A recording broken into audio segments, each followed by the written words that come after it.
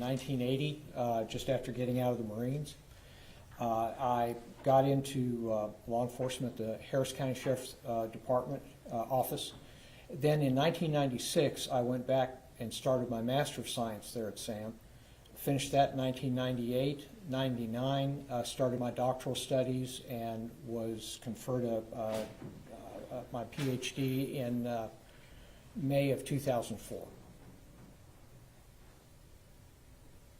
What level of peace officer certification do you hold currently? Both Master Peace Officer and Instructor. And that's here in the state of Texas? That's correct. Which departments, if there's more than one, carried your commission while you were an active duty police officer? I began with the Splendora Police Department, a little small East Texas department. Went to the Montgomery County Sheriff's Office, and from there to the Harris County Sheriff's Office in Houston, where I spent 36 years. What were your duties at the Harris County Sheriff's Department? A little bit of everything. In the Harris County Sheriff's Office is unlike, let's say, Tarrant or Dallas County Sheriff's offices. They're large populated areas in the unincorporated areas of the county. So we have a large jail function. We also have a fairly large law enforcement function. And you basically go back and forth between the two disciplines throughout your career. Upon promotion, you get stuck in the jail. You spend some time, you get to go back to the streets. Is that? That's correct, yeah. When you talk about the law enforcement side of the Harris County Sheriff's Department, you're talking about a area that you were over as a supervisor commensurate to some medium-sized police departments here in the Metroplex. Would you agree with that? Yes, there were. I was in District 1 when I retired. I was the captain and the station commander. There were approximately 800,000 residents in my district, and I had 174 deputies. In addition to the 174 deputies under your command, did you also command other agencies were assigned to you and fell under your command? In a previous assignment as the task force commander, yes. I was part of a joint task force with FBI, DEA, other federal agencies, as well as local agencies. During your career at Harris County, were you invited to be a candidate at the FBI National Academy? I was. And do you recall what session you graduated from? Session 247. And how long is the program at the National Academy?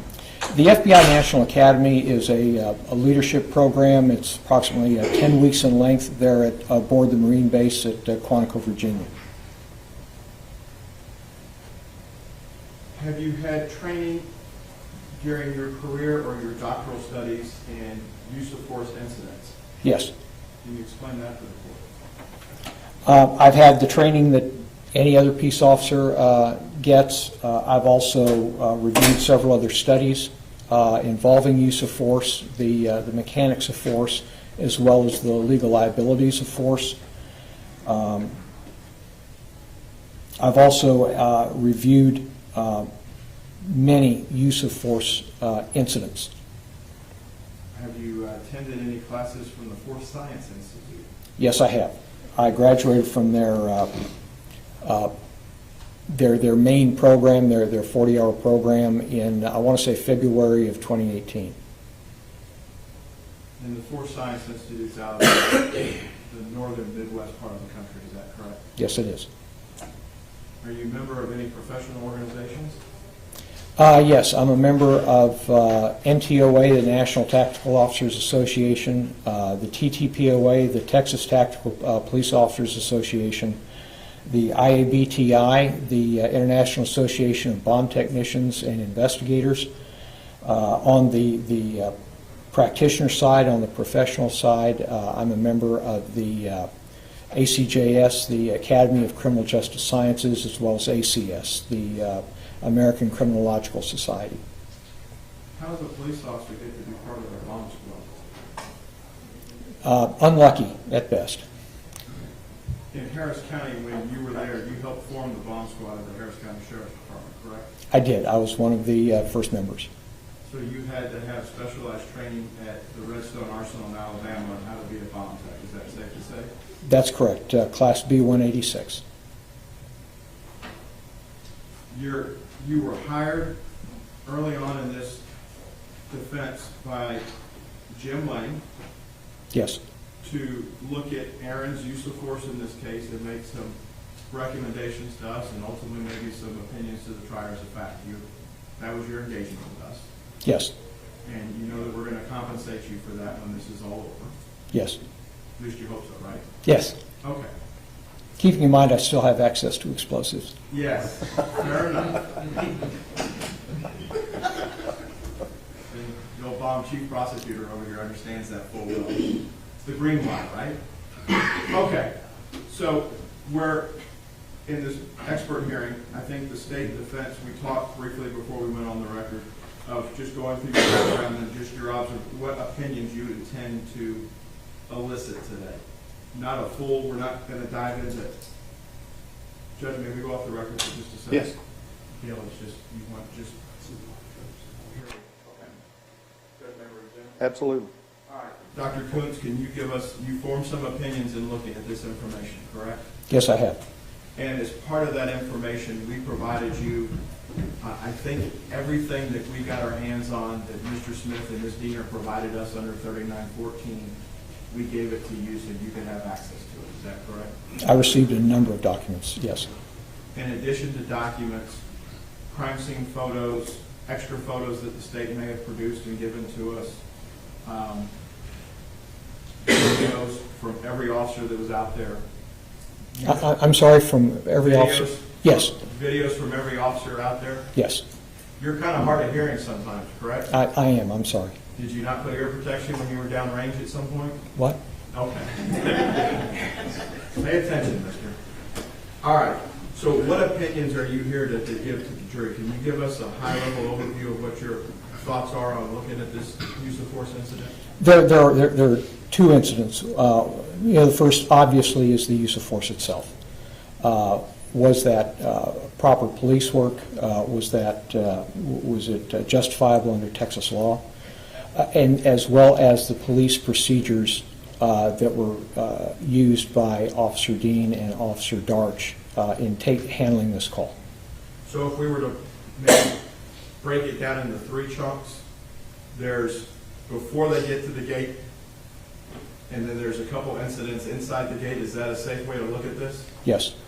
Can you take us what your opinions are before they got to the gate? In general or in detail? In general.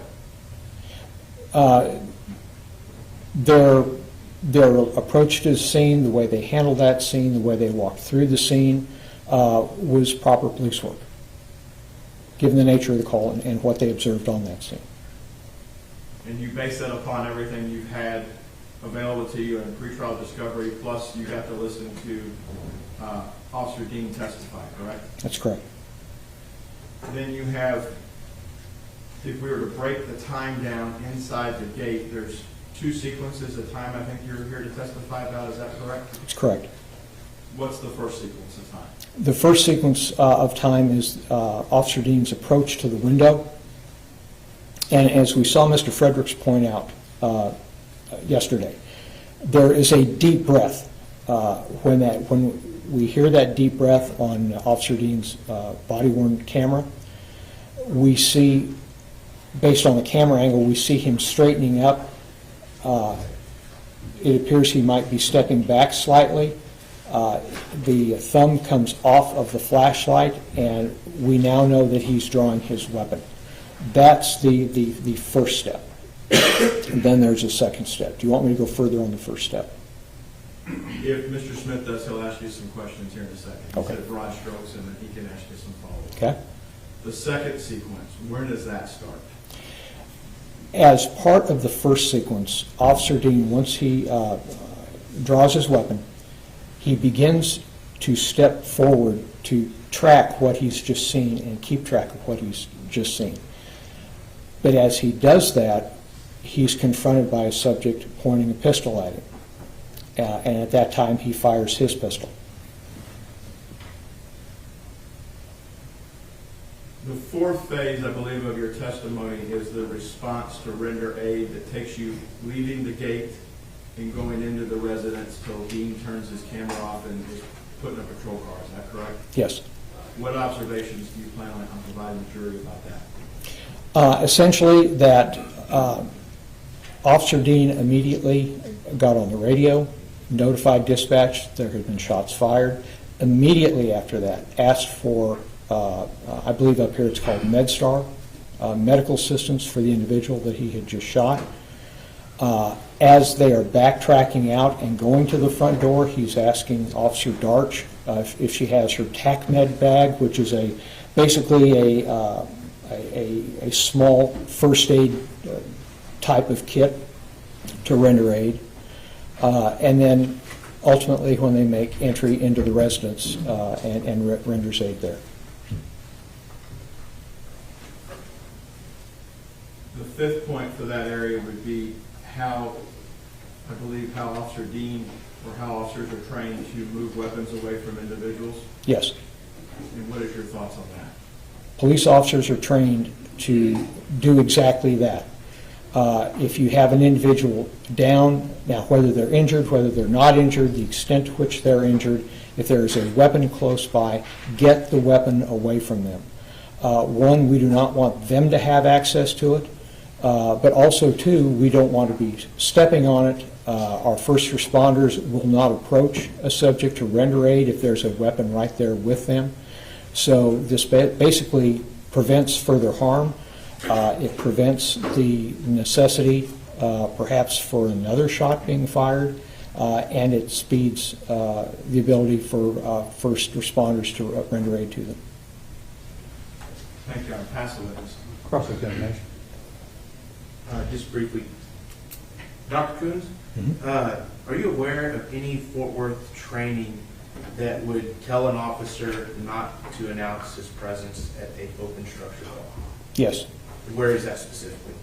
I don't know it specifically, but it is common practice. It is common, and it's in Fort Worth policy, that caution is to be used when approaching possible crime scenes. But where specifically, in any training, did you review all the training documents for Officer Dean? For Officer Dean? To some extent, yes. So specifically, where is the instruction to Officer Dean not to announce himself at an open structure call? It would be in the scene approach training. Did you review that? Not the lesson plan, no.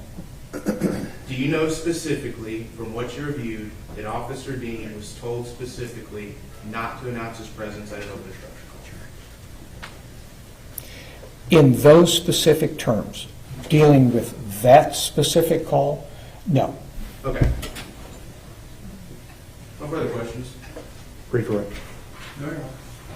Any objections to this witness testifying, Mr. Smith?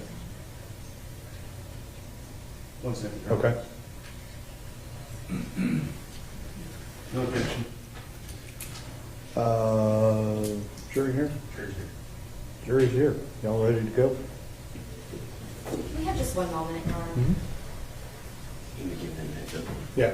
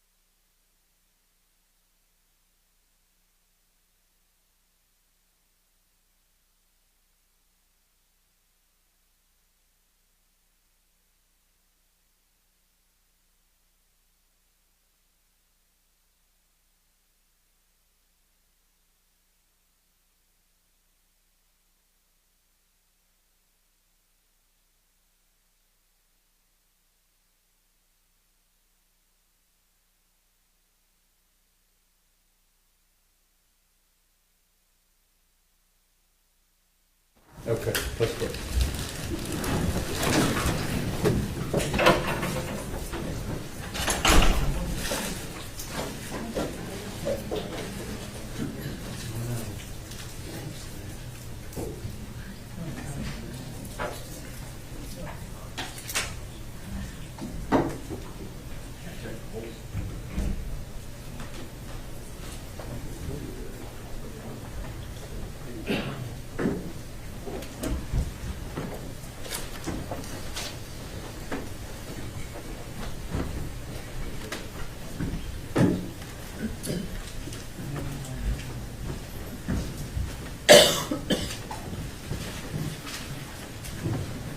Come on, may be seated. We're waiting on one juror.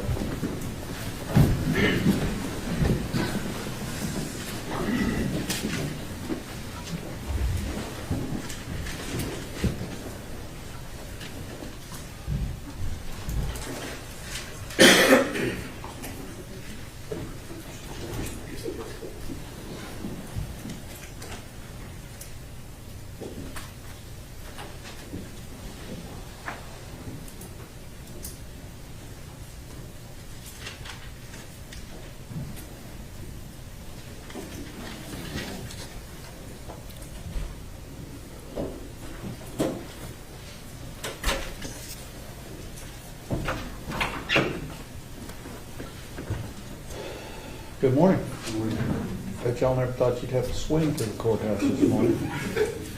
We are ready to proceed. Ladies and gentlemen, this witness has been previously sworn to testify truthfully. Mr. Brissett.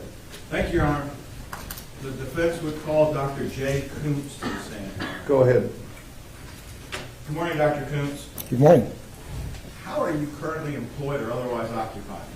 I'm an assistant professor of practice with Sam Houston State University. For those that may not know where Sam Houston State is, where is that located? It's down in Huntsville, Texas.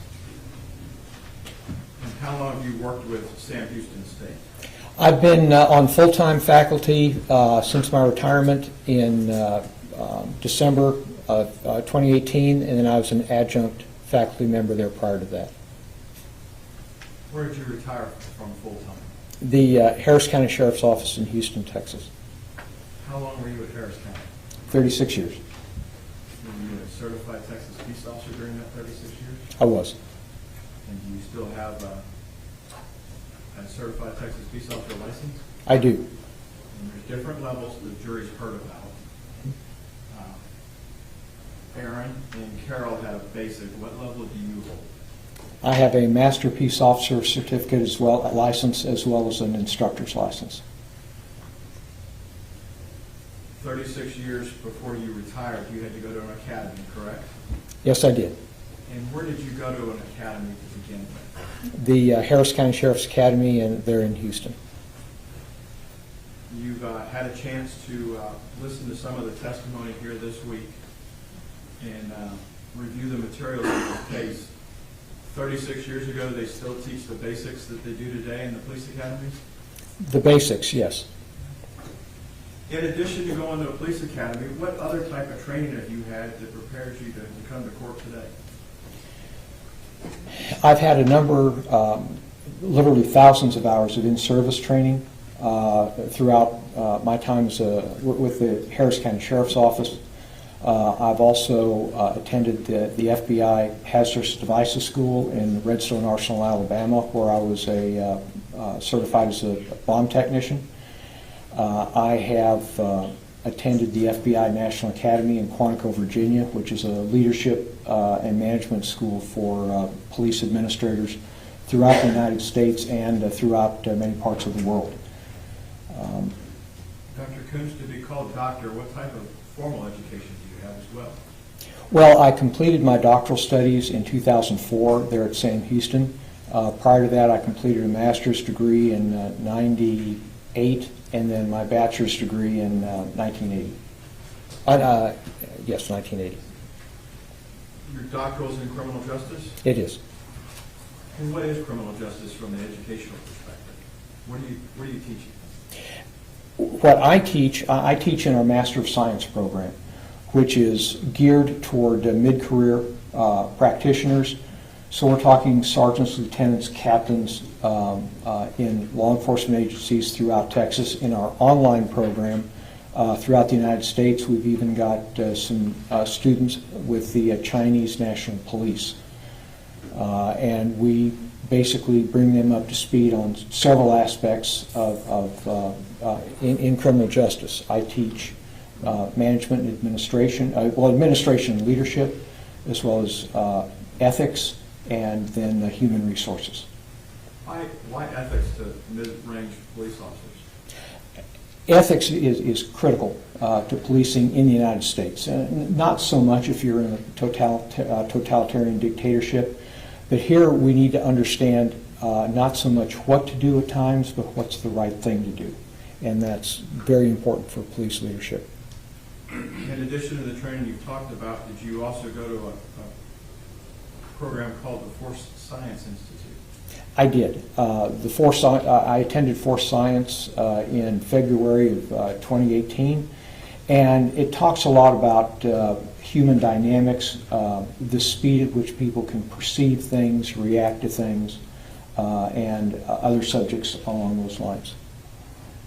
In your time at Harris County, in addition to being part of the bomb squad, did you rise to a level of supervisory position inside the department? I did. I joined the agency in September of 1982. I made sergeant in August of 1985, lieutenant October of 88, and then captain in May of 97. Is part of your duties, the Harris County Sheriff's Department set up a little bit different than some of the departments here in the Metroplex. Would you agree with that? Yes.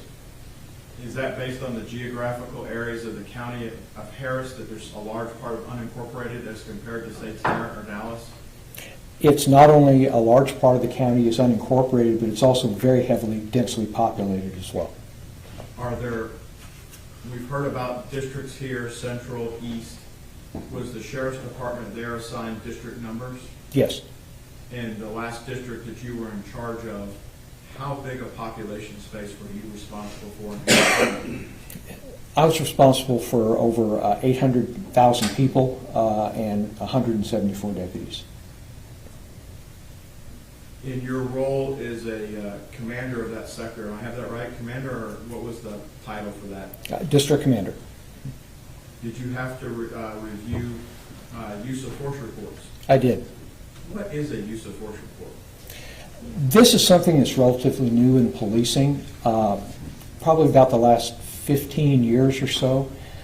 It's a general rule in American policing now that any time an officer uses force, for whatever reason, they generate a separate report detailing the force that was used, the resistance that required that use of force, where the force was applied, what category of force was used, and that way we can keep detailed records to what is basically working and what's not working. When you look at a use of force report, those can happen from simple laying hands on an individual Yes. all the way up to the discharge and use of deadly force. Would you agree with that? Yes. And is your role, you were responsible for reviewing those for your sector and making decisions whether to send them up the chain of command or finish them at your level? Is that safe to say? All except for officer-involved shootings. Now, there I would review, but an officer-involved shooting, the decisions are made at a much higher level.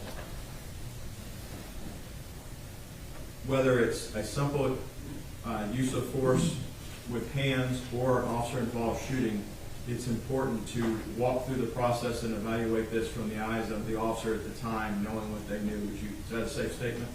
Absolutely. You've had a chance to review a bunch of materials when Mr. Lane retained you to be part of the defense team. Is that safe to say? Yes, it is. You've had a chance to look at State's Exhibit 1 and then the work that Mr. Fredericks did on the video, breaking it down frame by frame and showing you what you could discard from the image and what you could pay special attention to, correct? Yes. are you prepared to walk the members of the jury through how you would grade and walk through this use of force situation here today? I am. In addition, there's been a lot of talk, and you've been here this week. Expert row is right here on the front row behind us. A lot of discussion about general orders. Yes. You're aware that Fort Worth has general orders. Yes. Is it safe to say every department in the country has general orders? I would hope so. Department of Justice for their agents has an overarching set of general orders for their agents as well. Yes. You've looked at academy materials. In addition to academy materials from Fort Worth, you know, if you do, that TCOL, the certification body for you and other peace officers, the sheriffs that are here in the room, have basics that you have to teach to, a minimum level. Is that safe to say? As part of their criteria to be a peace officer, you got to know this? Yes. If we could break this down, let's start from the time they receive a call. Why is it important to get the most information possible on the screen to the officers when they go to a scene? Well, the more fully briefed an officer is when he or she is en route to a scene, the better they're able to make decisions about how to handle that scene. You've seen the call text that's been admitted, the typed words, and then you've listened to the audio for the dispatch and seen the NBC printouts, correct? Yes. You understand that the play call for this from dispatch was a signal 56, correct? Yes. In your understanding, what is the signal 56 at Fort Worth Police Department? Signal 56 is an open structure. As the expert, you've had a chance to review all the general orders. What's it tell you to do if you're Carol and Aaron at the time they get a signal 56 dispatch? A signal 56, according to Fort Worth PD policy, is to be handled as an alarm call. Is there a particular, there's audible alarms and silent alarms. Yes. They're both different in the playbook, correct? Yes. Which type of alarm are they supposed to treat this as? Audible. Okay? If they treat it as a silent, and you need to look at the book. Excuse me. Yeah, it's silent. My apologies. Okay. Treat it as a silent alarm, Yes. and it has a steps. They don't say you have to go in order, but there's a checklist that you have to accomplish, correct? Yes. The deputies under your command during your 3 decades at the Harris County Sheriff's Office, would you expect that your deputies would know each step for every one of the things in a general orders book that's 3 inches thick? Well, I would expect they would have a good working knowledge of it, as I had a good working knowledge of it. And are topics like that covered during these roll calls that you would have with deputies each day if there was a point of emphasis from command that we needed to address some issues? Hey, we've been sloppy on the radio. Here's the procedure for making radio calls. That type of stuff can be cleaned up in a group setting. Yes. So you've read the general orders for Fort Worth. Do they require Aaron and Carol that night to have a general understanding of all the orders? Yes, they do. General understanding, do they have to be able to function and adapt the orders to the scene that they're faced with? Is that safe to say? Yes. Why is that important when you're looking at stuff? Well, in policing, we're dealing with human beings. That's where the term police comes from, polis, meaning people. You can't write a policy and a procedure that applies to all people and all police officers in all situations. They call them general orders, and they are, but it's understood that sometimes an officer on a scene literally has to call an audible or handle something a way that might not be entirely in keeping with policy. And after that call, that officer is made to answer for why that deviation was taken, and they have to justify their actions. Based on the call text that you've seen, and it's been admitted into evidence, is parking on Mississippi appropriate for these two officers? Yes. What are your thoughts on how they ultimately walked up to the house in question? Well, there's, number one, the officers didn't know what they had, other than there was an open door. Why? Is it because the resident simply wanted the door open, or had something else occurred there? So,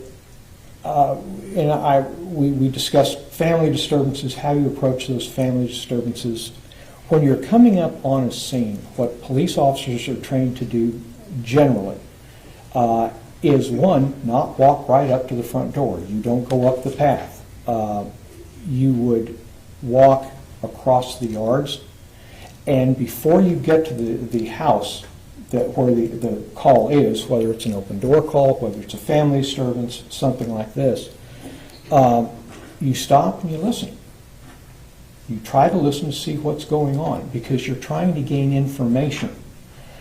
Again, so you can know better what to do. You also know better what is or is not perhaps going on in that structure. So you listen, you look, and then you come up and approach the residents. What observations do you have of, once they got up to the front door, the process? Let's break it down into some chunks. Okay. From the front door to, say, where the lawnmower is. Can you Okay. take the members of the jury through your observations there? Sure. They approach the front door, they look inside, and again, this is proper. They're trying to gain information. And from the testimony I've heard and from the things that I've read, the photographs I've seen, the interior of that house was a mess. Now, the question becomes, why is it a mess? Is it the maid's day off? Or is it being burgled? Has something gone on in there? It could be many things right then. It's not necessarily one thing or the other. They're gaining some information at that point, so what does Fort Worth policy tell them to do?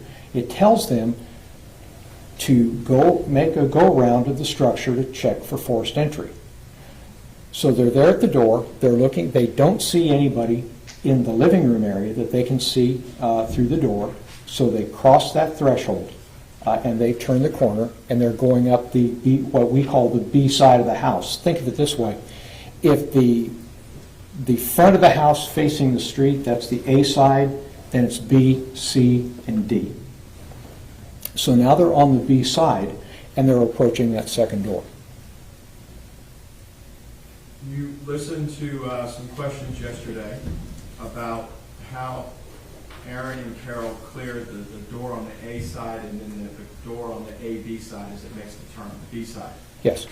What observations do you make as a supervisor or as a police officer in general of how and if they cleared those doors? Again, it depends on the situation.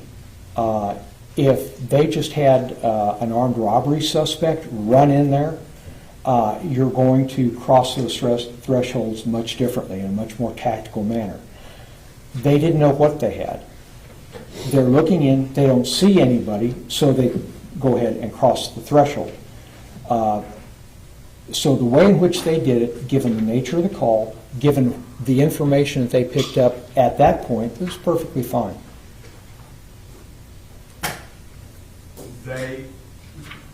When you get to the Bravo side door, the B side door, Yes. what observations, at this point, it appears that Dean's camera is energized at that point. Is that safe to say? It's turned on between the A side and the B side movement right there, and it comes fully alive as they get to the corner, audio live? I think it comes on when they're at the front entrance, and then shortly thereafter the audio comes on with the two beeps as they're moving. What observations do you make of how they handle crossing the B door? Again, they're looking, they're listening, they're talking with each other. They still don't see anything, although they're seeing more. Now they're seeing cabinets open, they're seeing drawers open. This is concerning. Again, it could be just the fact that whoever lives there doesn't really close their cabinets. But it's also a sign of a burglary. But the problem of it is they don't really know. There's nothing definitive right now to tell them what they've actually got. They look in the area, they don't see a threat, so they cross that threshold. And you've had a chance to go out to the scene, so you've not only seen the stuff in a cold scenario where you've seen crime scene photos, you've also had a chance to be on the street and look at the residents, correct? Yes. Once you clear the Bravo window, the B window, excuse me, B door, are there any windows past the lawnmower until we get to the backyard? I don't believe so, no. You were here yesterday and there was questions about how to clear the two cars, correct? Yes. What are your observations about how these two rookies cleared those cars? Again, they were talking and they cleared the cars. There are officers that won't. They'll forget them, and that's not good police work. They took the extra time to clear those vehicles to make sure either A, there was not a suspect, or there was not a victim inside those vehicles. They did just a fine job. Do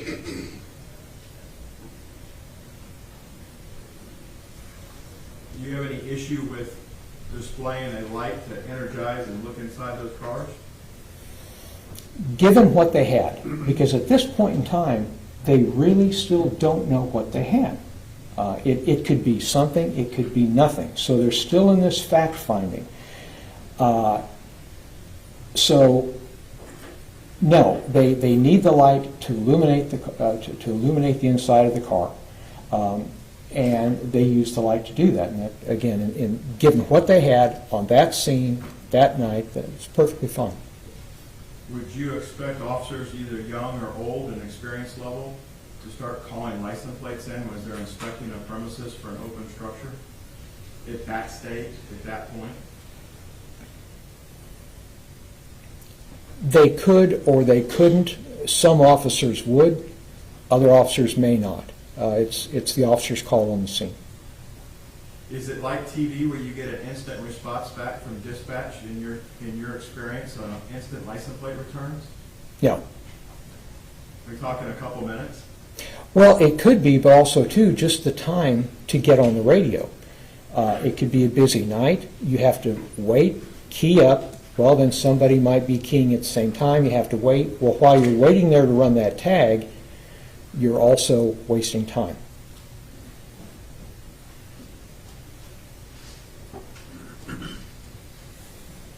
Having visualized the scene in person and then looked at the photos, the time that Aaron takes as he goes on the B side of the structure down the right-hand side of the vehicles to the detached garage, what are your thoughts on how observing that human door and then the roll-up door were done by Dean at that point? Okay. What I'm seeing here is both officers are being very methodical. This isn't a rush in, a run to get to the backyard or wherever. This also isn't something that they're taking in a cavalier manner. In other words, this call's no big deal. We're wasting our time here. They're taking it step by step. They're proceeding slowly and methodically. As Dean made the corner at the car, he's checking the garage door for forced entry. He's also checking the walk-in door for forced entry. Again, given what they had, was this a detailed, down on his hands and knees inspection of the door? No. But that wasn't really necessary at that time. A quick look, a quick sweep to see if there's any obvious signs of forced entry on both of those doors. As part of your preparation for this case, you and Mr. Fredericks had a discussion, several discussions, regarding his observations, both visually and the audio visual. It's early. The audio that he recognized and discerned and prepared an exhibit that was admitted yesterday, correct? Yes.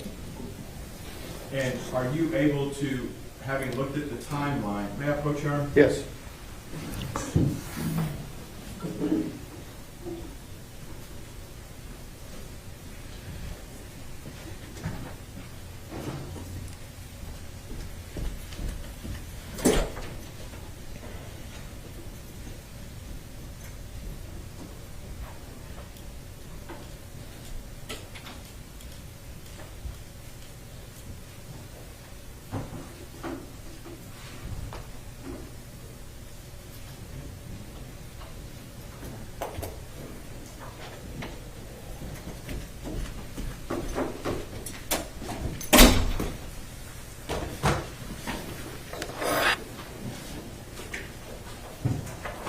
My apologies, Lisa, with the sirens going off. This was the last thing I was thinking of this morning.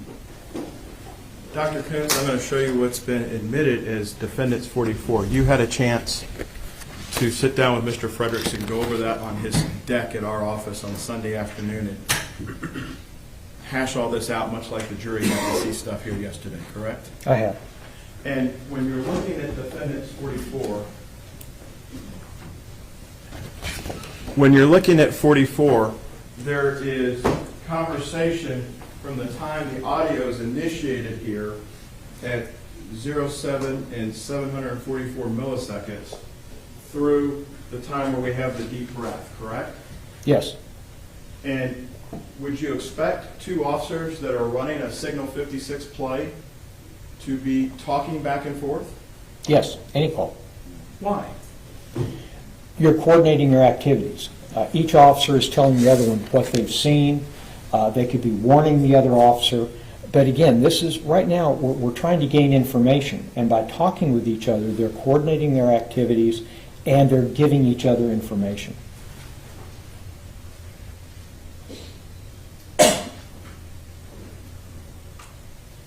When they get to the backyard, you understand the general orders for the silent alarm, somebody has to check the backyard. Fort Worth general orders, somebody's got to check the structure. The structure. And the structure in this case has 4 sides. Yes. So the C side, the Charlie side, and the Delta side are inside the fence line of this structure, this habitation area, correct? Yes. So somebody's got to clear C and D. That's correct. And these two officers, on your understanding, they were ordered there by the city of Fort Worth. That's correct. Their crossover move that Officer Dean talked about yesterday, do you have any concerns or anything with how they entered the gate, entered the backyard to cross over, given that they had to go in there? No, that was the way that it's taught. What do you mean by that? Well, think of it this way. You have two officers at both sides of a door, a gate, whatever. If they come in and go like this, well, they're having to stop their motion one way, turn, and then go the other way. It's very inefficient. It also slows them down. What you don't want to do, you want to spend as little time as possible there in that doorway. As we heard yesterday, it's called a fatal funnel. So you want to speed your way through there. And by crossing, it gets you through there very efficiently and very quickly.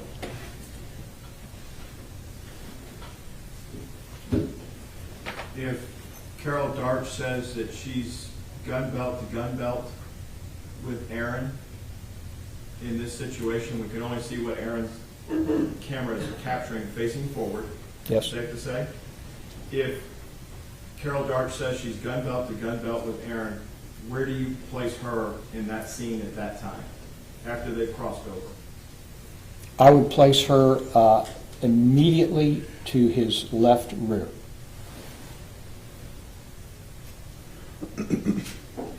In the backyard, there's some sequences of time that you're here to talk about, correct? Yes. As part of this sequence of time, as part of your training to earn your PhD and teach in this field, do you look at how the human brain, specifically police officers, perceive events during critical incidents? Yes. how police officers perceive stuff in critical incidents is a lot like how humans may perceive stuff in high-stress environments. Is that safe to say it's not unique to just police? No, because they're human actors. Has this been studied not just recently, but for, I guess since time began, but since we started recording stuff, there's been some specific studies on reaction times and how officers in a high-stress environment perceive stuff, correct? Yes. Are there also studies in the United States military that have been developed that would help explain thought processes for how people react? Yes. Is there an acronym called, she's going to get mad at me here, OODA loop? I got the look. We're okay. What's an OODA loop? An OODA loop was invented by Colonel John Boyd. Colonel Boyd was a fighter pilot during the 50s and before, but he would fly from base to base, and at the O Club, he would make his fellow fighter pilots a bet. And he would say, I can start off up in the air in a position of disadvantage, and within 40 seconds, I can be in a position of advantage over you. And he'd make him a $100 bet. He never lost that bet, according to what I've read. And he developed what he called the OODA loop. That was his methodology of doing that. And the first step is called observe. First, you literally have to see. You have to observe something, whatever that may or may not be. The second step is you have to orientate yourself. What is that? And you react on your training, your experience, a number of things to figure out what that is. Then you have to decide, the D in OODA loop, what are you going to do with this that you've now determined what it is? And then last, the A, you have to act on it. So those are the 4 steps of the OODA loop. Did you prepare a poster board for us to help explain that to the jury? I did. May I approach now? Yes, sir.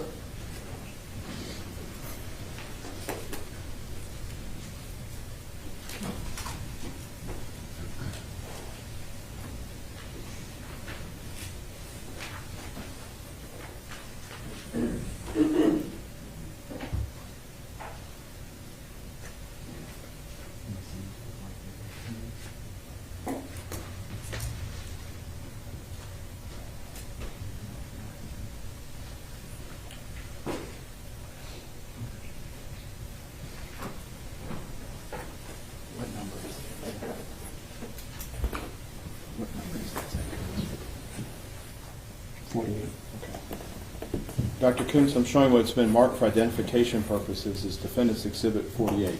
Do you recognize 48? I do. And did you prepare this for us? I did. Would this aid you in your testimony before the jury to explain the OODA loop and how time is perceived by an individual when they have to make a decision under high stress? Yes. We'd offer Defendant's 48 for all purposes, Judge. No objection for demonstrative purposes, Your Honor. Other than that, it'd be a repetition of testimony. It's not evidence. That's overruled. Defense 48 submitted.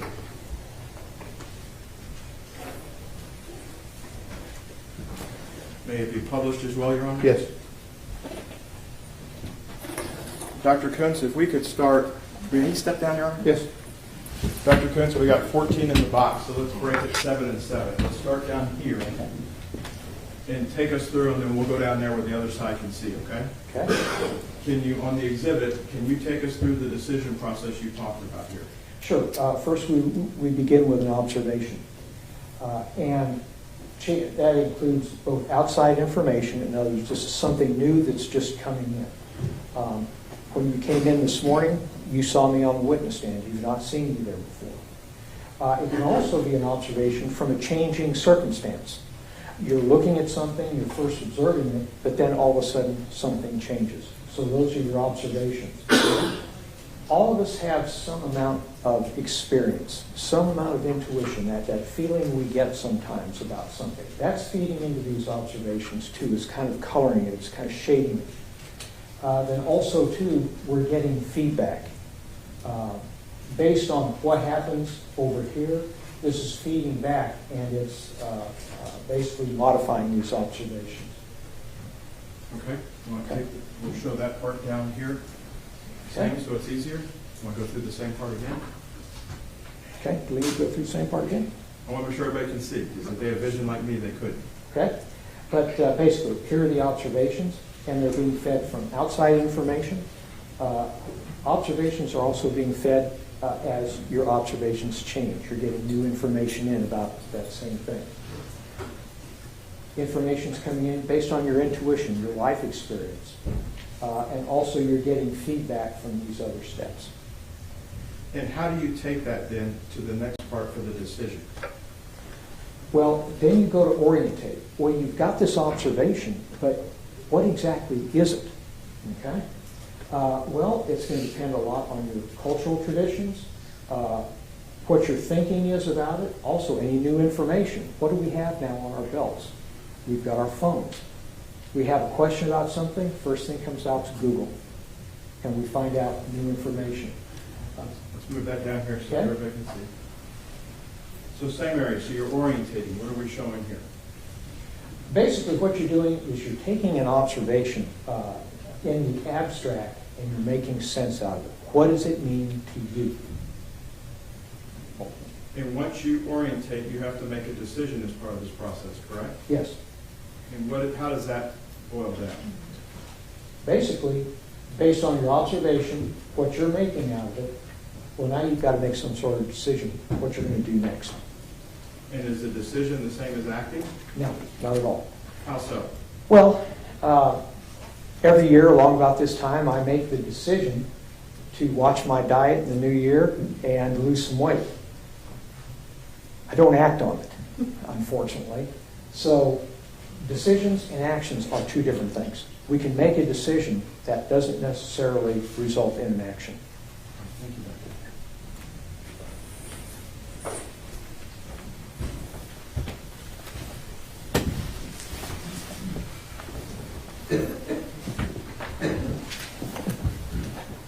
Dr. Koontz, when Aaron enters the backyard, he has a duty to his partner, Officer Darch. Does he not at that point? Both officers have a duty to each other, yes. What's Officer Darch's duty to Aaron? To safeguard him, to protect him as best you can. And would that be Aaron's duty to Officer Darch? Yes, it is. Darch has cover over the backyard, on the seaside, going back past the garage down the right, and the rest of the backyard that's visible at that point, correct? Yes. Aaron's cover is a little bit different because there's a window as soon as they cross in. Can you explain how you expect and what you observe here in that area? The physical layout of the area? Physical layout of the area. Once you go through the gate, to the immediate left is a fence line. And this fence line continues right to the edge of the window. So there's no room on the left side of the window as you're looking at it. To the right side of the window, probably 18 inches or so, give or take, is an air conditioning unit on that side of the window. And we don't have the exact measurements, but you've got it based on the crime scene photos and dimensions of what we do know about window trims and stuff. We can make a rough estimate as to where stuff is. Yes. It's safe to say the AC unit out there is not 1 feet 9 inches wide. I wouldn't think so, no. Okay. This OODA loop, does Aaron go through more than one OODA loop, in your opinion, at the window? Yes. Can you break that down for the jury and give the jury the first OODA loop? Okay. The first OODA loop is the approach to the window. Just like when they approach the property, check the A side, check the B side, check the garage, went through the gate. They're gaining information. They're making observations. They're orientating to those observations. They're making decisions, and then they're acting. They're moving forward. They're going through this the entire time that they're making the approach. When he's coming up to the window, all of a sudden he sees a figure. and it startles him. You can see that here in Mr. Frederick's audio analysis right here, where it says the deep breath. When he takes this deep breath, you can see his thumb goes off the momentary switch on the flashlight, and he straightens his body up. At this time, it looks as though he's moving slightly backward and he's drawing his weapon. So this is one OODA loop. He's made an observation. It's a figure in a window. What's that figure doing? It's bent over at the waist and it's reaching for something. He's wondering what that is. He doesn't know. So he makes a decision. It could be a burglar. I need to arm myself. What would a reasonable police officer do in those same or similar circumstances? A reasonable officer at that point in time is going to draw their weapon if they haven't drawn their weapon already. Then he steps forward to keep engaged and to keep watching what that individual is doing, to keep sight of that individual. That's the first OODA loop. In that OODA loop, and looking at Mr. Frederick's visualization of the audio, you have the deep breath, and if you overlay that back on the video, you have a frame that's completely black out there. Is that the time frame we're talking about of the deep breath? Yes. You heard from Aaron's testimony yesterday about the training at the academy and training in the line of duty training with this holster with a light on it. They're taught to turn the light on with their off hand. Yes. And to you, the off hand's the hand that's not holding the firearm. Is that safe to say? It's called the support hand, yes. He wasn't able to, you were able to visualize and make some observations. Was he able to turn the light on the frame rail with his off hand? No. What's that tell you about how the light got on then? He actuated it with his trigger finger. Does that give you a position of where his finger had to be at that time? Yes. Why is that important to you when you're looking at an officer-involved shooting such as this as the sequencing of where an officer is prior to discharging their weapon? Well, officers are taught to what's called index, and it literally means your index finger. Can I approach, Your Honor? Yes. Your Honor, may I stand? May I stand for just a minute? Yes, absolutely. Thank you. A modern firearm, basically the only way it's going to fire is if you pull the trigger. Well, if you keep your finger out of that trigger guard, you're not going to pull that trigger. So what we've been teaching probably for the last 15, maybe 20 years is to do what's called indexing. When you're holding the weapon, you keep your index finger here. You do not put it inside the trigger guard, and you certainly don't put it on the trigger. You keep it here. With a Glock 17, was it a Glock 17? Yes. A Glock 17 or any Glock, because they have the same trigger mechanism, do they not? Yes. The safety for what it is on a Glock is built into the trigger itself. Yes, it is. The mock-up, the orange example we have here in front of us, I think is of a Beretta 92. That safety is actually up on the side by an exterior hammer. Yes. Glocks don't have a hammer that's visible on the outside, They don't have a hammer, no. and they don't have a safety on the outside like that mock-up of that Beretta there. No. So the training, this wasn't an accidental round or reckless. If the finger's here for the light, to turn the light on, we know at some point Aaron's finger is not in the area where the trigger is. Is that correct? That's correct. After that first OODA loop sequence, in the backyard, is there a second sequence that you observed from Aaron in this case? Yes. Can you explain that to the members of the jury? The second OODA loop begins, and remember the feedback loops I showed you on Defense 48. As you're running through the OODA loop, each one of those steps has a feedback to observation. As he makes the act, as he executes the act to step forward and look further at what he saw, he's confronted by what he sees as a figure and a pistol pointed directly at him. That's the second OODA loop.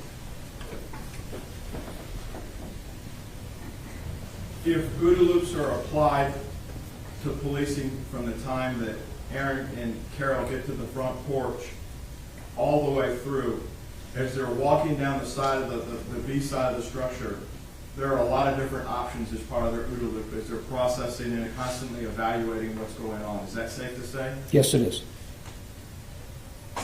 The first OODA loop in the backyard, there's still multiple decisions that are going on in the OODA loop process. I see data, I'm evaluating it, I gotta do something.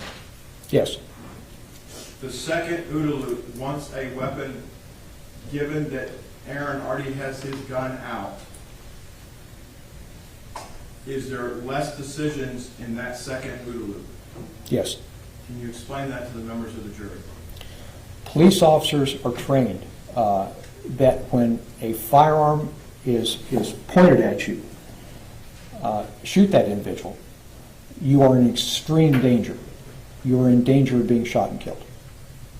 So really, as far as the training, as far as your options as a human being, it's down to one decision only. Have there been studies as part of your education that you reviewed and understand that illustrate this? Yes. And is there a study known as the Blair study? Yes, there is. Can you explain to the members of the jury what the Blair study was about? Blair and his colleagues at Texas State University had a question. What do you do if a suspect is standing, Your Honor, may I stand for just a minute? What does a police officer do if a suspect is standing with a weapon down at his side like this? Do you shoot him? Do you not shoot him? What do you do? What is the reasonable thing to do? So what they did is they conducted an experiment where they had a Confederate stand just like that. And they brought in actual police officers. Both the Confederate and the officer had these very fancy research glocks. They've got all sorts of computer stuff wired up to them. So they can literally time when your finger touches the trigger, when the trigger's depressed. It's amazing what they do, and it feeds right into a computer. So what they told the officers is, okay, you're going to go in here and you're going to confront a suspect. The suspect is going to have a weapon down at their side. You're going to tell them, drop the gun. And they're either going to comply and drop the gun, or they're going to bring the gun up to you. If they start to bring the gun up, you shoot them. Got that? Got it. What they found was that the suspect, standing like this, can bring this weapon from here up to here in 0.38 seconds, less than half a second. The officers were told to stand like this in a ready-to-shoot position. Okay? And if he drops the weapon, well, fine. But if he brings it up to you, all the officer has to do is fire. The officer took 0.39 seconds on average to fire his weapon. What they found was, and I want to say it was approximately 61% of the time, the suspect was able to bring the weapon up and fire it before the officer standing there ready to fire could fire his or her weapon. Their finding was that, again, if an officer is placed in a situation where even a suspect has a weapon pointed down like this, that officer is in extreme danger, because the best they can hope for is probably to fire at the same time. Well, that's not a good thing. And in the worst case scenario, in the greater percentage, the suspect actually beat the officer to firing the weapon.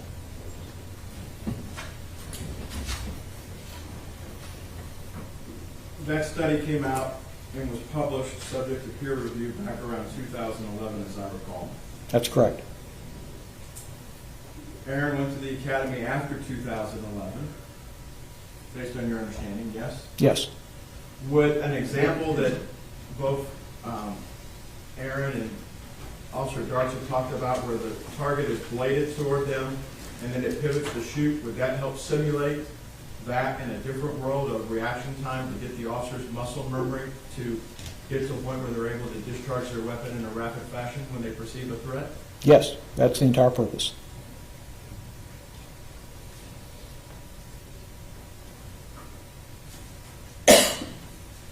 You were part of our activities on Sunday afternoon where we kept both Mr. Fredericks and Aaron separate.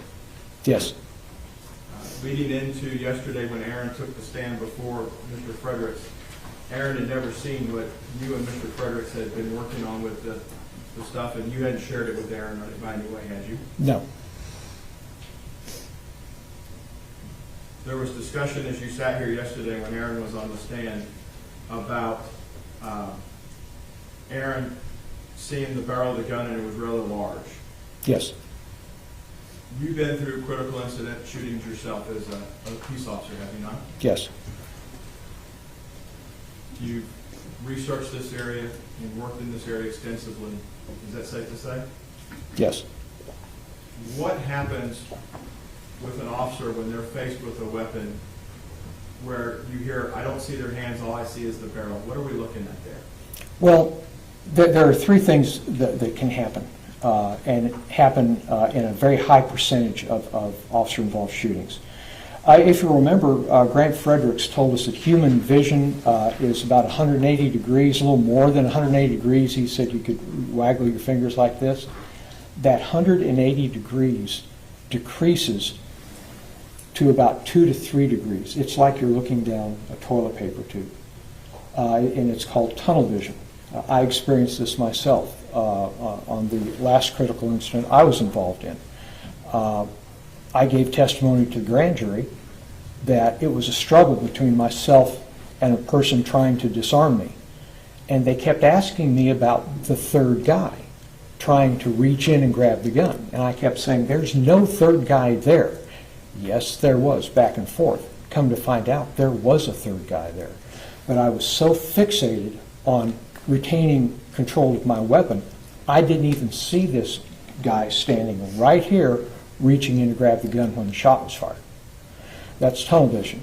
Second is auditory exclusion. Many times in the post-shooting investigations, officers will say the shots sounded muffled, or someone could be shouting at them right next to you. They don't even hear them. And last is time dilation. Time dilation, the officer can either perceive events as happening faster than they actually are or slower than they actually are. And again, these three perceptory phenomenon are common in most high-stress situations. And of course, an officer-involved shooting is a very high-stress situation. Actually, being faced with a deadly weapon is more high stress than just being a peace officer in general. Is that safe to say? Absolutely. The three things you just talked about, is that part of what we would generalize as the lizard brain of our body? The reactions that take place? Yes. Under stress, you revert to your training. What is the lizard brain in the studies in the vernacular? Well, it's you're losing your ability for logical, reasoned thought. You're going into survival mode. And you understand, as part of Aaron's training at the academy, they have a whole week on officer survival. Yes. And additional training where they try to put the officers, and when you went to the academy, let's just say it's a while ago, right? Wow. They didn't have survival cities built back when you went to the academy after you left the Marine Corps to simulate what we're seeing now in today's society, urban conflicts, domestic violence. That scenario setup really wasn't there in that capacity as it is now, both in the military and in police departments. Would you agree with that? I would. and maybe we took that from the military as they've been overseas for 20-plus years of building whole cities here to replicate what they see overseas. Departments, officers that have come back to serve as peace officers have brought that type of training in realistic venues for police officers. Is that safe to say? Objection are leading and compound question. Sustained. I'll rephrase. You understand there was a city in Fort Worth in the academy for them to do realistic training. Is that safe to say? Yes. And you understand as part of Aaron's training in your review that he got to, they can't recreate all the stress that an officer faces when there's a loaded gun pointed out. in training. I'm sorry, say this again. Can you simulate, Dr. Coons, what you experienced in your critical incidents or what Aaron experienced in training in an academy? As realistic as you can get it, can you simulate being shot? You can certainly simulate it, but it's not going to be the real thing. You're not going to experience usually the level that you would. Because at the end of the day, when the training person blows the whistle, the exercise stops. That's correct. OODA loops continue with both Aaron and Officer Darch after Aaron's weapon is discharged. Would you agree with that? Yes. Can you take us through your observations in an OODA loop form of Aaron and what you observed is post-incident, post-shot fired till the time they get to the A side door? Okay. Both officers, again, are under high stress. They're reverting to their training. What's their training? You hear Officer Darch immediately get on the radio. I believe she says, shots fired, shots fired, shots fired. Officer Dean gets on the radio, advises there's been shots fired, and second behind that, he needs MedStar. He understands that he has probably shot somebody, and if that's the case, they're going to need medical help. And he's summoning them, again, the second only after advising dispatch of what's just happened. They understand that something's going on in here. We don't know what, but we've got to get in there and we've got to make some sense out of this, figure out what we've got here. They're retracing their steps, and as they turn to do so, again, Officer Dean is asking Officer Darch for her TACMED bag. He's thinking of what he may need once he gets inside there. They retrace their steps, they go around, and they go to the A side door. You heard questions yesterday about sharing information about a weapon Yes. and what Aaron did not convey to Carol as they're going around. If you train together, is it safe to assume that if one officer's discharged their weapon, they did it for a reason? Yes. You would expect that for two people that went to the academy together and trained together, or just partners in general? Well, partners in general. If an officer fires a shot, something bad has happened.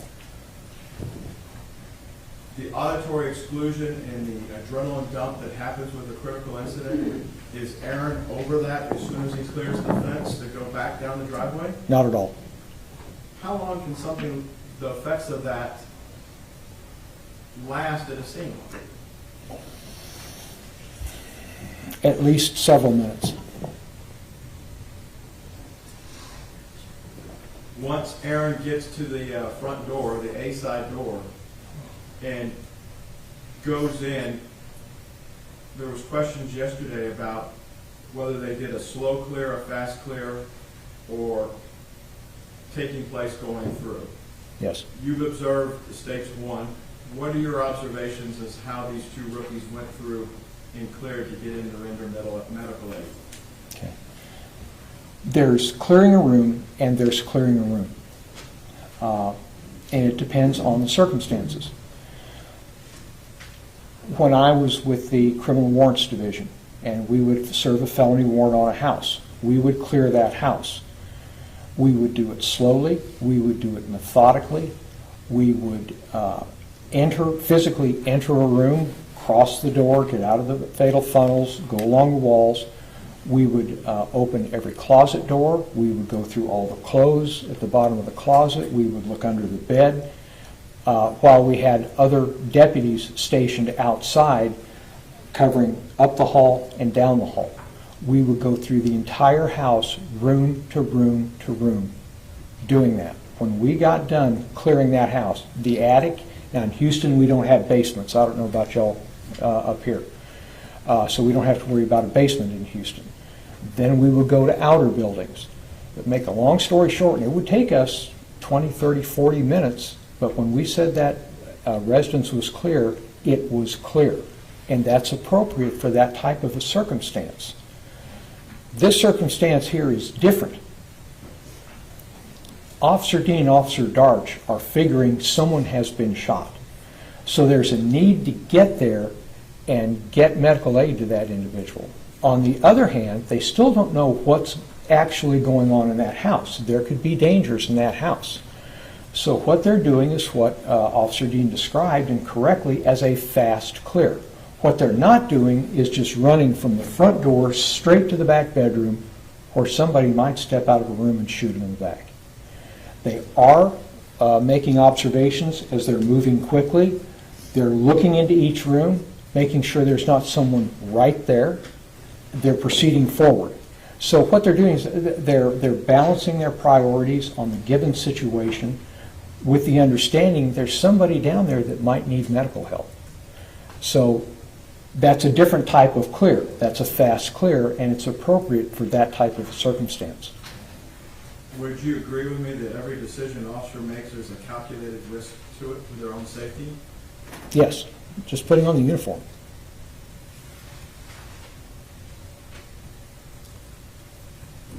Officer Dean arrives inside the room, and you hear a deep breath after he locates and he verbalizes some stuff in there. Can you take us through what your observations are in the room with Officer Dean once he gets inside the room of incident? Well, Officer Dean locates, he approaches Ms. Jefferson, he locates the weapon. You can hear Officer Darch approaching Zion, talking with him, telling him he's not going to be arrested and removing him from the room. And then Officer Dean takes custody of the weapon and relocates the weapon.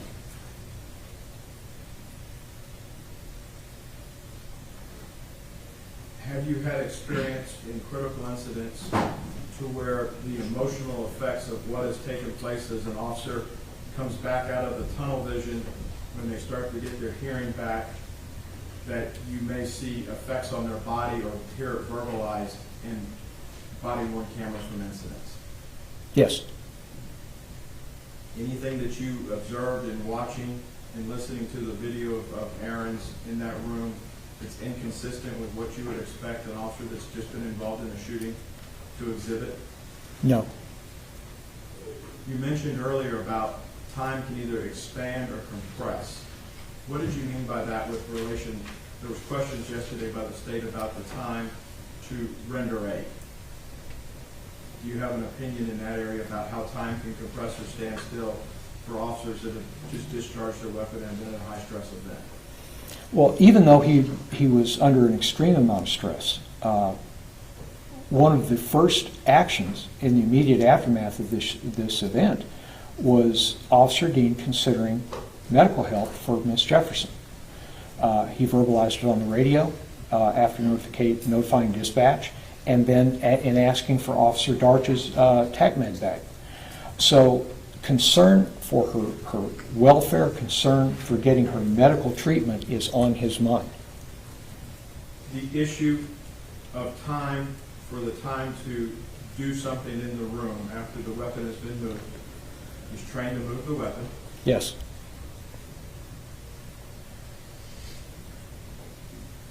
Can time stand still for folks where they may think it may be a minute on the clock, as Mr. Smith mentioned yesterday, but it may be in somebody's mind shorter or longer?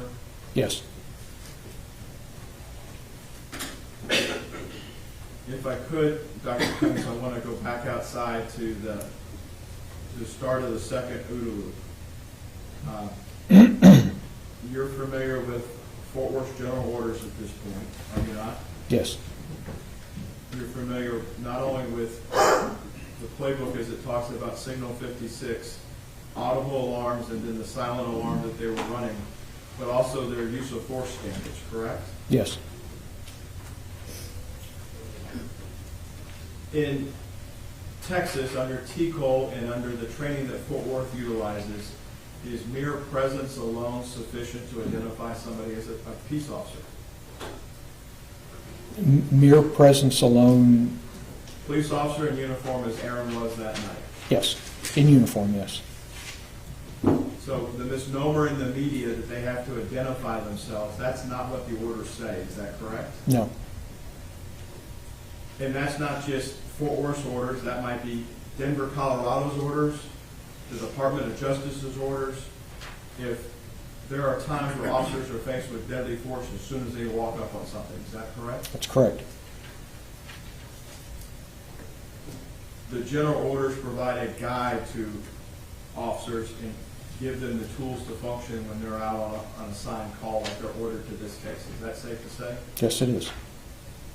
Your understanding of Fort Worth's use of force orders, was Aaron required to say, Fort Worth Police, show me your hands, Fort Worth Police, drop it? No.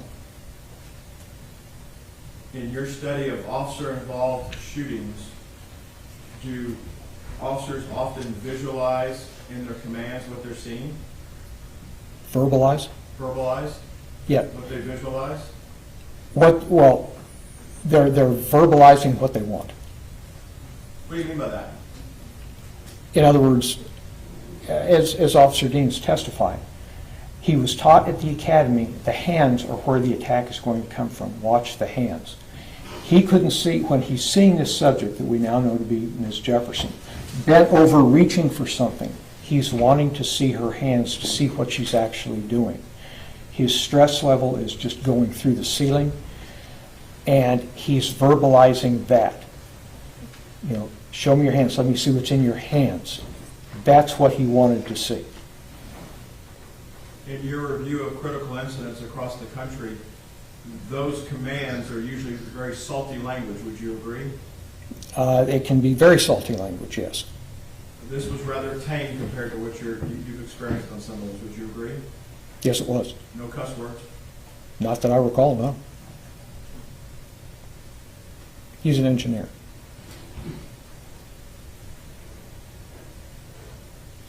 There's a lot of questions yesterday about grading papers. Yes, We're here. yes.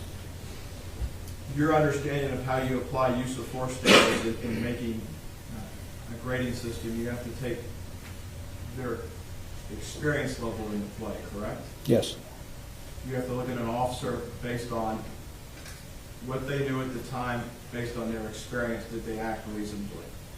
yes.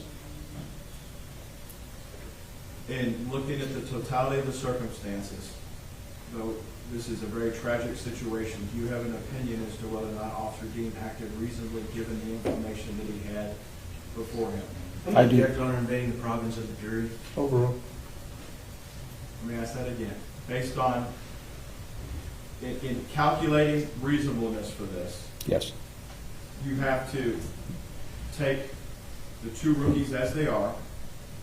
Darch isn't on trial, so you have to take Dean as a rookie. Do you consider him a rookie at that point? absolutely. He only had a year on the street.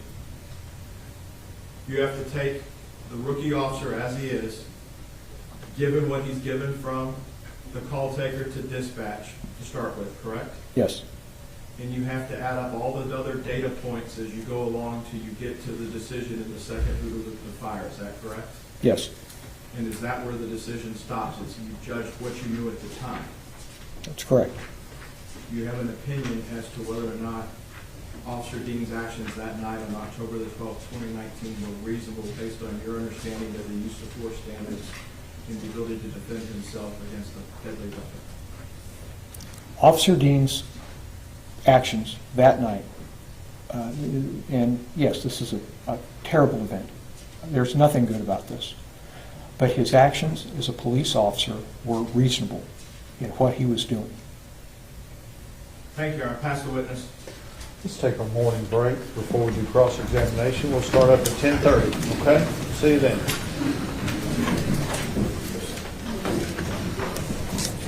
You want those?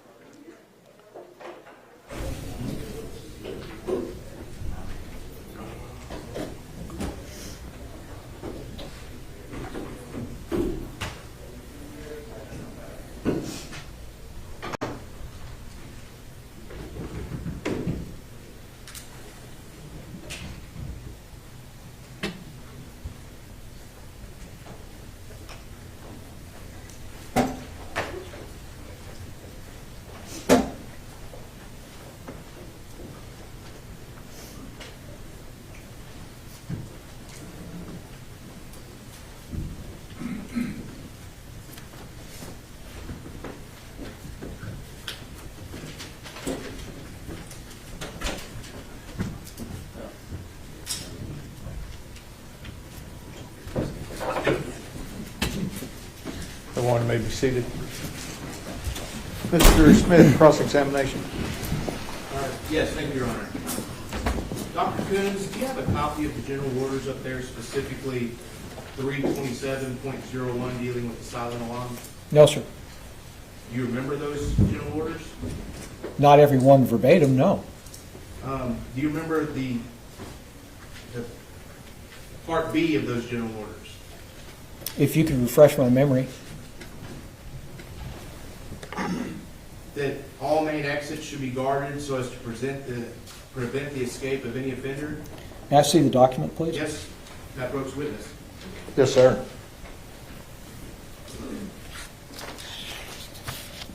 You're reading B. B. Yes, sir. Okay? So that's number 2, right? That's B. That's the second part of the general orders under silent alarm, isn't that correct? It is. That all main exits should be guarded so as to prevent the escape of any offender, isn't that correct? That's correct. And that makes sense as part of the general order for a silent alarm, which refers back to open structure, because the police wouldn't want anyone to escape while they are investigating that open structure, is that correct? Not necessarily. And notice it says should, not shall. What I'm asking is, why is that order there? Well, again, it's a general order. It gives general instruction to their officers on how to approach that type of call. And that's why it says should and not shall. But why is it there? It's to prevent people that are in that structure from fleeing, correct? It is there to give general guidance to their officers. But what is the general order? What message is it giving to the officer that's studying it, reading it, and acting out on it? It's giving them information on how they should handle the call. And that information is to guard the exits so that people cannot flee from the structure. Isn't that correct? That's one thing for the officers to consider. Yes. But isn't that the general message of the second part of the general order dealing with silent alarms? That's the message, and that's why it says should and not shall. So that way the officers can just have an out to act however they want? Is that it? Oh, absolutely not. But they can just pick and choose, should, shall, whatever. I mean, it doesn't matter as long as they get the general gist of it. You're going to grade those papers and give these officers a passing grade. Isn't that correct? Well, this isn't a test in the abstract. This is real life. It is real life, and somebody lost their life. Isn't that correct? It's correct. And somebody lost their life because of the decisions this defendant made in the early morning hours of October 12, 2019. Isn't that correct? The decisions made by the defendant and the decisions made by Ms. Jefferson. We'll get to that here in a minute. Okay, so now I'm going to get back to this OODA loop. Is that okay? Yes, sir. How long, when you discuss the OODA loop and someone is observing, and someone is orienting, and then someone makes a decision, it doesn't just automatically happen that they act on it immediately. Is that correct? Yes, sir. That's correct. I mean, there's some time that takes, like, there's some time that passes. Isn't that correct? Yes. Between the decision to act and to act. Generally, how long does that last, especially when you're dealing with officer-involved shootings? It depends. Haven't you testified before that that decision usually lasts anywhere from a second, a third, to a second and a half? It can, yes. Now, so, may I approach the witness, Your Honor? Yes, sir.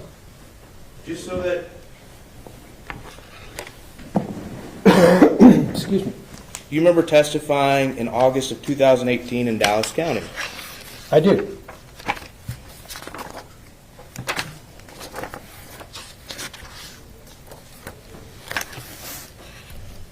And in that testimony, sworn testimony, right? Sworn to tell the truth. Isn't it true that you said that according to the OODA loop and the research that you have, whenever the officer is orienting, then makes the decision, then it's anywhere from a second and a third to a second and a half for that officer to stop? It depends. Or act. It depends on the situation. It's situational.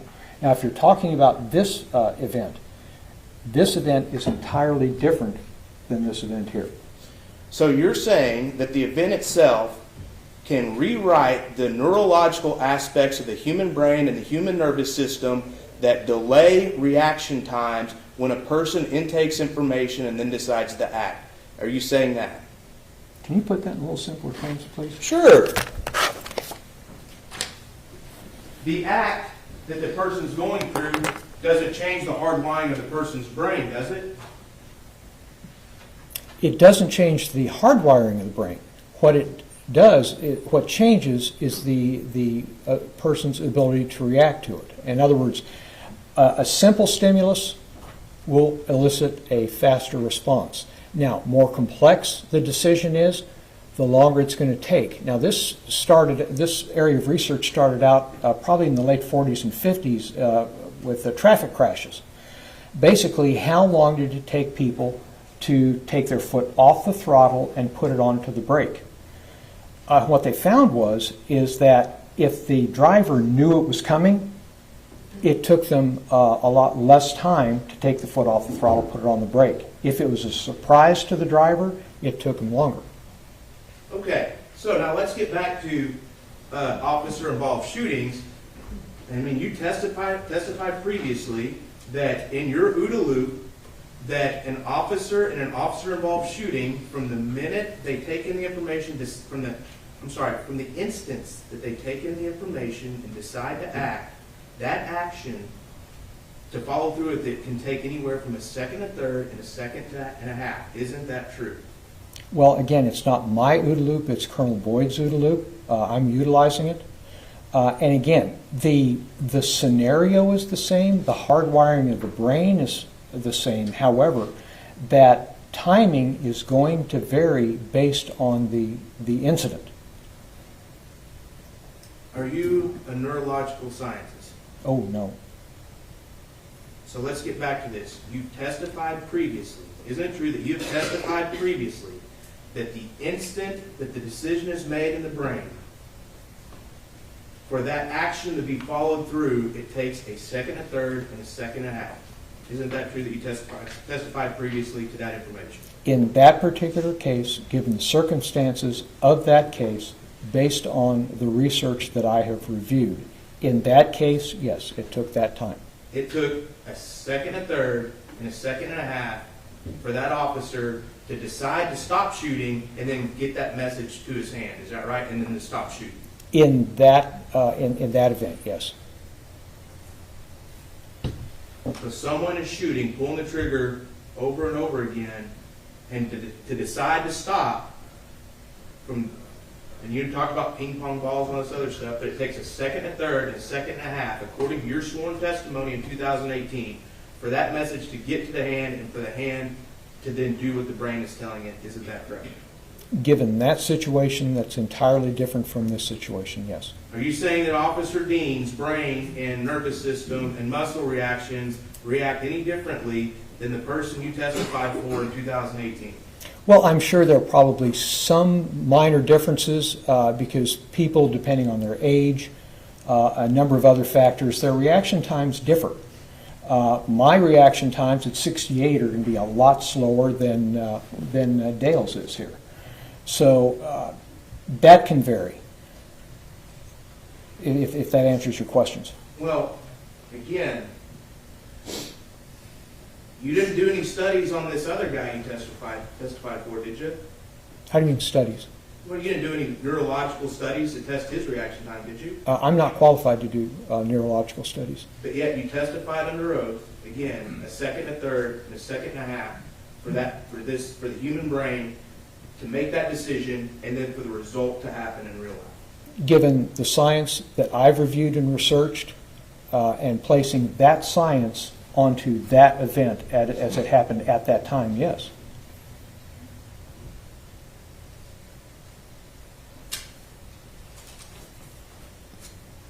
So,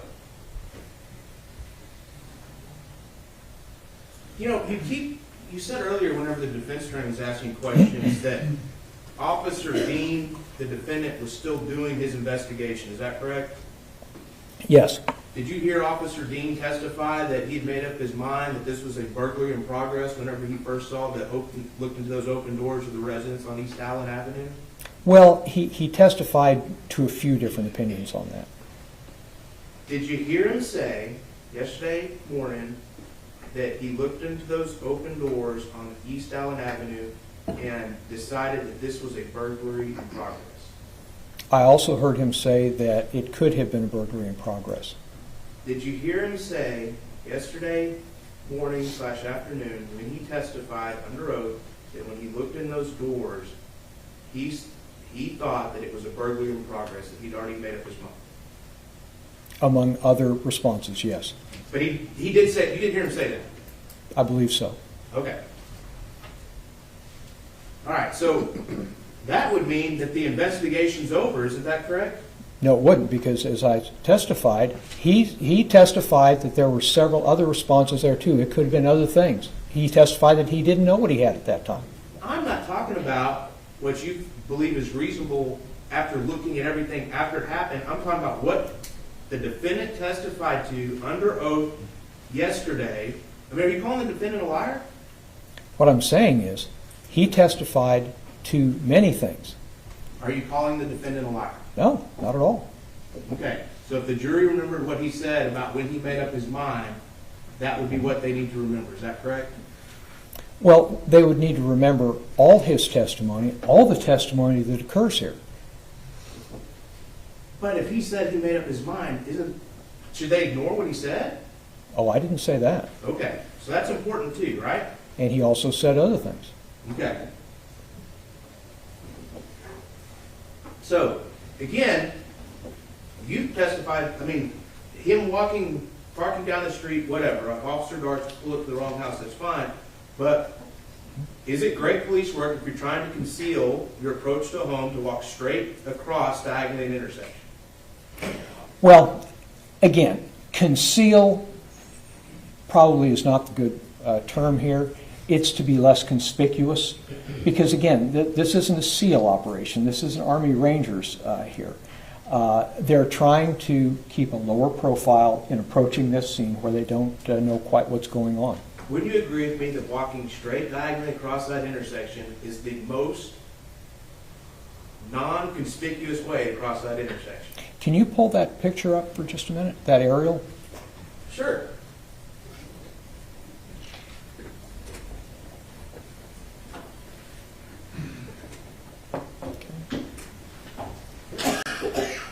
Now, if you'll notice, the house is set back from the mosque. When they crossed that intersection, they couldn't be seen by somebody in that house. The mosque blocks the house. I understand that you're giving them the excuse for that now, but at the scene, when we're talking about what the officers reasonably knew at the time, that wasn't the best way to cross that intersection, was it?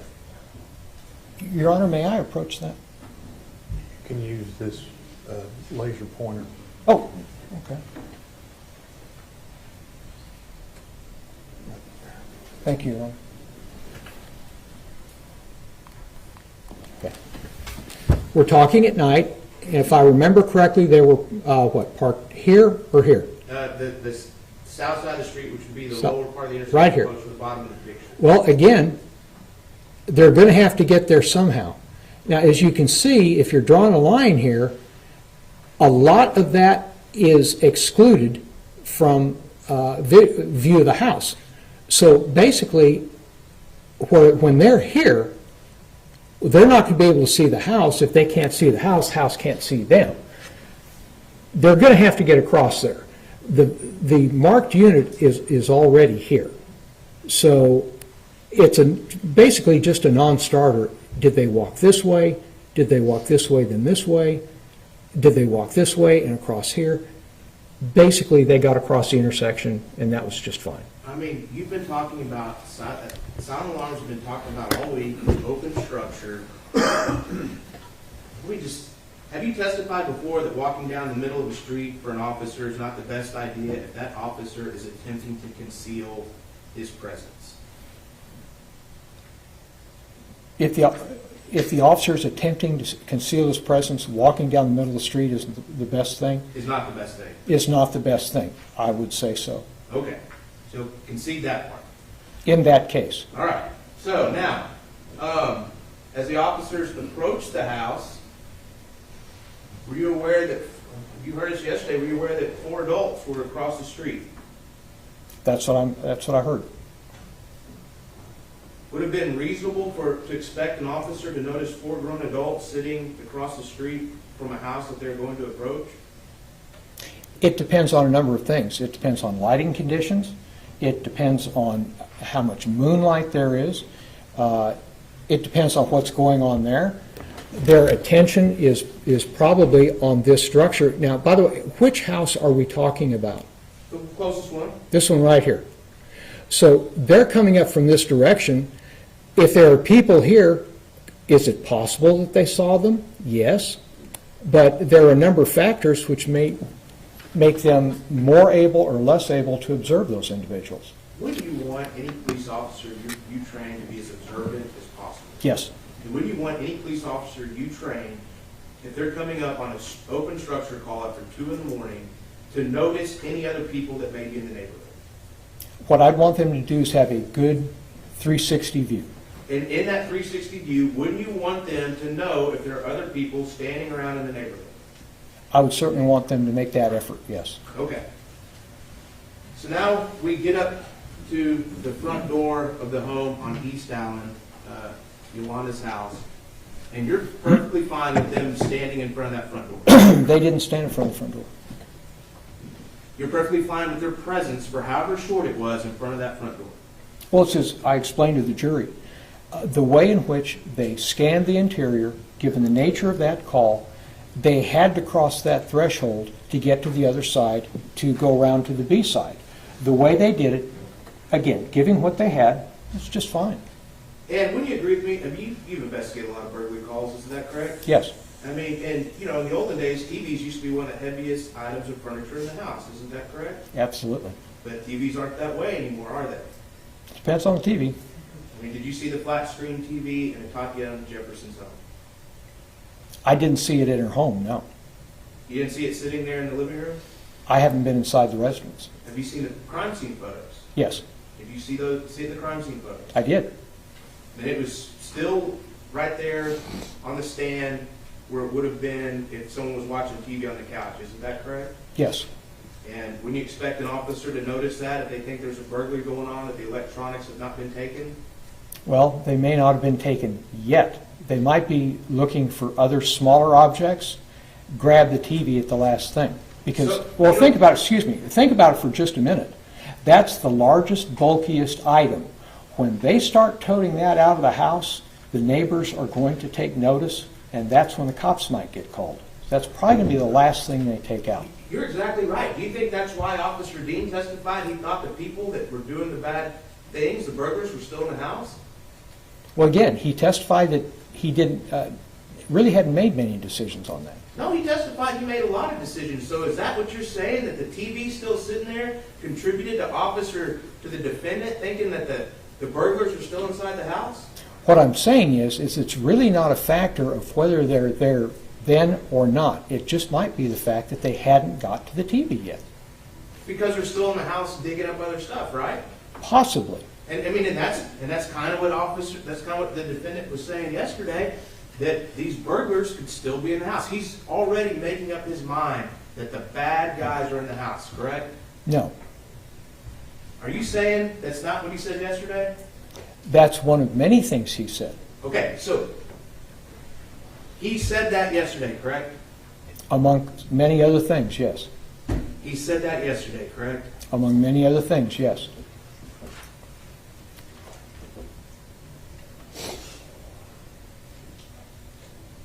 Okay. So we get to the second door, and you're fine with the way they fast clear that second door, correct? Well, they didn't, that's not a fast clear. What you're doing is you're moving across the fatal funnel, and they did it just fine. They looked inside, they didn't see a threat, because again, at this point in time, they still don't know what they have. It could be something, it could be nothing. So the way in which they did it, given those circumstances, is just fine. Nope, I mean, but who's guarding the front door at this point? No one. No one's guarding the front door. That's correct. Okay, so then they move past a window right there on the side of the house. Do you realize that? I don't believe there is a window on the side of the house. On the side of the house? I don't believe unless you want to show me.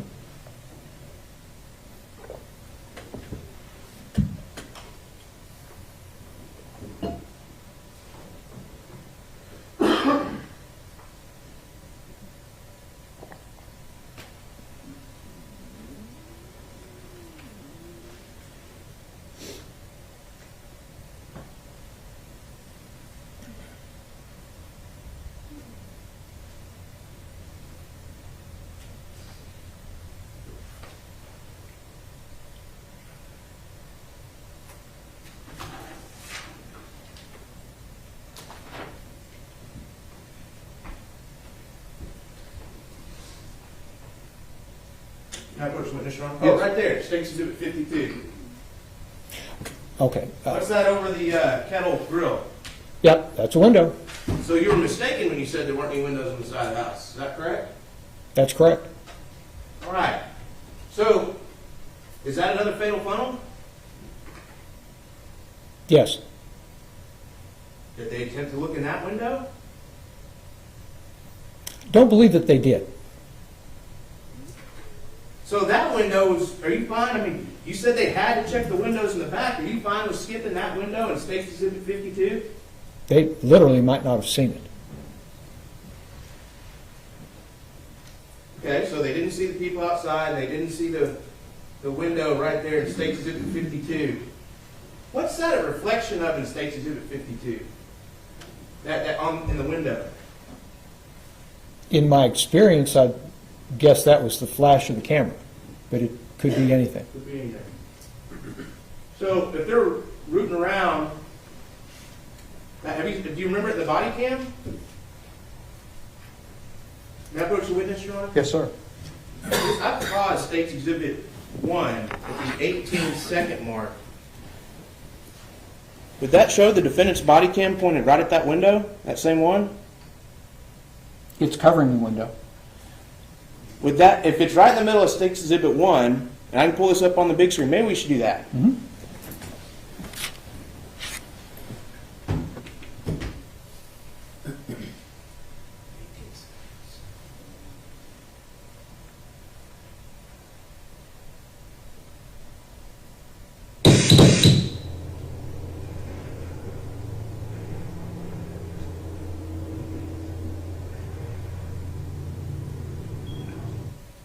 So you saw the body cam come around the corner of State's Exhibit 1, and what was right in front of the body cam when the defendant came around the corner? Looks as though there's a window, and it looks like there's a blind covering the window. I understand that, but are you going to say that maybe they missed that window, they didn't see that window? That's still your answer? Given those light conditions, I would say they should have seen that window. Okay. So if they saw that window, then you would expect them to give that same attention to that window that the defendant gave to the window in the backyard. Isn't that correct? Should have. But they didn't, did they?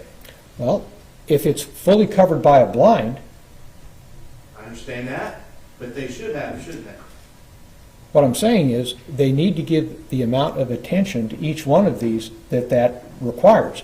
If this one is covered by a blind, you can check for entry, but tool marks, things of this nature, by looking at it. You can get up a little closer, but you can look at it. You don't have to get right up on it.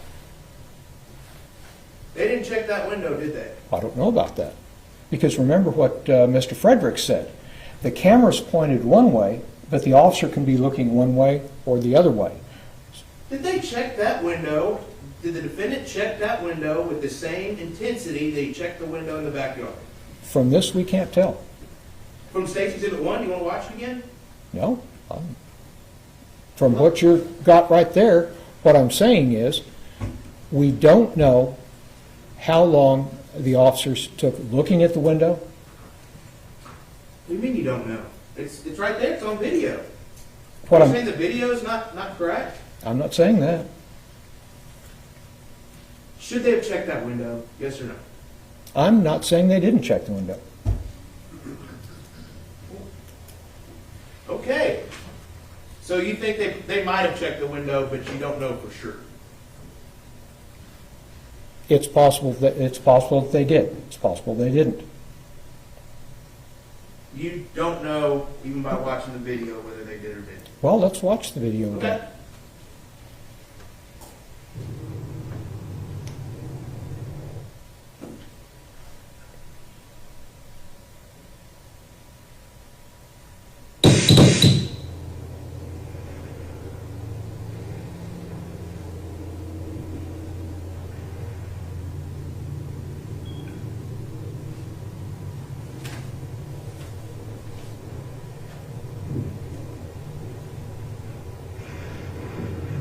Okay, can you stop?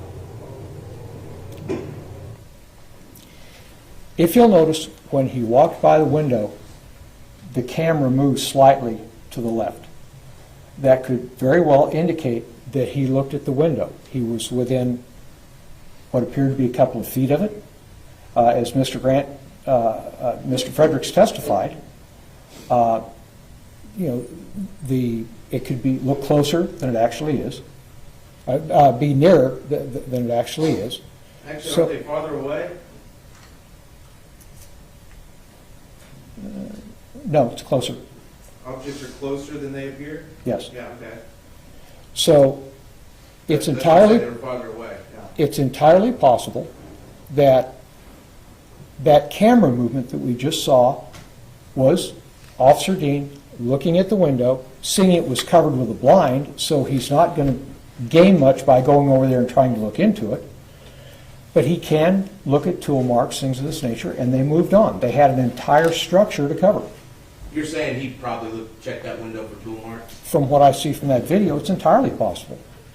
And if one of your trainees did this down at Harris County, you would have gave them a passing grade for checking that window for tool marks, if you Well- saw this video? Again, I'm not grading my folks. This is real life. And this is real-life good police work that you've seen so far? So far, this has been good police work, yes. Can you tell me exactly, you reviewed the defendant's training manuals, haven't you? How do you mean training manuals? What he was taught in the police academy, isn't that correct? The course descriptions, yes. And what all have you reviewed for this case? A number of things. Certainly the video, the investigative reports, investigative photos, pretty much everything, again, that I received. Is there anything specific in what you reviewed where Fort Worth PD instructs the officers not to verbally announce their presence on open structure calls? Is it in writing? No. Is there anything that you reviewed in writing, any handbook, any general order, any instructions that where Fort Worth PD tells its officers not to verbally identify themselves at an open structure call?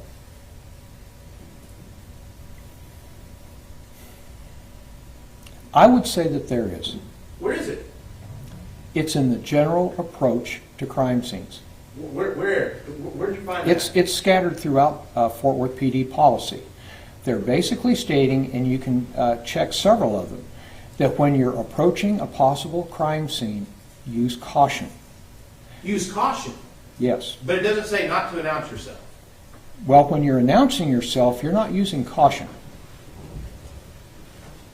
Again, is there anywhere in writing where you answered this question earlier, is it anywhere in writing specifically that states that Fort Worth officers should not or shall not verbally identify themselves when on an open structure call?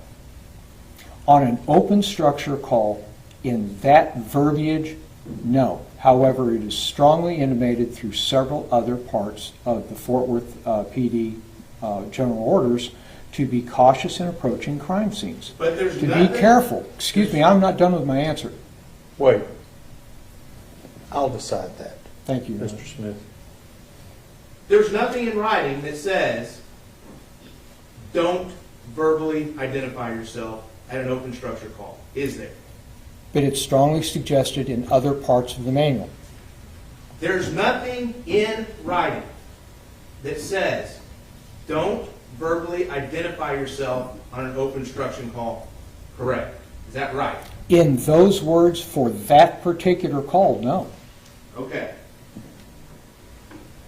So, after you say that they have sufficiently investigated this window, where did the officers go next? They check the vehicles. And you said they did a great job checking those vehicles.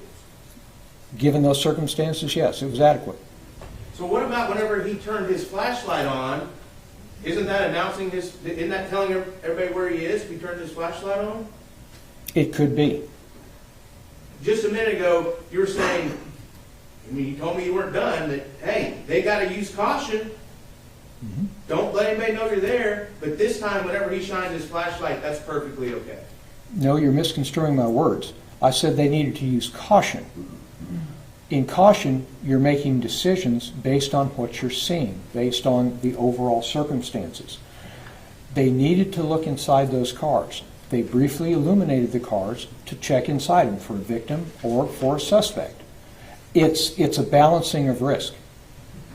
So you're saying that it wouldn't have been reasonable for those officers to knock on that front door when they first got to East Allen Avenue? No. You're saying it would have been reasonable to open that screen door and check and see if there are pry marks for the inside of the screen door?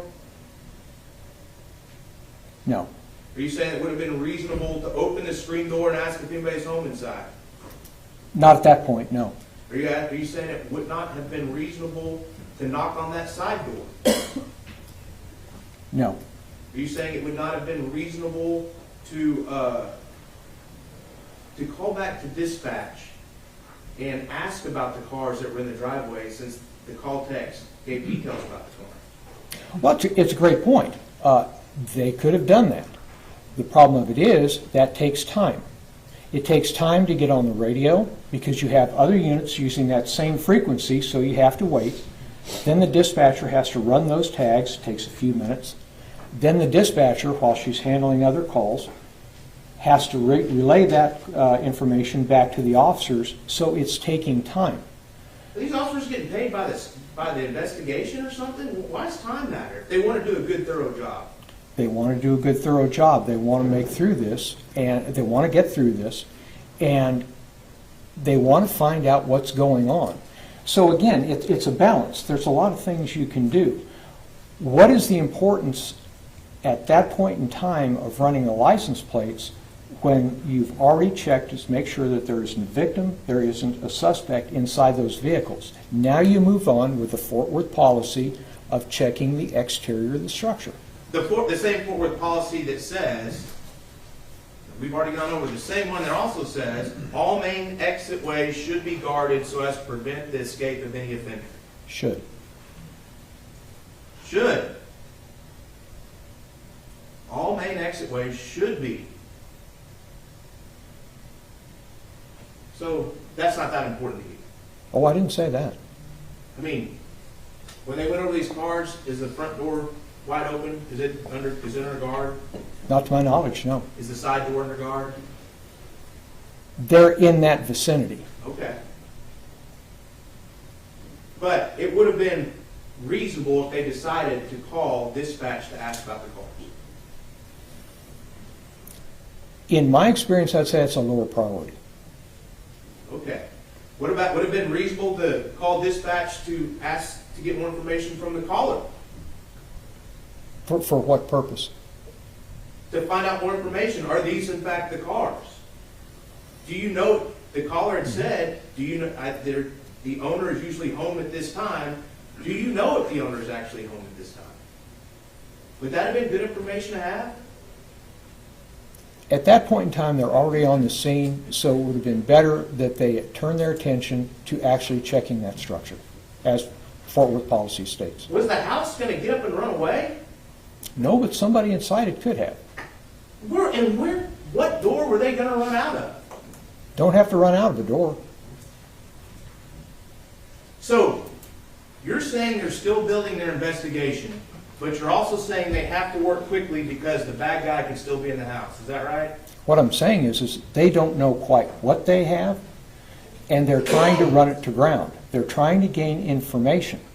That's my point. So wouldn't it have been a good idea to contact the person that called the police in the first place to get some more information? That individual called the police and said there was an open door, and said the cars are there, those are their cars, but they never leave their door open like it is now. And I'm paraphrasing here. So they already had that information. Now they're on the scene. Now it's up to them to do the checking. And also, the caller had stated, and they had information, that the owner is usually home at that time. Isn't that correct? I believe so, yes. So inspecting the home and getting all that information is fine, but talking to the neighbor that called the police, we don't have time, these officers didn't have time to do that. Is that your testimony today? No, it's not. So it would have been reasonable for them to have dispatch reach out to that caller? Well, you use the term reasonable, and that's not the proper term here.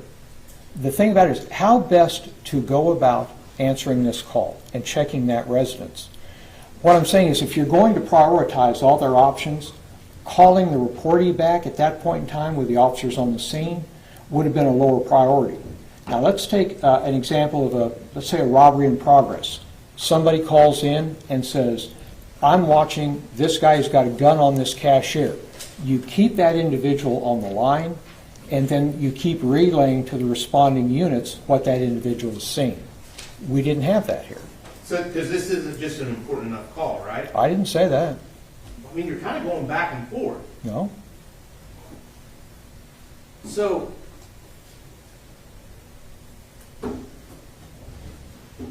you want them,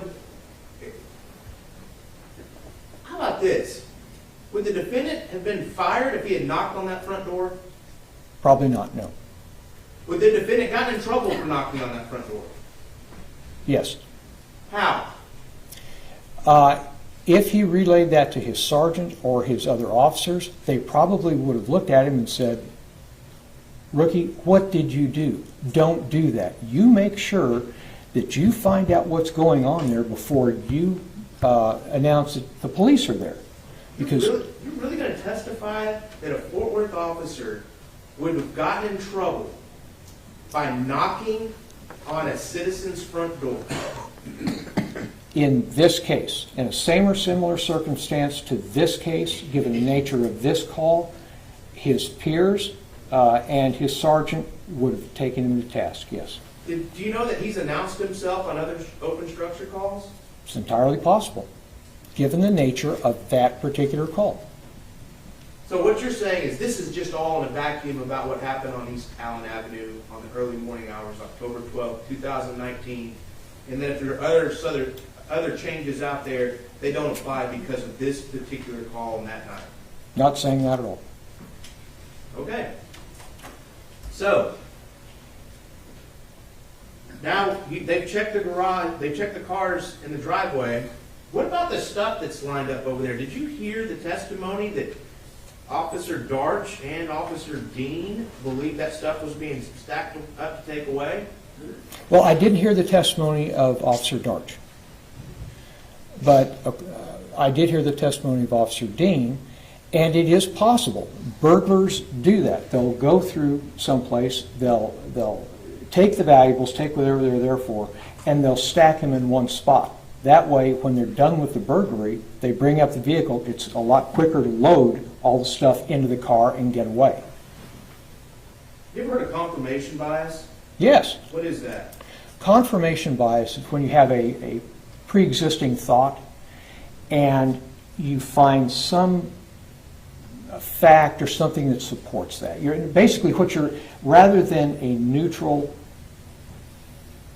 analysis of what you actually have, you're wanting to confirm what you already think something is. So you've already said that you heard Officer Dean testify that just after looking in those two front doors, he thought it was a burglary in progress. That's correct. You testified to that, haven't you? That's one of the things he said it could be, yes. And then, so now he sees this, he and Darch both say they see this lawn furniture in the driveway, and that also contributes to their thinking that this is a burglary in progress. Isn't that, didn't you hear that testimony as well? Was it lawn furniture, or was it a weed whacker and a mower? I'm sorry, lawn equipment. Okay, Didn't you hear that testimony as well? I did.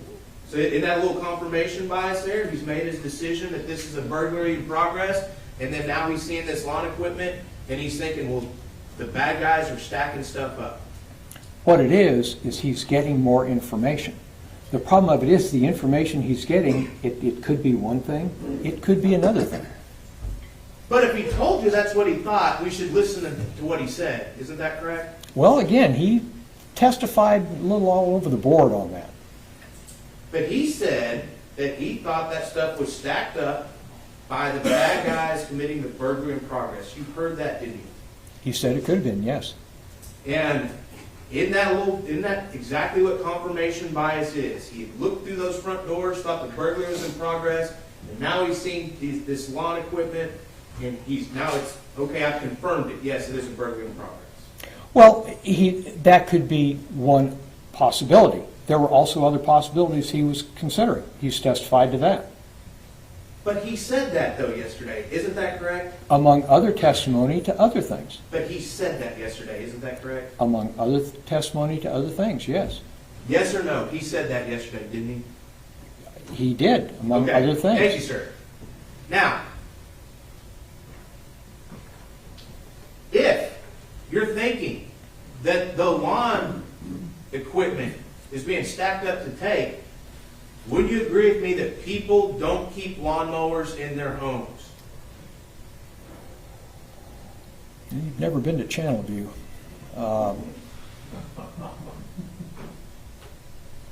I haven't seen it myself. You haven't seen it yourself. So you would agree with me that people don't normally keep lawnmowers in their homes? Normally, no. People don't normally keep weed whackers in their homes?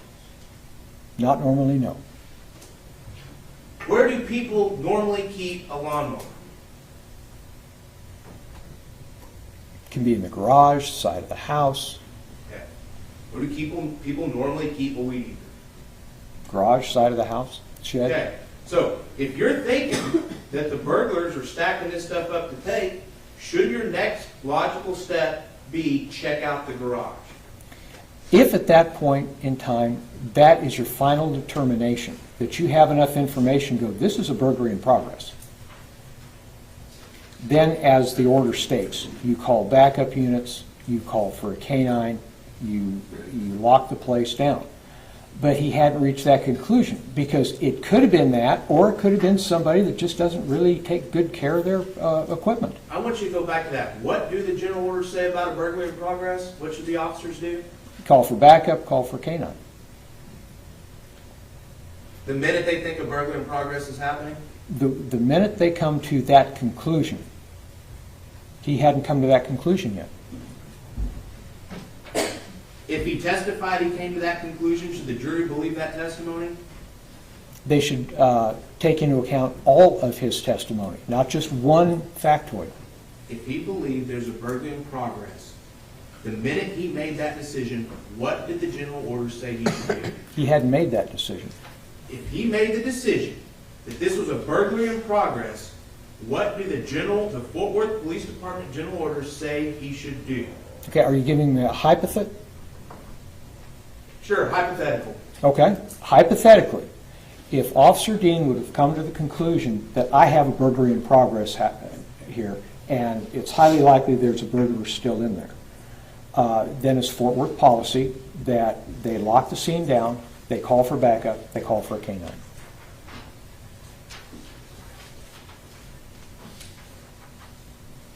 May I approach the witness again, Your Honor? Yes, sir.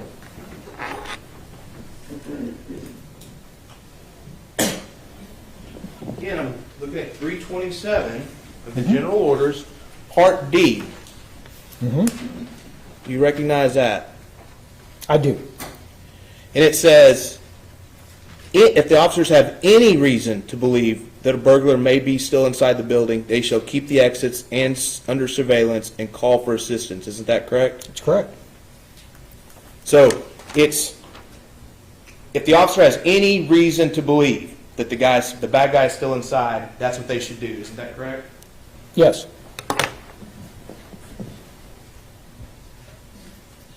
And that's a shall keep those exits under surveillance, correct? If you reach that conclusion.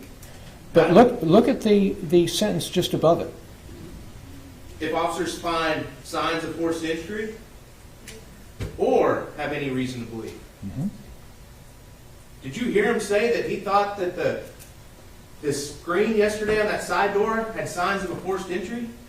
It could have been forced entry.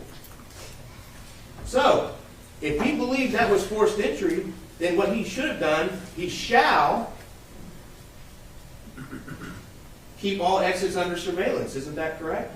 If that's his final conclusion. That wasn't his final conclusion. Did you hear him yesterday that he thought that there were signs of forced entry on that screen door on what you've already called the B side of the building? That was one of his many responses, yes. And then you, again, would agree with me that the general orders say that you shall, if you believe that you shall keep all exits under surveillance. If that's your final determination on scene, yes. Okay.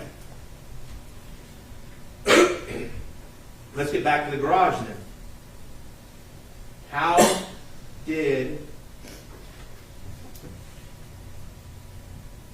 How did they inspect the garage? Just fine. Just a walk over looking at it, just a quick walk by, you're okay with that? Yes. Under those circumstances on this scene, yes. Not a good idea to check and see if the garage door opens up real quick to see if it's easy to get into, maybe for the burglars to get the stuff that's stacked up on the driveway? Not necessarily, no. Not necessarily maybe see if that door's been jimmied a little bit? Well, they can do that with a visual. Not to see maybe if, and do you think they got close enough to tell if that door's been jimmied? He walked right past it.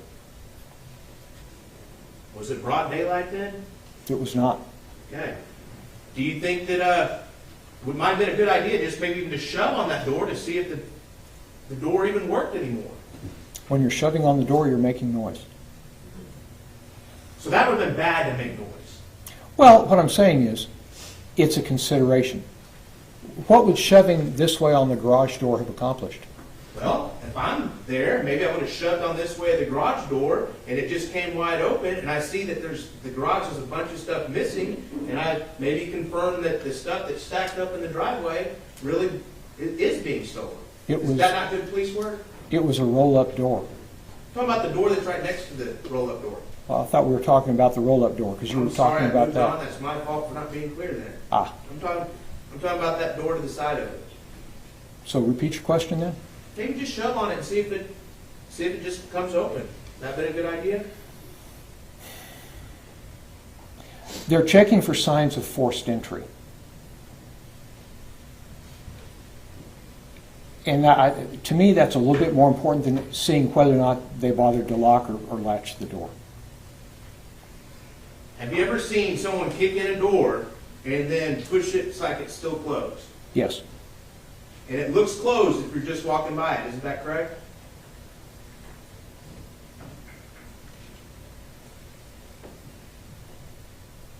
No, usually there's deformation to the lock, the knob.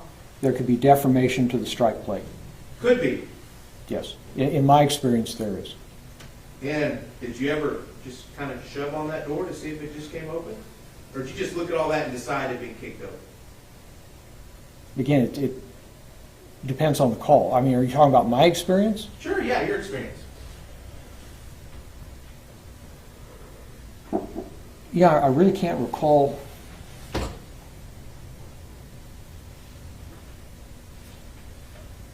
The situation, honestly, where that's happened to me. Okay. We'll move on from the garage then. Have you looked at that area that's in front of the gate and how it's configured with the house on one side and the garage on the other? Yes, You heard me talk about that yesterday, isn't that correct? I did. Once they're both at that gate, is there anyone covering those two front doors? Nope, No one's covering the two main exits that they've seen. no, No one knows if people are coming in and out of that house at that point. not at that point, no. And no one knows if anyone's coming to that house that may be armed, is that correct? That's what now? That's armed. What about being? armed with weapons. I didn't hear the first part. I don't hear well, I'm sorry. That's okay. No one knows.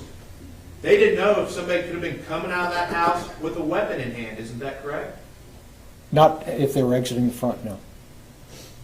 Is that a good place for officers to be in that particular situation? Given the circumstances of this call, everything, the totality surrounding this call, yes, that was a good call. Good police work that they're back there with their six totally uncovered, with a house possibly full of bad guys, with no one on the front door. That's your testimony. Well, but that's not what we've seen here. One, they've already checked the living room area. That's not full of bad guys. Also, you say their six wasn't covered. Yes, it was. They're covering both their sixes. Are you telling me somebody couldn't just sneak around that corner if they were both up there at that gate? Well, their heads can be on a swivel, and you're constantly looking around you. Can't you just agree with me? It would have been a good idea to put eyes on those front two doors. In this case, given two officers, they had a choice to make. I believe that they made the right choice. They stayed together. They had another choice, didn't they? What was that? Call for backup. Not on that type of call, no. You want to look at the general orders again? Sure. Is there anything? Are you going to say there's something in the general orders under silent alarm that they're not allowed to call for backup? Oh, I didn't say that. As a matter of fact, that part we just discussed, may I approach the witness again? Yes, sir. Section D says,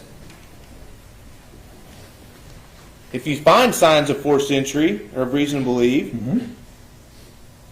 then they shall keep all exits under surveillance and call for assistance. Isn't Yes, that correct? That's correct. There's nothing in the general orders about saying you are not allowed to ask for assistance or backup on an open structure. No, not at all. Okay. So,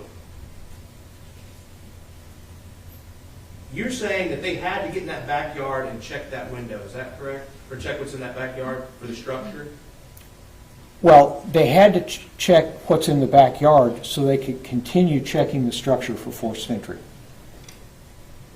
They had an ultimate right to get in that backyard? Are you telling that jury that? When you say they had a right, what do you mean? I mean that can Fort Worth PD go wherever they want on a citizen's property?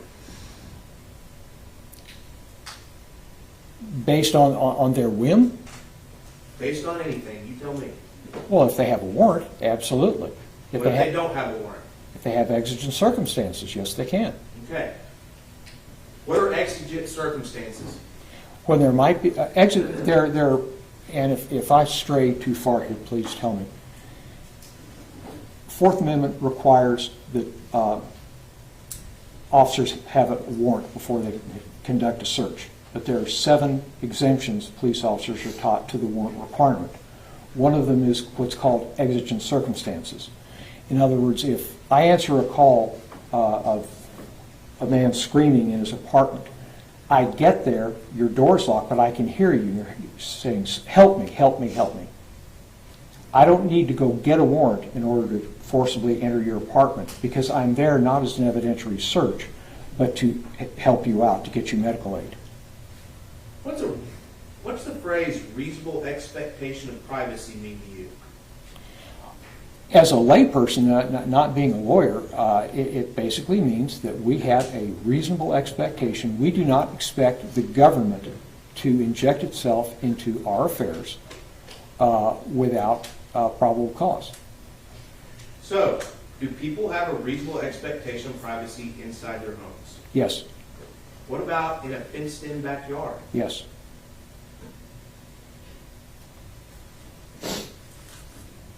So you're saying there was exigent circumstances at that time for these 2 officers to get in that backyard? They were answering a call for service. There was a neighbor that was very worried about them, and they were checking. They weren't doing an evidentiary search. They were there to check the circumstances behind that open door, because there could have been exigent circumstances. But you agree there's no exigent circumstances here when they're opening that gate? No, I don't agree that. What's the exigency? What is it? The call of the neighbor.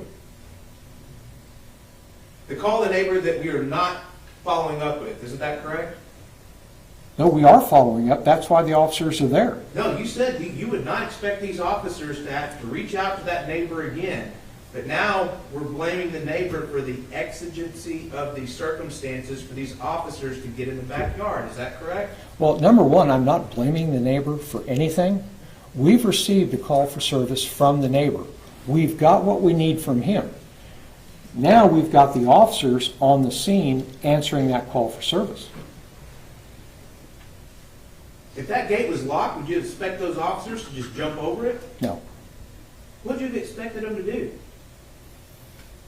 See if they could find a different vantage point.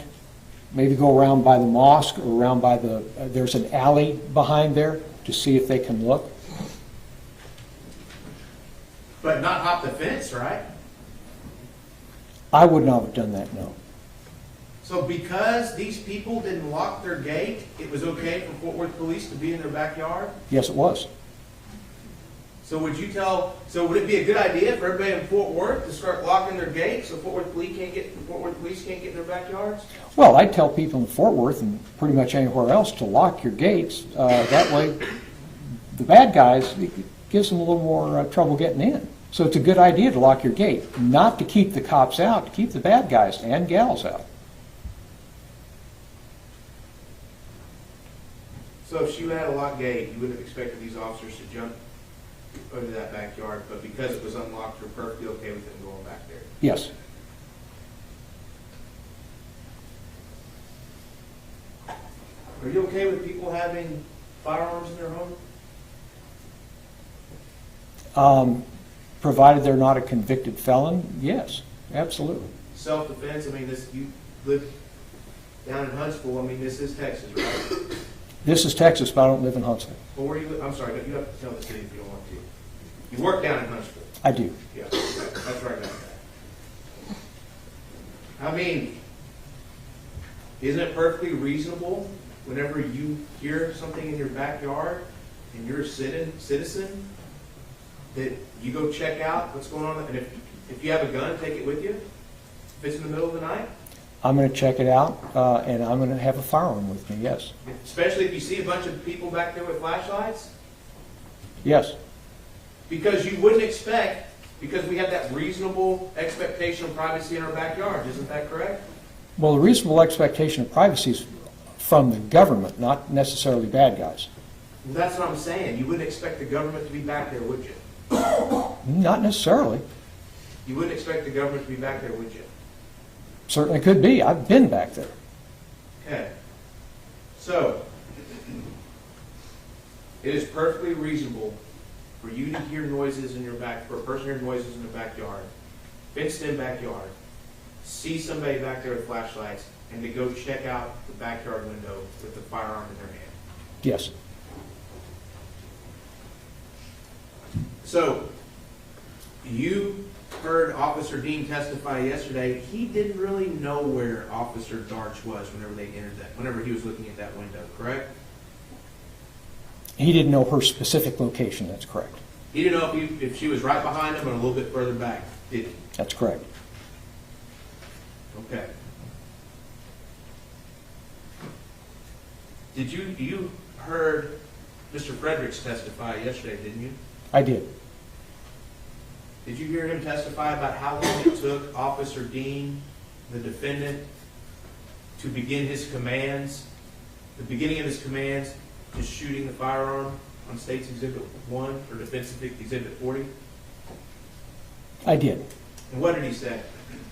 I'd like to, before I answer that, I'd like to refresh my memory with the audio, the spectral analysis. Sure.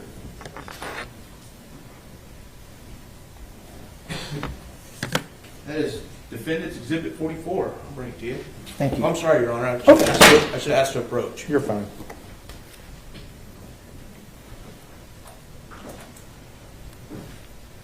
Okay, Officer Dean, the body cam video, the audio states that at 15.893, and as we heard yesterday, he starts to enunciate the P in put your hands up. And how long between first verbalizing that key and the shot being fired?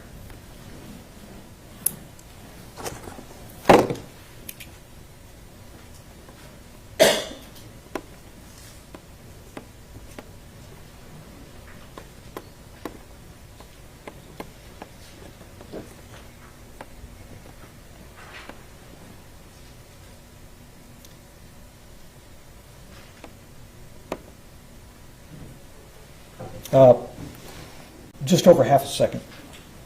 0.6 of a second? No, just over half a Just second. over half.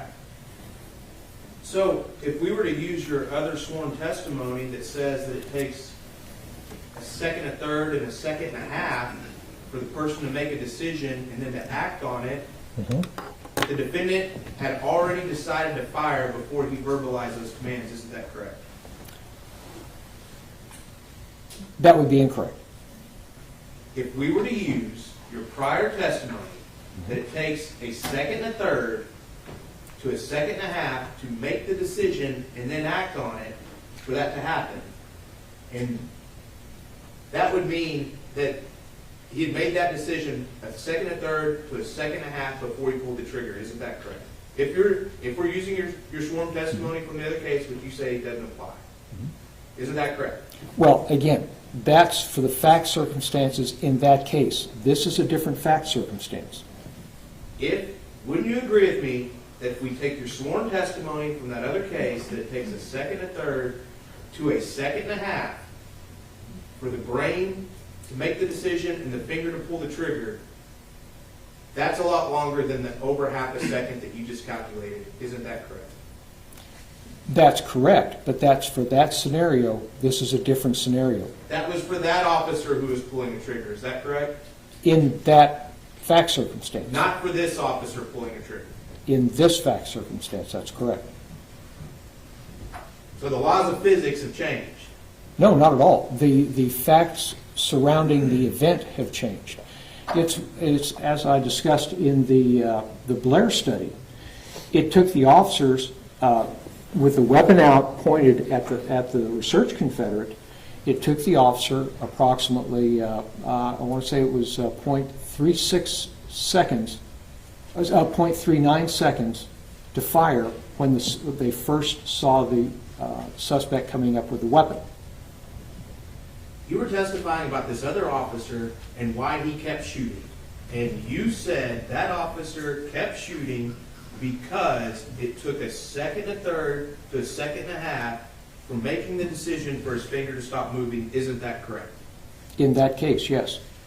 Okay. And then here we have Officer Dean. So a second and a third to a second and a half before he pulls the trigger would be before the defendant made any verbal commands. Isn't that correct? No. When did you said it was less than half, it was just over half a second before he pulled the trigger that he started the verbal commands. Isn't that correct? Yes. So, a second and a third, we'll go with the minimum, is more than just over half a second. Isn't that right? Well, a second and a third is more than a half a second. That's Okay. correct. Second and third is more than half of a second.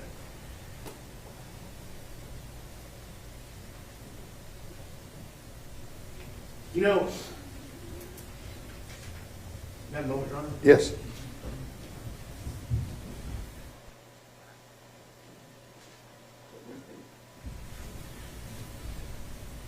How long were you a detective, Dr. Coombs? I was never a detective. How long were you an investigator? I was never an investigator. How long were you an officer? Are you talking, how long was I a deputy Deputy. with the Harris County Sheriff's Office? Yes, sir. I held the deputy rank for 3 years. 3 years. And what after that? I was a sergeant for slightly less than 3 years. Did you ever investigate any crimes down there in Harris County? Yes. Did you ever testify for the prosecutors down there in Harris County to try and convict any of these criminals that you investigated? No, I testified as to the facts as I believed them to be. That's what I'm saying. You tested. The state called you, Harris County DA's office, right? Yes. And then you talked about your investigation or what you did as an officer. Isn't that right? I answered the questions I was asked, yes. And all those times, did you ever, I mean, it's important, isn't it, whenever, as an officer and investigator, to collect a lot of facts, isn't that correct? Yes. Isn't it also important that we also look at what a defendant or suspect does right after committing an offense, isn't that correct? It can be. I mean, hiding a gun, if a guy commits a murder and then immediately hides the gun, that would be important evidence, isn't that correct? It's another fact in the case, yes. If the person runs off right after they shoot somebody, that could be important information, isn't that correct? Could be, yes. Did you ever go testify for any of those defendants about any of these studies that would give them an excuse for their behavior after their crimes? Well, one, I'm not sure a crime has been committed here, so I don't understand the question. That's fine, Your Honor. You've had a witness. Read the record. Your Honor, I object to the last statement of counsel as sidebar. Let's move on.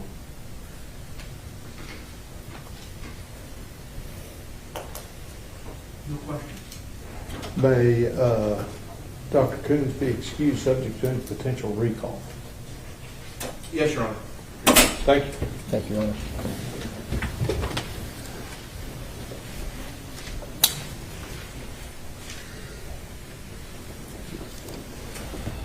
Yeah. Oh, okay, hang on. Go ahead, you step down.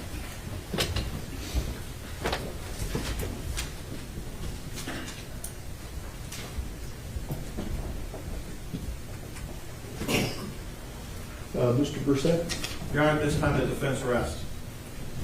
Okay. We went to get your lunch. It's not here yet, but I'm gonna let y'all kind of relax a little bit, okay? So, see you in a little bit. All right.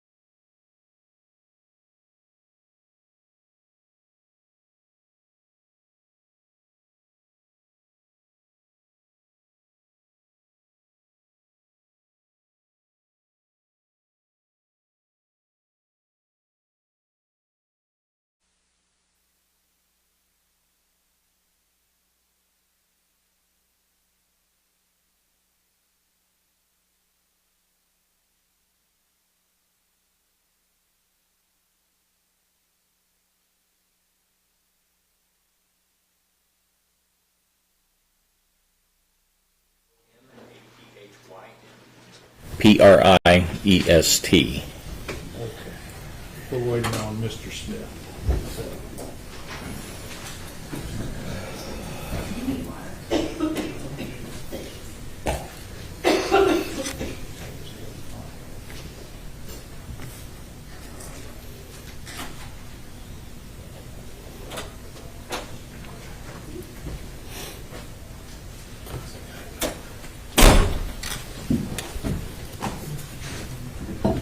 you, sir.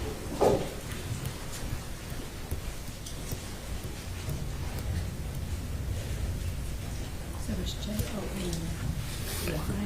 J-O-N-A-T-H-Y-N. I'm gonna give you some just in case, so we're not awkwardly stand near him while we wait. I said, let me give you some water up here, so we're not awkwardly all standing each other while we wait. I can dance. Do some magic Well, tricks. of course, Miles goes, yeah, go ahead, go tell him. Yeah. Oh, here he is.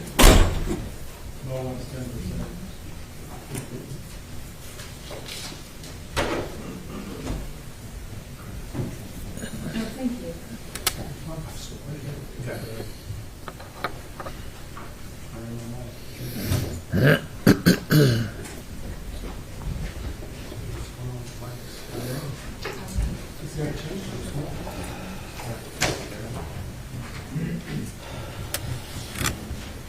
Could I just swallow water with you? Absolutely, yeah. All right, outside the presence of the jury, we're doing this pursuant to Rule 705. Is the state ready to proceed? State's ready. And defense is ready? Yes, Your Honor. Mr. Smith, go ahead. Would you introduce yourself to the court reporter, please, sir? Sure. It's Jonathan Priest, J-O-N-A-T-H-Y-N, P-R-I-E-S-T. Mr. Priest, how are you currently employed? I'm a forensic analyst and instructor with Bevel Gardner and Associates, which is a group of like individuals. We teach a number of forensic courses nationally and internationally. And so what does that mean to teach? Who do you teach classes to? We teach classes to those people in criminal justice system, law enforcement, attorneys, college students, and again, both on a national level and international level. Do you provide any consultation work there as well? We do, again, both nationally and internationally. Primarily, my focus is primarily the United States, dealing with a number of different disciplines. And what do you personally provide? In what areas do you personally provide consultation services?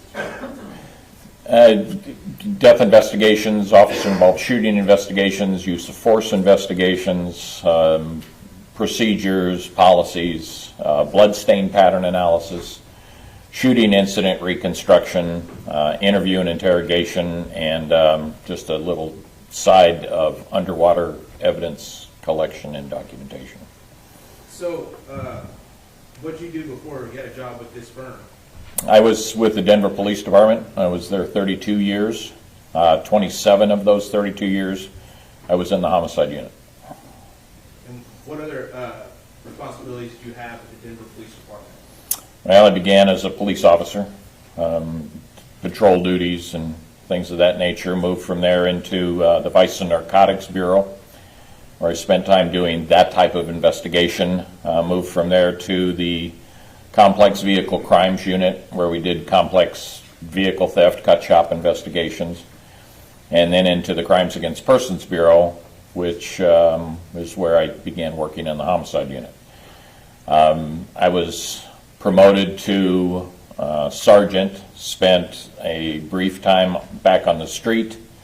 Per agency policy, moved to the Internal Affairs Bureau, doing internal affairs investigations, moved back to the homicide unit as a supervisor, stayed there until 2000 when I was promoted to lieutenant and became the commander of the major crime section, which included the homicide unit, the sex crimes unit, robbery unit, child abuse unit, bomb squad, and our night shift, and I did that until I retired in 2011.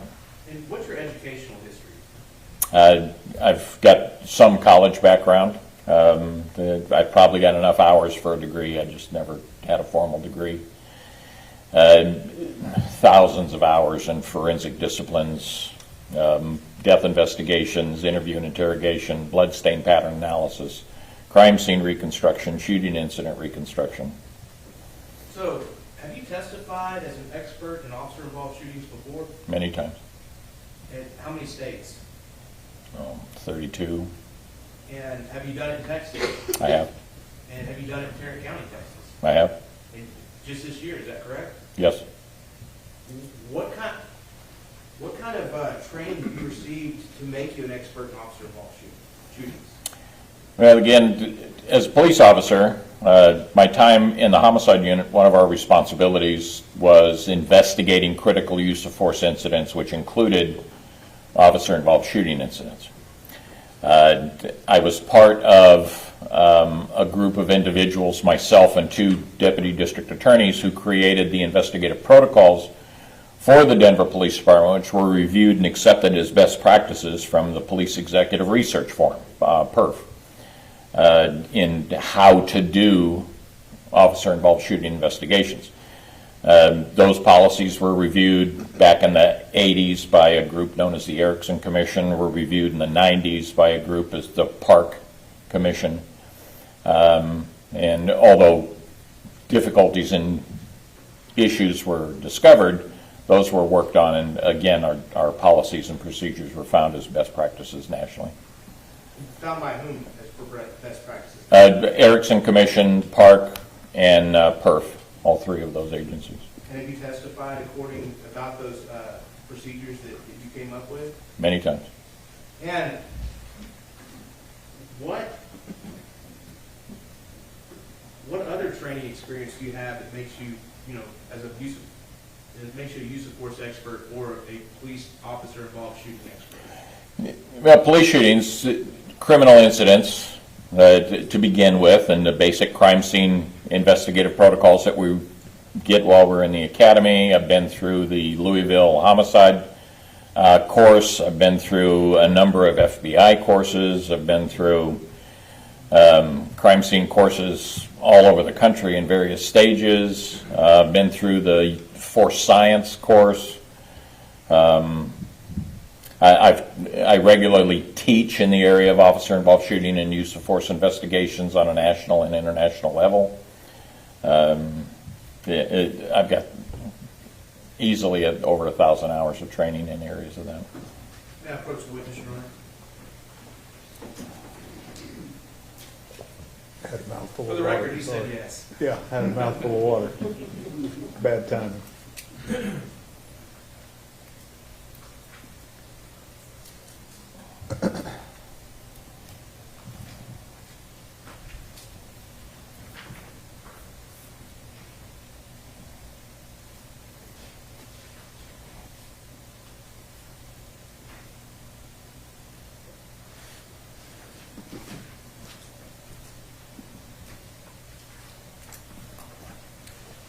I'm showing you what's been marked State's Exhibit 121. Do you recognize that?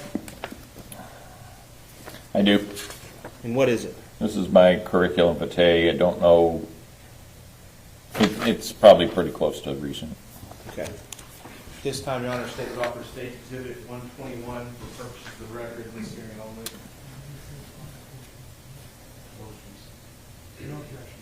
Stage 121 is there for purposes of the record.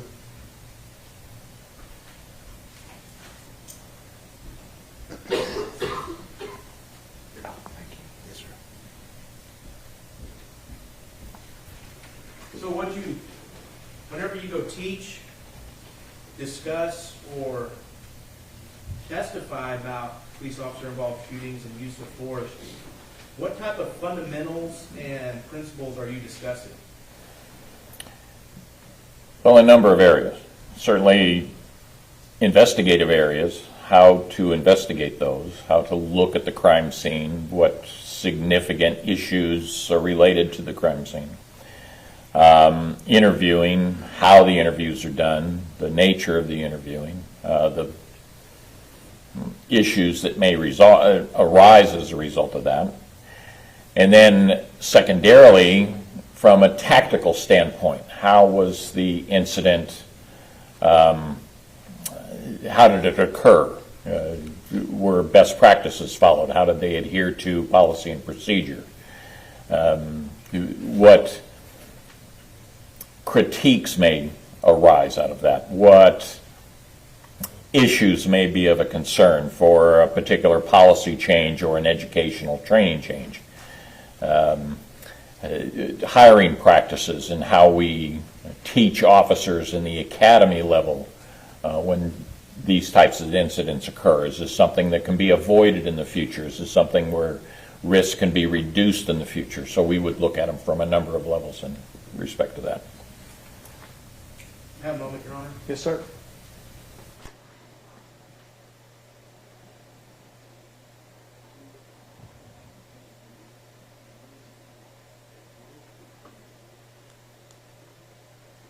We'll pass the witness at this time, Your Honor, for purposes of this hearing. All right, cross-examination. Thank you, Your Honor. Mr. Priest, good afternoon.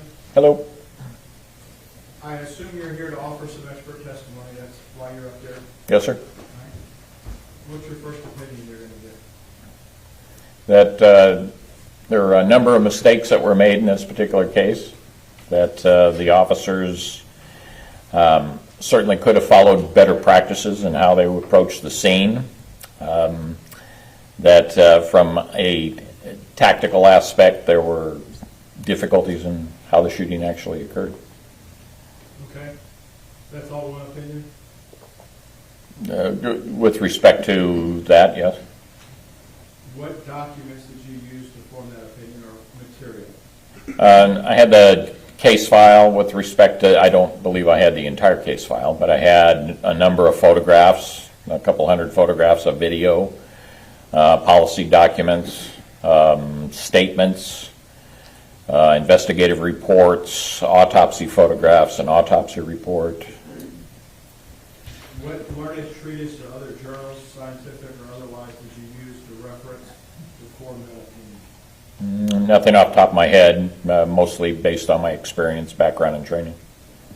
So you use no special knowledge other than your experience, background, and training? I don't recall using any particular book to compare my analysis to. Again, 32 years of experience in dealing with this sort of thing. Would you agree that your CV that was admitted doesn't have any of your 32 years of testimony on it? Yes, that's just my CV. It's not my testimony record. Is that something that's commonly asked of individuals such as yourself at a trial or getting ready for trial so the other side can see what you've done? When requested, I provide that. I wasn't requested in this particular case. I typically, for criminal cases, I'm not requested to provide that. Civil cases, yes, but I rarely am requested in criminal cases to provide that information. Do you have it with you today? I do not. Where is it? Back at the trailer park? It's in my computer, which is not here.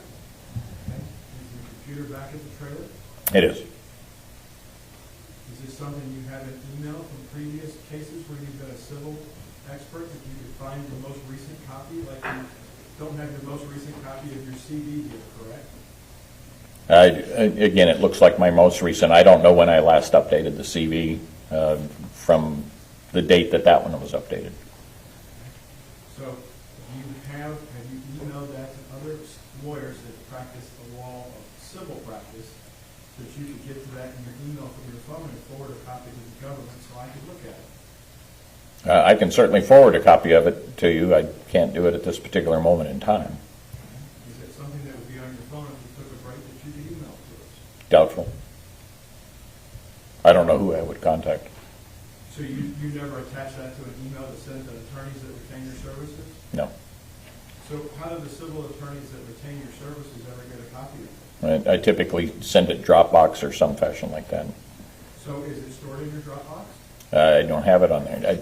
I don't have it with me. I don't have an ability where I'm sitting to get it at this moment. Mr. Priest, I appreciate that. Since I built the computer technology in this building, let me ask the next question.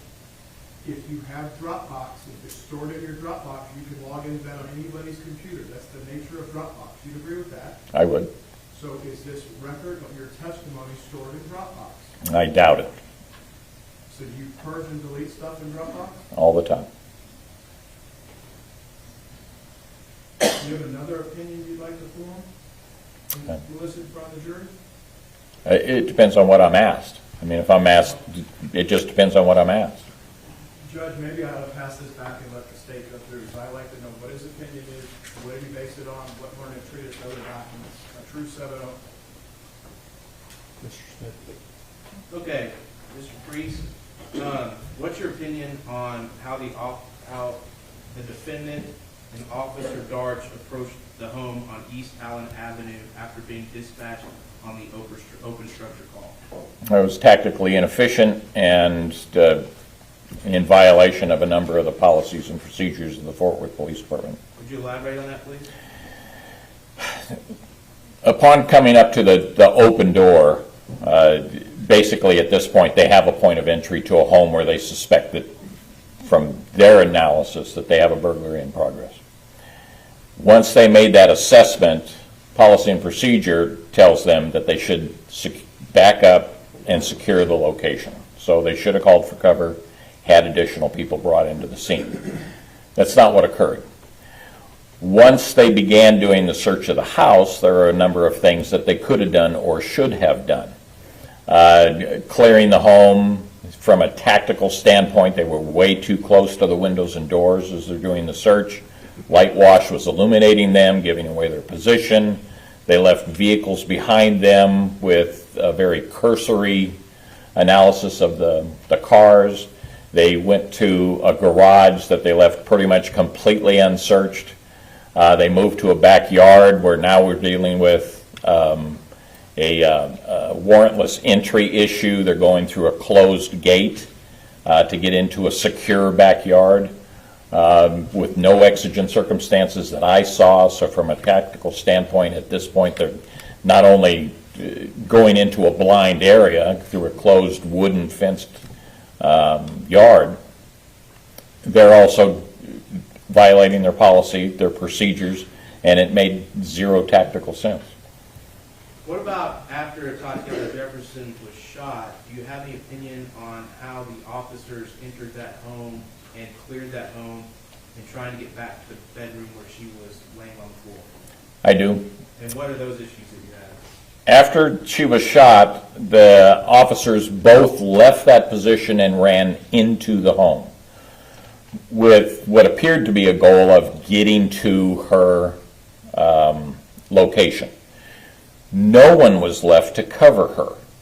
I mean, an officer has just fired, put an individual down on the ground. We don't know a number of things. We don't know that she was actually shot. She hadn't been analyzed. We don't know that she can't get up, and we have an officer that states she had a gun. We don't know that she can't pick this gun up and now re-engage these officers. We don't know who else might be in that room, so the officers should have stayed there maintaining cover on her while the partner or other officers were brought into the scene to make entry into the home. That wasn't done here. And what about actually clearing those rooms in the home? Well, clearing, there was little, if any, clearance that was done. I've heard the statements about quick clearance. They looked in the rooms, was basically it. If you're doing a tactical entry, you're clear. You don't leave any unsecure room or unsearched room behind you, because that becomes a danger for any officers that move forward from that point. Each room, as they are going into the home, should be searched and cleared before they move to the next successive room. And what did you base these opinions on? Background training, experience, knowledge of how officers typically would do a search of a home, what officers do after they're involved in critical incidents, how they maintain security of the individual who is shot, if they're shot, or an individual who technically they are in custody, because when you shoot somebody you have seized them, so they are now under arrest from a technical standpoint, and you should maintain security of that individual.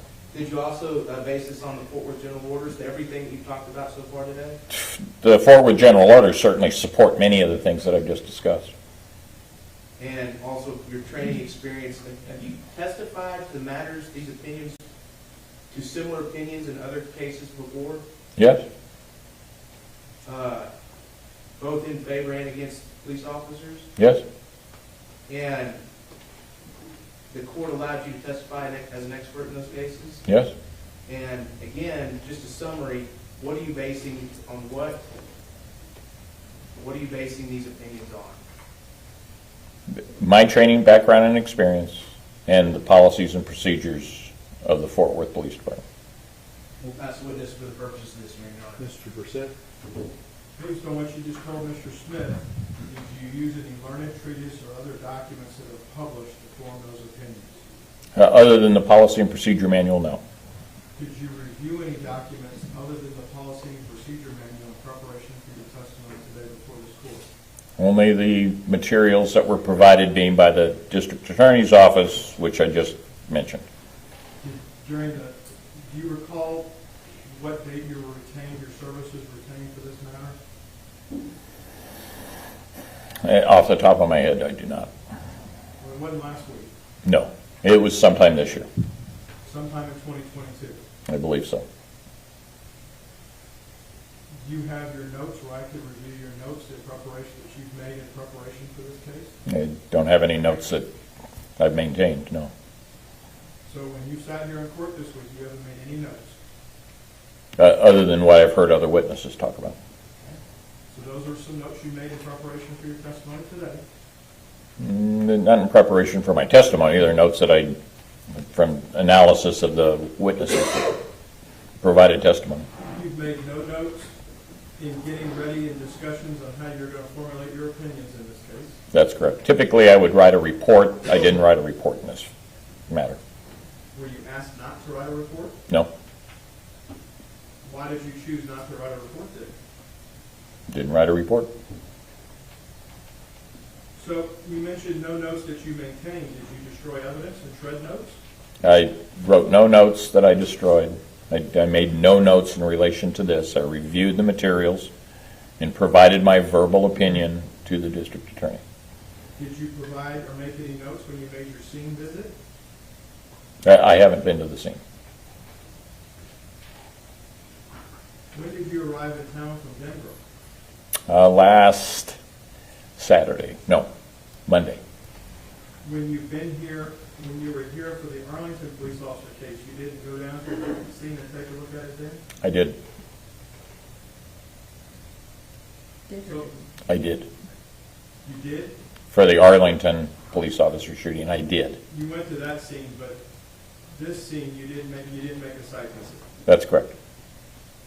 Do you, as part of your testimony, you relying off of any measurements given to you by the Fort Worth Police Department? I'm aware of measurements that were taken, but it doesn't have anything to do with the opinion that I'm going to be discussing today. Since we don't have any measurements to speak of, what measurements were you given? I have a document that shows measurements of where the defect was to the glass in the bedroom. Did you ever see what you and I would refer to as a crime scene diagram, either to scale or not scale, that was a CAD drawing? No.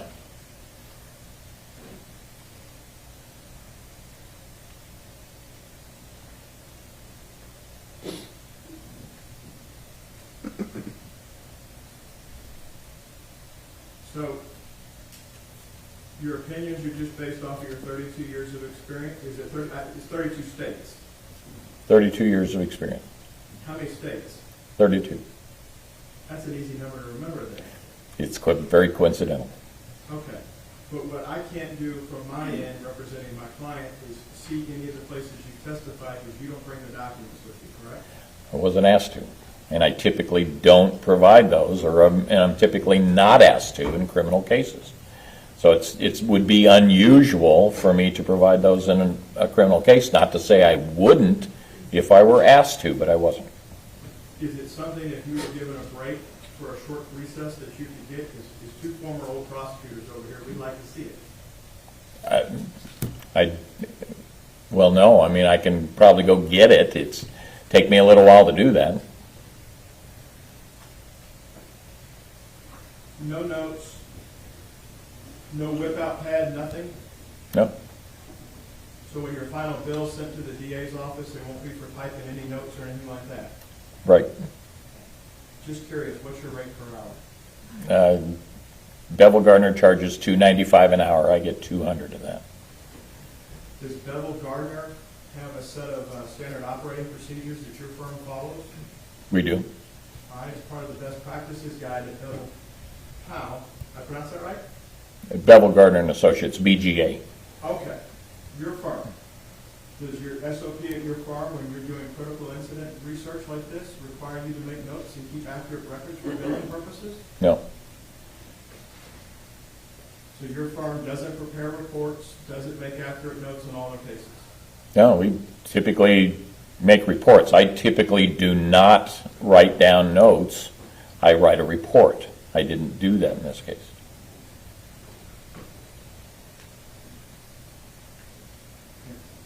And you just decided not to write it on your own, nobody asked you not to write it? Nobody asked me not to write it. I didn't write a report. Anybody asked you to write a report? No. We'll pass the witness, Judge. Mr. Smith, Nothing further for the purposes of this hearing, Your Honor. any objections? I'd like to see where he's testifying. I don't want to stop the trial, though. I think there's some stuff in Dropbox, if you got creative on Mr. Smith's computer or mine, you could probably get to it. Stuff's in Dropbox, it's there. He's got a whole firm back in Denver that he works for, a big firm. They should have copies of his testimony. All right, let's do this. Let's take about 10 minutes. You two lawyers get with him, see if we can figure this out, and go from there. May I put something on the record? real quick? Yes, sir. Mr. Priest's CV was attached to TSP on December 14th of 2021. And he's been on the witness list for the state of Texas, I believe, at least over a year. And there's been no request formally or informally from the defense for any lists of prior testimony from the defendant, or from the expert witness in this case. Not assigning fault to anybody. Let's see if we can get over this hurdle. All right, we'll be in recess for 15 minutes.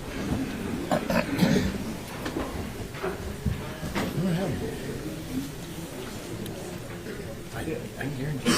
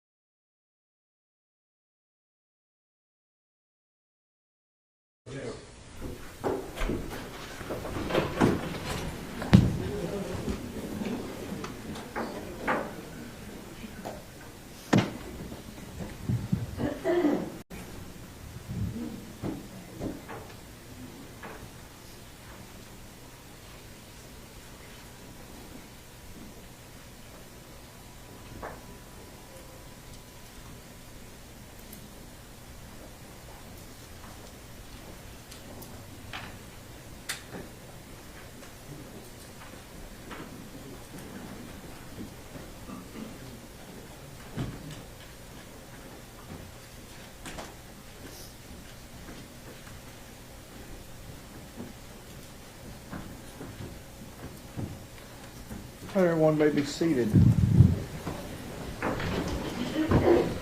Ladies and gentlemen, this witness has been previously sworn to testify truthfully. Mr. Smith.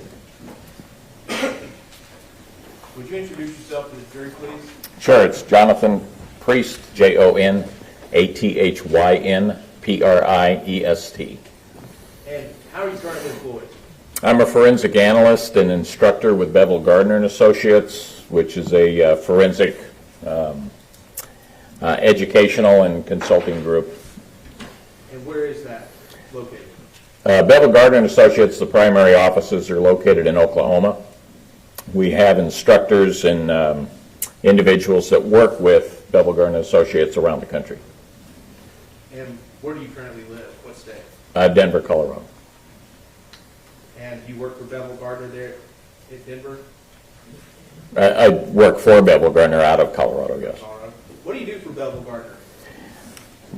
Primarily, I teach courses in basically forensic disciplines, but I also consult on a national and international level. What kind of cases do you consult on? A number of different cases: homicide cases, officer-involved shooting cases, use of force cases, in a number of different disciplines with respect to those things. And where did you work before Bevel Gardner? I was a police officer with the city and county of Denver in Colorado. How long were you there? 32 years.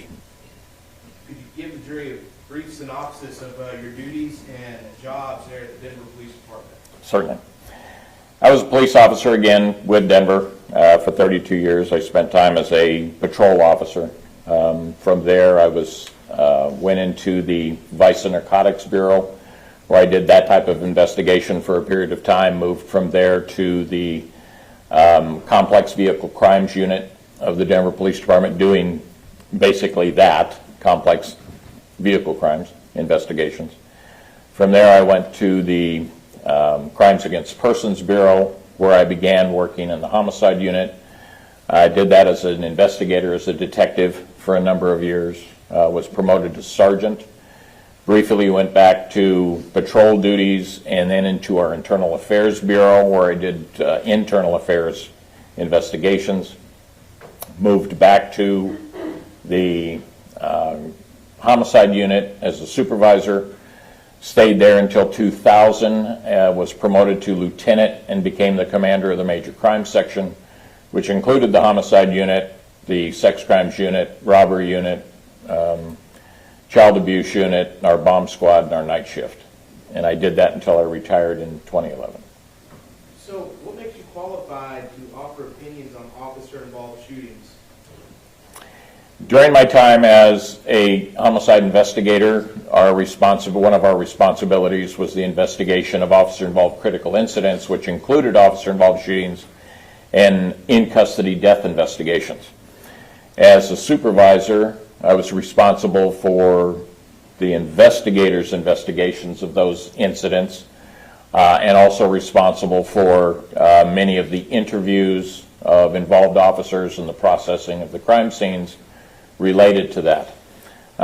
Also, as a supervisor, I began working with our district attorney's office, where we created many of the policies and procedures for the Denver Police Department dealing with investigation of officer-involved critical incidents and officer-involved shooting investigations. That continued after I was promoted to lieutenant and became the commander of the Major Crime Section, where now I have the responsibility over all the investigations related to officer-involved critical incidents, and did that again until I retired.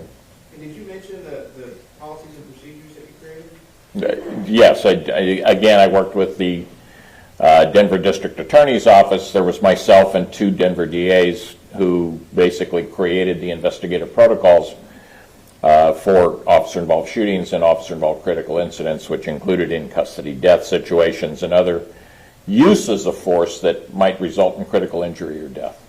And what happened after you all created those protocols and procedures? Those were incorporated into the policy and procedure manual. They were reviewed by a number of entities. The Erickson Commission was one that's I recall off the top of my head.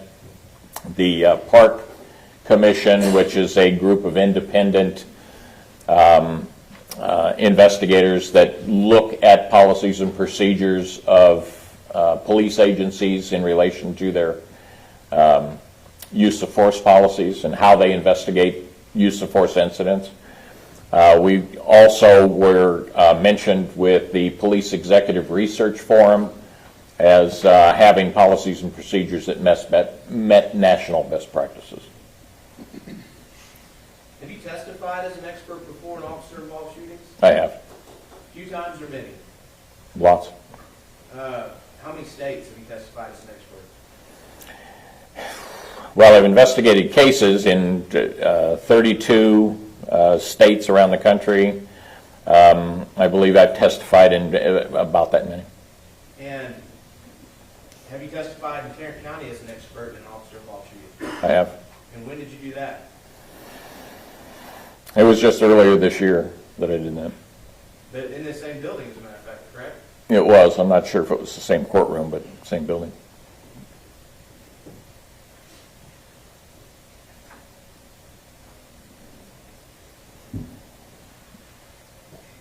Are you a contributing author to any publications? A number. Could you tell the jury about a few of those publications? I'm a contributing author. I can't remember the titles off the top of my head. I have the worst memory for that sort of thing. A book on interview and interrogation dealing with video interviewing and identification of suspects, witness identification. Also a contributing author in a photo book or a photography book dealing with shooting incident reconstruction. What all did you review before testifying in this case?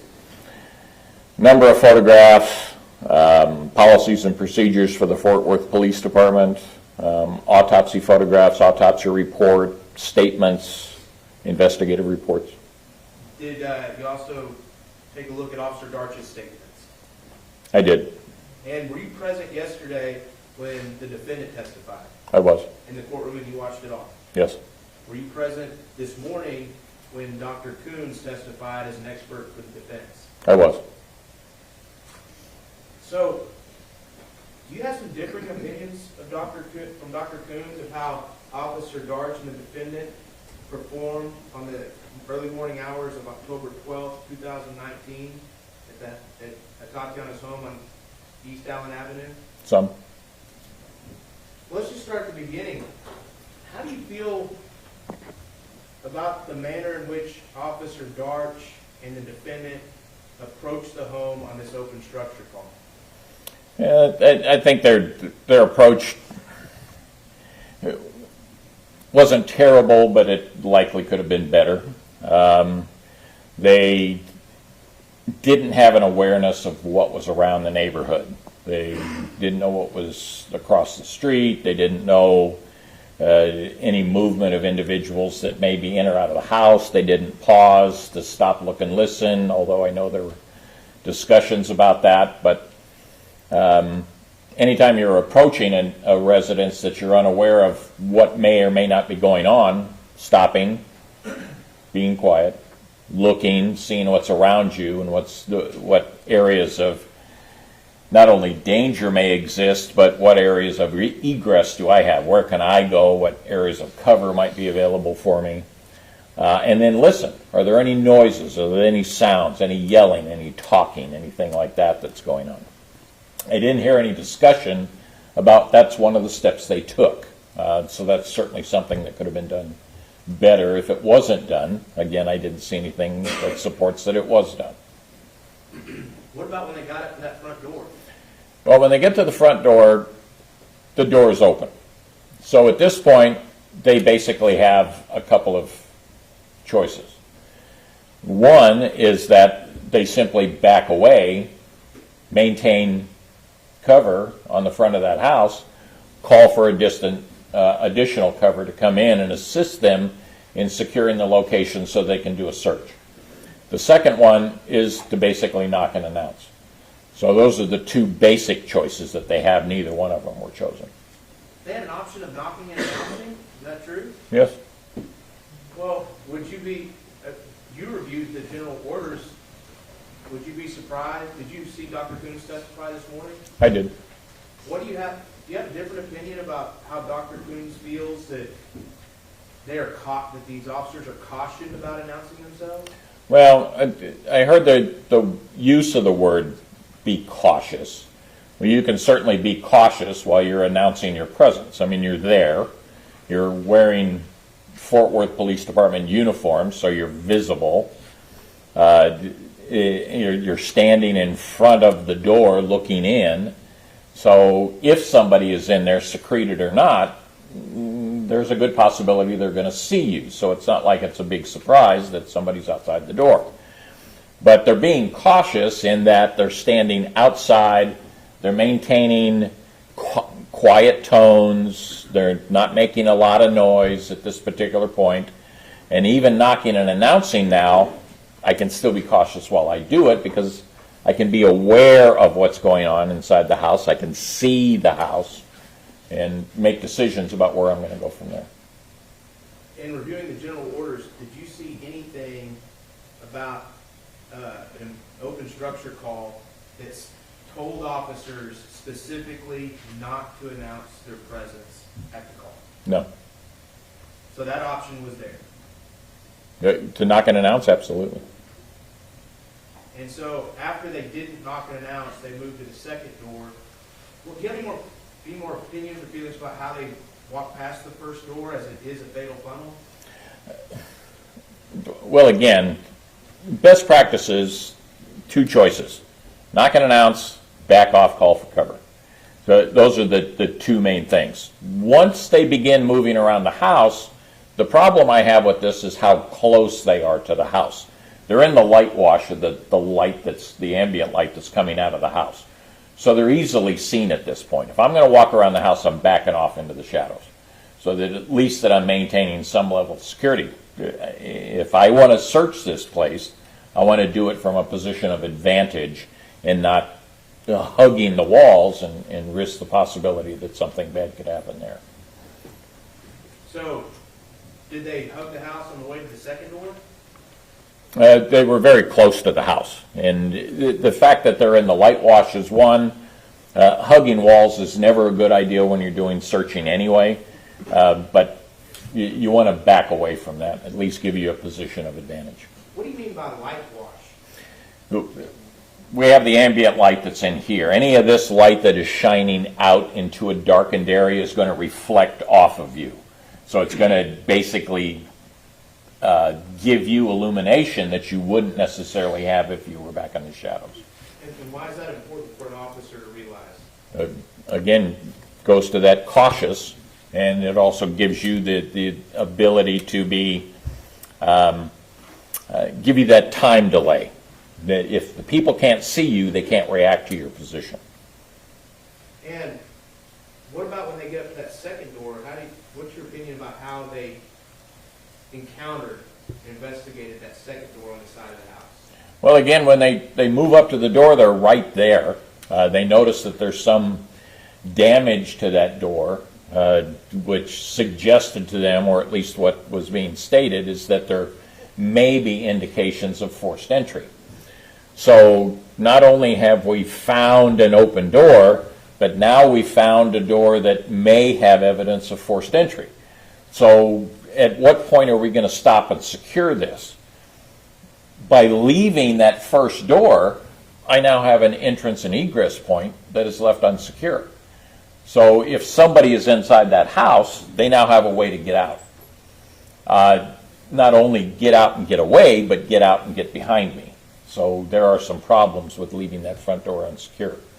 Coming up to the second one, they're now again hugging that area, making no indications that they're going to do any kind of knock and announce at this point.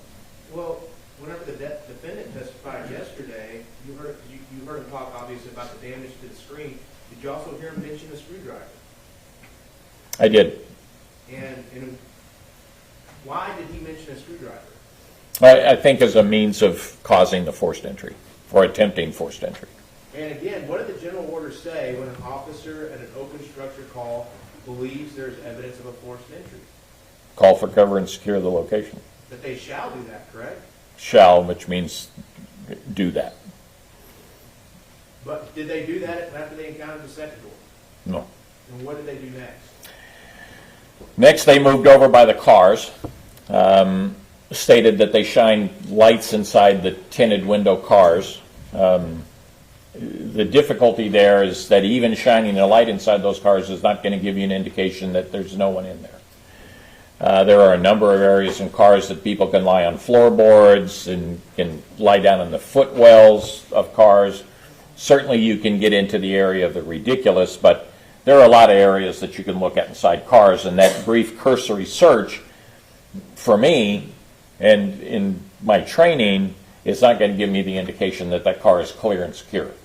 I don't have any information or any knowledge that they checked to see if the trunks were ajar, to where they could open those, that they checked the doors to see if they were locked or unlocked. Nothing like that. So now we have another point where there's the possibility that somebody could be secreted in those cars. What about underneath the cars? Isn't that another place to hide? Well, sure. Under the cars, around the cars, in the blind spots. What about when those officers walked over the lawnmower, weed eater, and that? You heard that testimony yesterday? I did. What significance did that testimony have for you? Well, again, there were a number of things about this house that it could just be a messy house. The fact that the lawn equipment is out there in the driveway area could be the result of a messy house.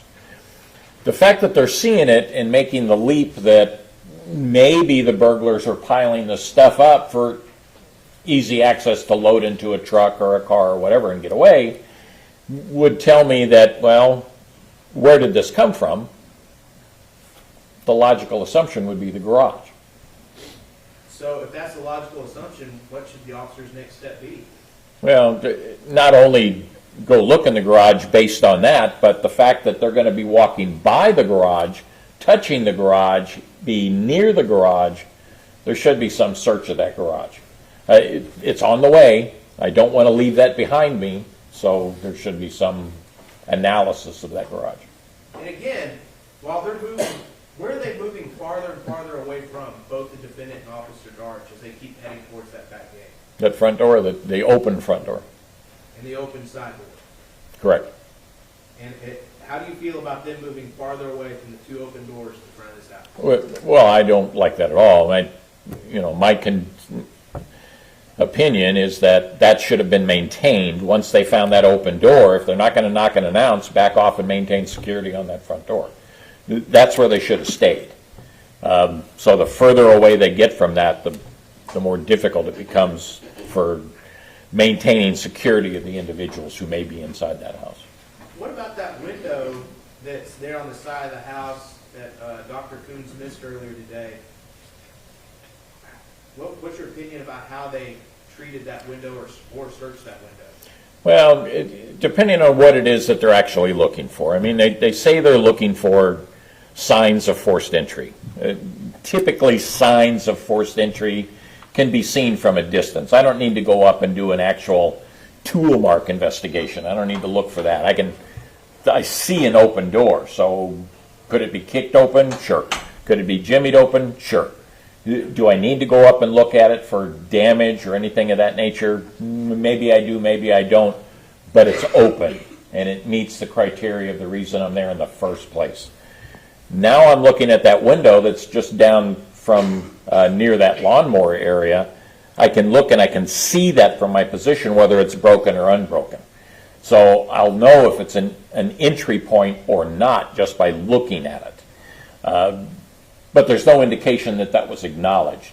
If I want to look at it for more detail, then certainly I need to get closer to it. Okay, so now back to the garage.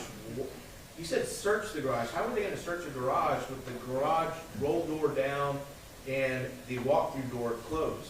Well, you can open the walk-through door. I mean, you can certainly do that or push on it to see if it's locked. But again, it's just like clearing a room. If I walk past this door, I'm leaving that that danger point behind me. It is now a point where somebody can come out of that door and cause me harm. So, when they get to that gate, how many danger points have they left behind them? Well, you've got the front door, you've got the side door, you got the cars, potentially that window, but I don't know about that. And the garage, if we don't go into the garage. And they, Officer Darson and the defendant have left that completely behind them as they approach that gate. Yes. That gate, that structure there with the side of the house, if you're standing facing the gate on one side of you and that garage on the other, was that a safe place for Officer Darson and the defendant to be? By the gate? By the gate with those little walls on each side being up against that gate. Well, yeah, you're basically in a trapped location. You have nowhere to move to at that point. If somebody were to come out of the house and toward them, they really don't have much of anywhere to go. I mean, they're kind of stuck in that point. So it's a bad position to be in. It's almost like a blind alley. Well, what's your opinion on the defendant entering that closed gate at the home of Atatiana Jefferson? Well, it's a secure location, and it's basically I'm doing a warrantless search at this point. You know, I'm about to open that gate and go into an area that is closed and secured. It would just be, if my front door was closed, it would be the same thing, opening my front door and coming in. It would be the same sort of thing. We're basically doing a warrantless search, and there's no identified exigency at this point. Okay, what do you mean by identified exigency?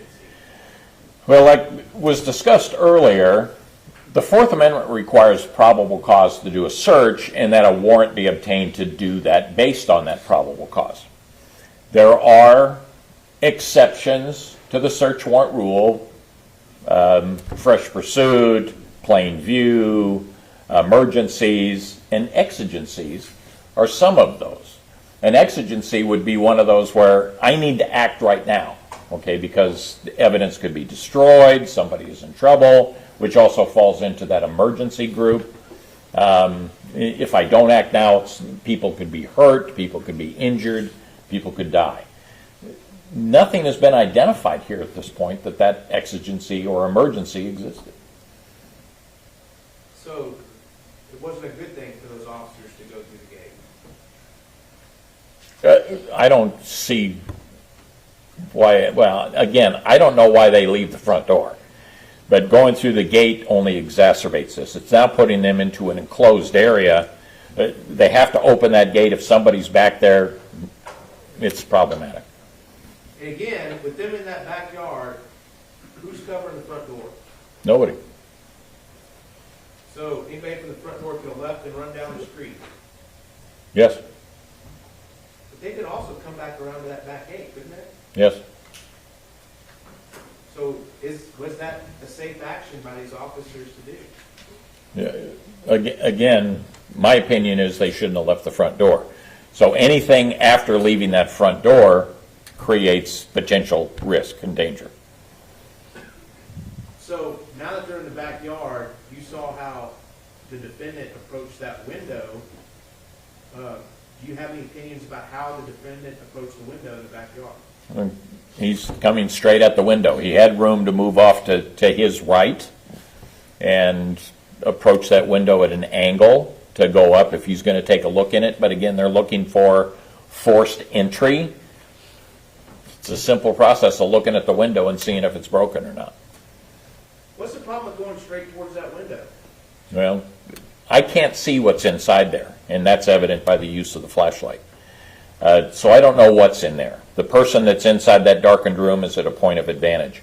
I'm outside, I'm shining my flashlight, I'm at a point of disadvantage because I'm letting everybody know where I am.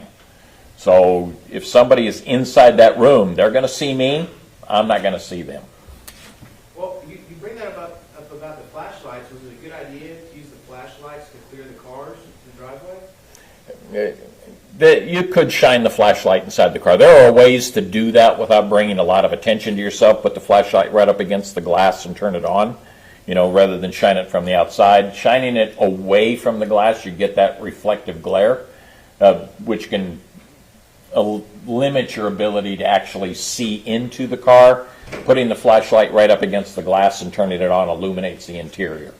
So I don't really give anybody outside or behind me or around me indications that I'm using it, and I can now see inside the car. Using the flashlight to look inside the car, I don't have a big problem with. The way that it was used, or at least the suggestion on how it was used, being away from the car, created difficulty actually seeing into the car itself, the same argument that I have for the way the bedroom window was looked into. I mean, if an officer is shining a flashlight in the dark, what's it telling to everybody around him?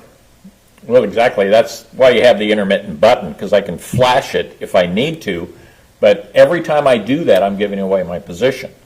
So if it's not completely necessary for some safety need, I shouldn't be illuminating that at all. And again, if safety was the primary concern, then it's your opinion they wouldn't have been in that backyard at all. Is that right? Agreed. So, do you have any opinions about how the officer, approached the window after he saw Atatiana Jefferson in it, according to his testimony? Well, once movement was perceived in there, he's describing it as a silhouette. Why we're not moving out of the line of fire? You maintain a position right in front of that window. Move off to a position of cover or concealment. Get into a position of greater safety and less risk for them to limit the ability of that person to see you or to identify your position. Would that have been a good time to also maybe alert the silhouette you just saw and you report with police? Well, I would certainly be identifying myself as a police officer at that point to let them know, because I don't know who this person is or if it's a person at this point. It's being described as a silhouette. I don't know if it's a human silhouette or not, I don't recall, but a silhouette. As I'm moving, I'm likely going to be producing my firearm and pointing it in that direction. I would agree with that tactic, but I'm also going to be announcing who I am and what my presence is. What about the moment that the defendant actually shot Atatiana Jefferson? Again, I'm not identifying the threat at this point. Looking at the video, I only have the video to look at. And video certainly is much different than what people are able to see. I don't know what the officer sees. I know what he says he sees, but I don't have the ability to support that conclusion.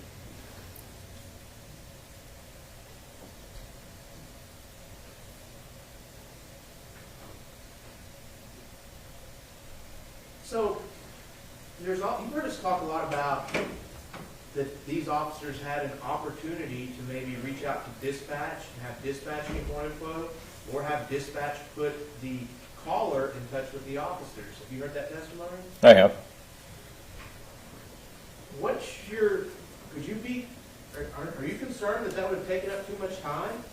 Well, no. Again, we don't have an exigency. We don't have an emergency. We're not in a rush. This isn't a race. We're not getting paid by the hour. I don't know why we need to rush through this, why we're not just taking our time. I go back to, and I keep harping on this, I don't really understand why they left that front door. They'd back off and call for some assistance, or knock and announce. Those are your two best choices at that point.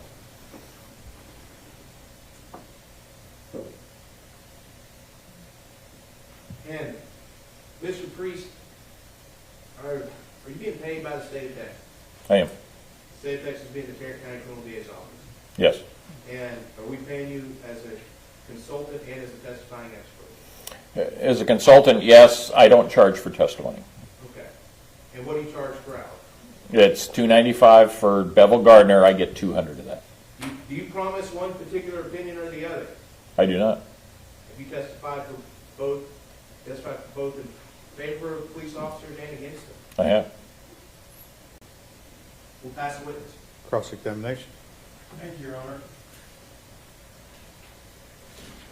And telling the truth, testimony is all about telling the truth, right? Yes, sir.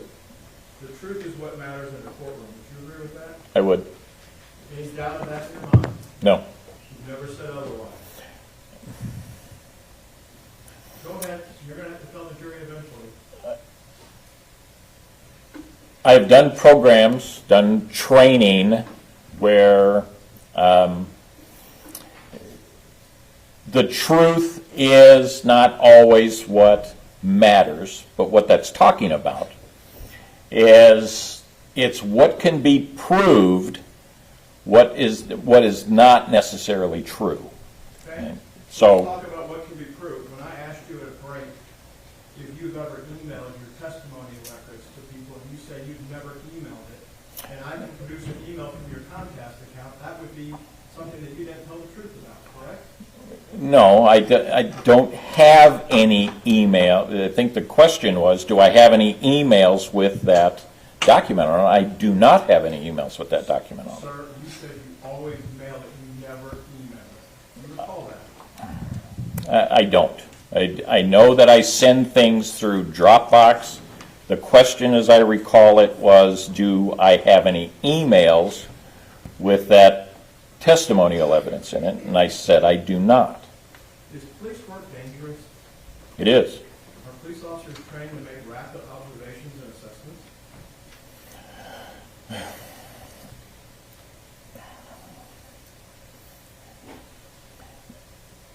Training, observation training. I know that there's a lot of discussion in police work about being a trained observer. And I never once recall going through a class on observing. But through experience, you become aware. And law enforcement officers need to have an awareness about what's going on around them. Would you agree that awareness comes with experience? Time on the street? It can. And depends on what your overall life experience is as well. And you understand the standard when you're looking at a police officer's actions is what the officer knew based on his training and experience at the time, correct? It can be. Well, it can't be, we can't substitute your 32 years for Aaron's on a call, can we? It depends. What is it that we're comparing? Are we comparing apples to apples, or it just depends? Well, in fairness, where we're getting at on this, you understand the case law in this area, yes? Yes. Okay? It's what the officer knew at the time he made the decision to shoot, correct? At the moment the shot is fired, that's typically when shootings are judged from, is at the moment force is used. And it's what leads up to that. We don't get the Monday morning quarterback like we're doing here. Oh, that's true. Okay. Does police work involve a balancing of risk? It can. When on a call, does a police officer need to trust their partner? Certainly trust is a big part of working in scenes or investigations.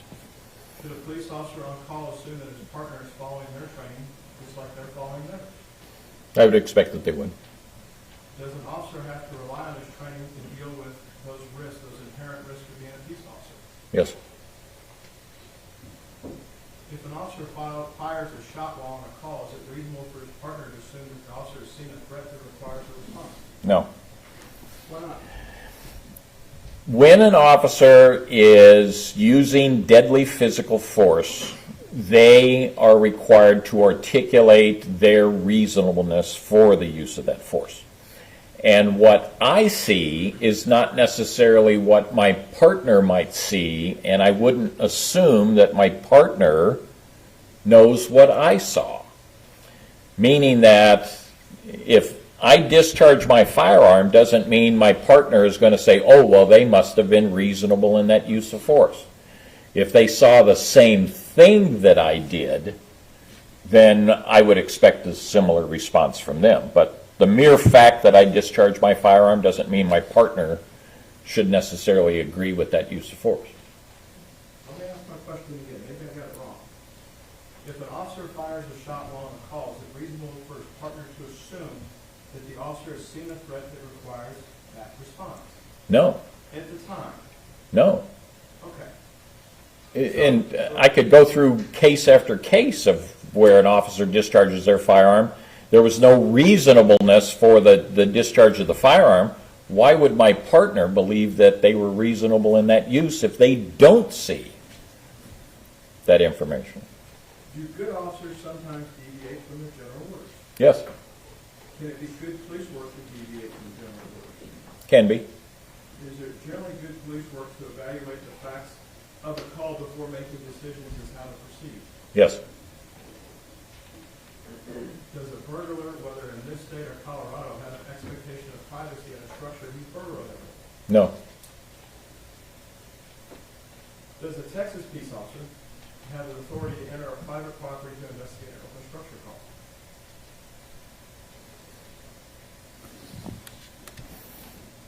I don't know the answer to that. Well, you just told the jury on direct it was okay to raise the garage door and go snooping around in the garage, but it's not okay to go in the backyard. So how do I differentiate those two, sir? I said secure the garage door. Check the garage door to see if it's closed and see if I can push that door open. Okay, if you push the door open, opening a plane of a structure is like Emmitt Smith crossing the ball across the goal line. As soon as you break the goal line, you've entered the structure, correct? I see the argument. And let me ask the next question. Colorado adopted its law when it became a state from Texas. So burglary of a building in Colorado, probably pretty much the same as burglary of a building in Texas, yes? Pretty close. So if you break the plane, the ball breaks the goal line going in, you stick your hand in somebody else's vehicle, that's burglary of a motor vehicle in Colorado or Texas, correct? Yeah, I would agree with that. Okay. So we have some inherent risk. On direct, you say it's okay to go look around in the person's garage, but it's not legal for Dean and Darch to be in the backyard. Is that what I'm understanding? No, I didn't say that it was okay to go looking around inside the garage. I said it was okay to clear that garage, to see if that door is open, if I can push that door open, to see if that's going to be a threat to me. Well, how do I clear a garage without going in it then? Well, I want to make sure that I don't have anybody behind that. The same thing that I'm doing when I'm looking inside that car. I want to make sure there's nobody hiding in there or around there. I'm going to back up just a little bit. If I were doing this scene, I'm not going to be that far anyway. I'm going to be staying at the front door. I'm not going to get to that point. But if I'm going to be doing those areas and that garage door is now behind me, I'm going to make sure that I don't have a threat there. Okay. So if I understand your theory of Fort Worth police policy, if they see an open structure, a priority to call that's a two-person call should go to a 4 or 5-person call for every call? I'm saying that if I get to that location and I got an open door, then I have two choices. One is to back off, call for cover, and secure the location like the policy says, or I knock and announce. Those are my two choices at that point. Walking around the house is not at the top of my consideration unless I have an emergency or an exigency. Would you agree with me that the alphabet still goes A, B, C, D? Yes. Okay. You keep harping on D, but you jumped over C in this little standard. The unit in charge shall call and inspect the structure to determine if there's any sign of forced entry. That's before backup and secure. Would you agree C becomes before D? That's not true. When you look at silent alarm, the number 2 thing is to back off and secure. And then the next one is to look for signs of forced entry.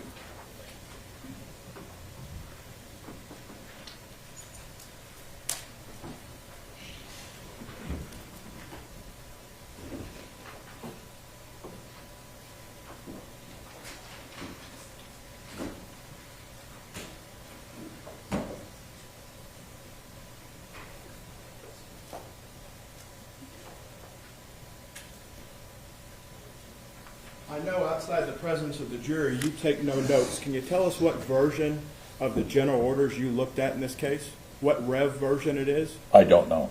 So you- It was the ones that were sent to me by the DA's office. So you don't know if you looked at a complete set of general orders?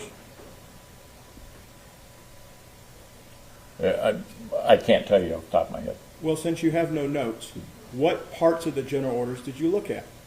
I looked at the ones dealing with silent alarm, burglary of a residence.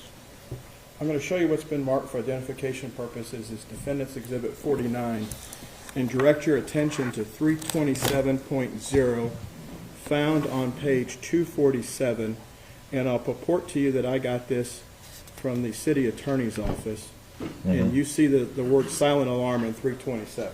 That's correct. Okay? So you have A and you have B, correct? Correct. Okay? Am I wrong that we don't have secure the premises right there at the park? All main exit ways should be guarded to prevent escape from the prisoner. That's secure that location. All main exits. So that's secure that location. Take a look at D. D is what you've been harping on, is it not? No, this is looking for signs of forced entry. I'm talking about secure the location. That's what this number 2 is secure that location. Guard those entry and exit points. Okay. What kind of vehicles were in the driveway? 2 cars. What kind? You said you got to look on the floorboard to find somebody hiding on the floorboard and do a detailed search. You've studied this case. How big are the floorboards in those cars to find somebody secreted down on the floorboards? Well, the time that they spent at those cars didn't suggest to me that they did any kind of thorough search at all. I don't know that they checked the trunk lid. I don't know that they looked clearly on the floorboards. The time that it took for them to go by there, I don't see that they could have done any kind of search, no less a detailed one. Based on your notes that you have, how long did they spend at each vehicle? It wasn't long based on the body-worn camera footage. All right. Signal 56 says you treat it like a silent alarm, correct? Correct. And if it was an audible alarm in the general orders that you have here, you also treat it like a silent alarm, correct? Correct. Because you've studied that before. Yes. This case is not the first case that you've seen those general orders, correct? Correct. And the city of Denver has the same type of general orders, roundabout so. The general orders are in every department in the U.S., yes? Yes. You've been to 32 states. Department of Justice has their general orders. Yet, people deviate from general orders every day, correct? Of course. Denver's had general orders for a long period of time. Yeah. And when officers deviate from general orders, they do it and they have to stand for it and be able to answer and be accountable for their actions. You'd agree with that? I would. And even if they're doing stuff, I believe that the state has asked a lot of questions of folks that people should just go up and try the door. The front door to see if the door opens. You've been here long enough to hear those questions, haven't you? I have. Do you remember a patrolman by the name of Robert Eugene Sandoval? You do, don't you? Name sounds familiar. He was a Denver police officer who was shot by a homeowner and died years later of his injuries because the homeowner was startled when he grabbed the storm door during what they thought was a break-in when the officer showed up to check it, correct? Yes.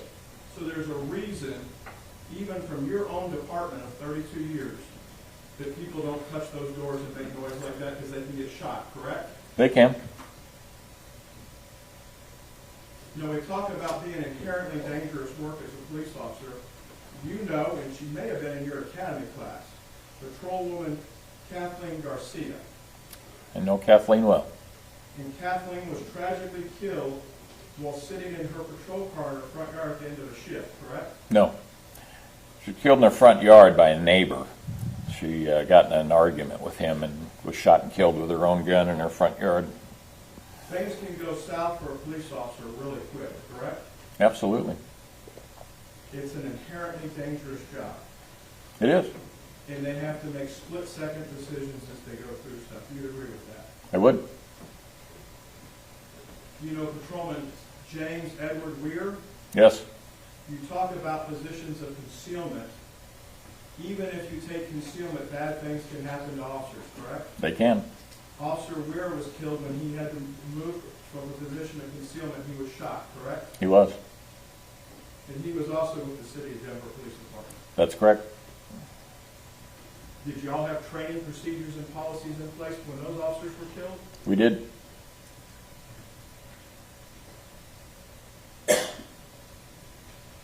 the window that's by the Bravo side door, the B side door, it has a Weber grill in front of it. Do you recall that? Yes. And the Weber grill looked like the lid was still on it. It looked like if you had to get to the window, you were going to have to go over a bunch of stuff to get there. Do you agree with that? I would.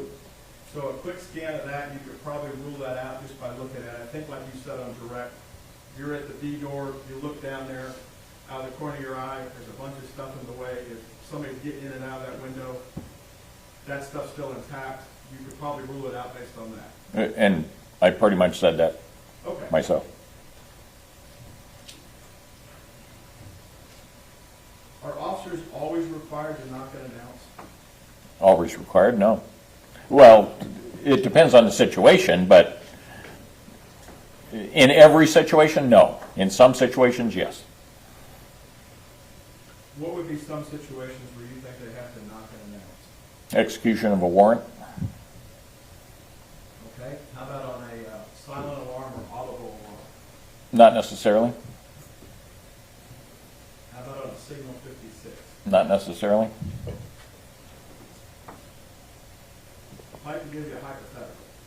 Can I approach the board here? Yes.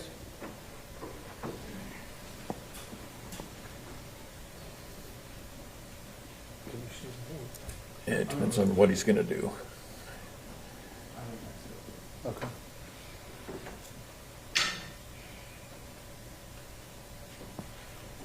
Instead of a rear window, what if I make it a garage? And with the garage, I'm going to make it an audible alarm.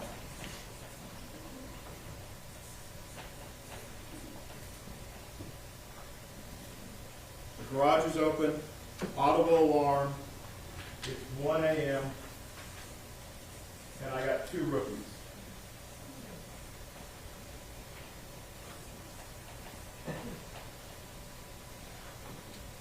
The audible alarm, though, is not at the house where the garage is open. It's at another house, and they go to the wrong garage.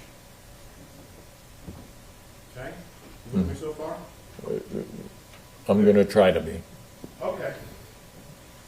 The 2 rookies go to the wrong garage, wrong residence, and walk up on somebody in the garage. Okay? Okay. With me so far? They walk up on somebody and that person comes out of the house with a gun. If the officers are dispatched on an audible alarm, an alarm call from Alarm Center, do the officers have a right to be there in that scenario?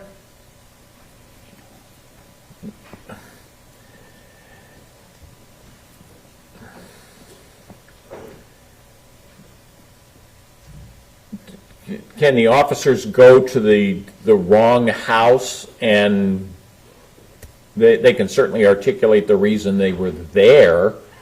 Do they have a right to be there? I suppose they're investigating a case. They believe they were at the right location. So I imagine they have a right to investigate what they think is the right location. I'm sorry, I didn't mean to cut you off. Please finish. The fact that they go into the location, they believe it's the correct location.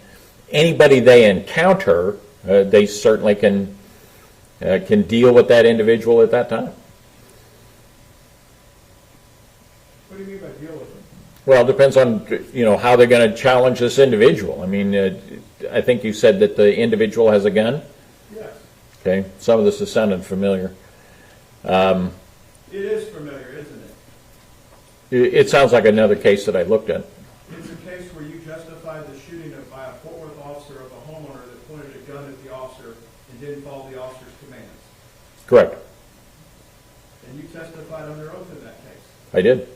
And you said the officer's actions were justified when the homeowner, who the officers didn't know at the time was the homeowner, brandished a weapon at the officers. He raised the gun up and the officers shot him. Correct. They went to the wrong address. They walked up on the property. They had separated at one point.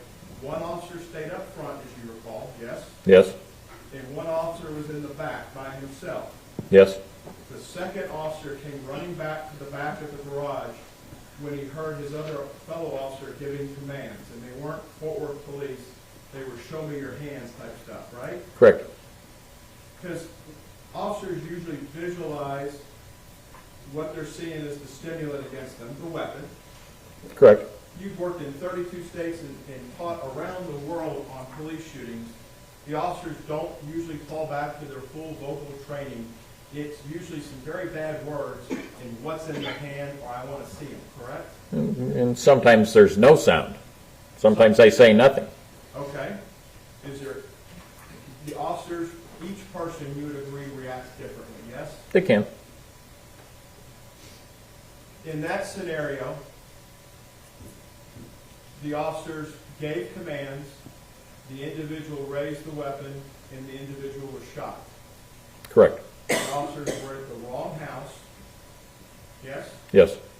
The officers were inside the garage, Correct. and the homeowner was the one that was shot. Correct.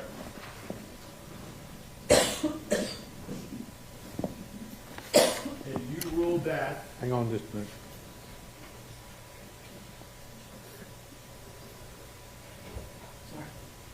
Mr. Brissett? thank you, Your Honor, and you ruled that a clean shoot is in the province of your world. Well, full disclosure on that, my original assignment was that the argument was the individual was raising his hands at the time that he was shot and was not armed. And I was asked to look at it to determine what his position was based on the shooting reconstruction and the bullet wound location and the blood stains.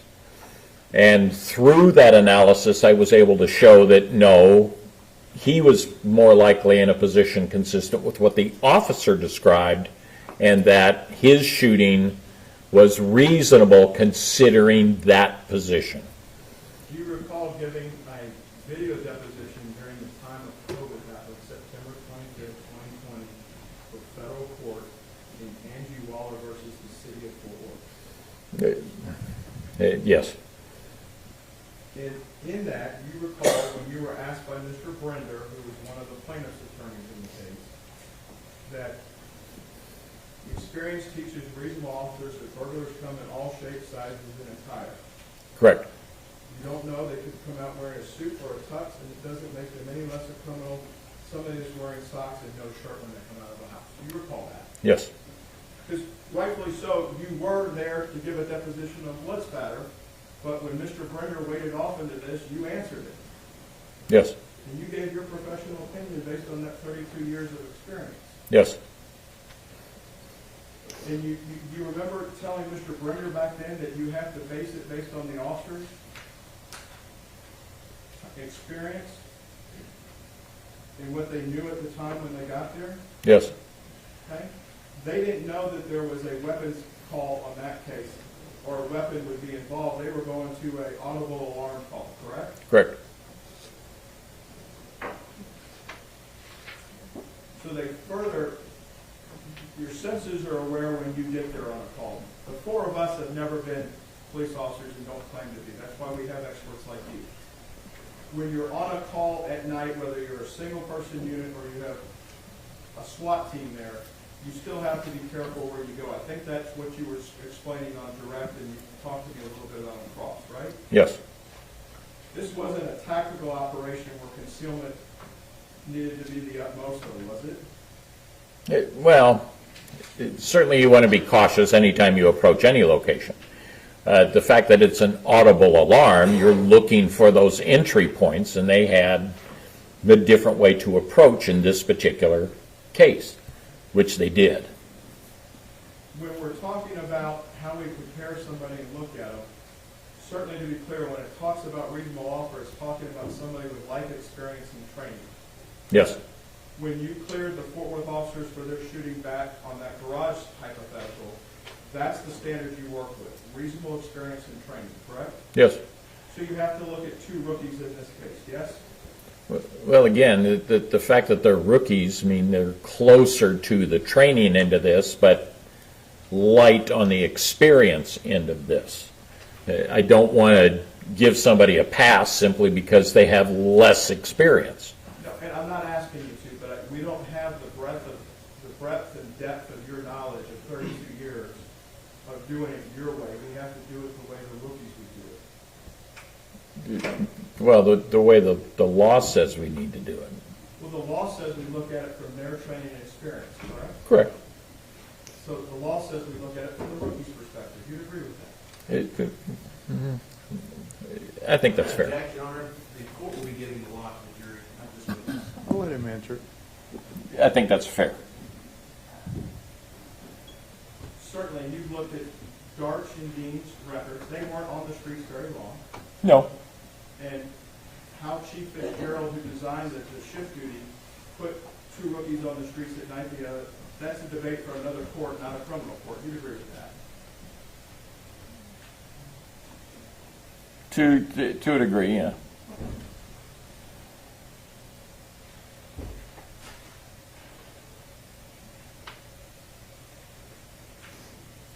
Do you have any qualms with the study, the Blair study that Dr. Koontz talked about reaction times? You've read that before, haven't you? Yeah, Blair's not the only one that's done that. There are several people that have done that sort of thing. It's the same sort of deal with the 21-foot rule. And yeah, I'm very familiar with the study, but lots of studies like it.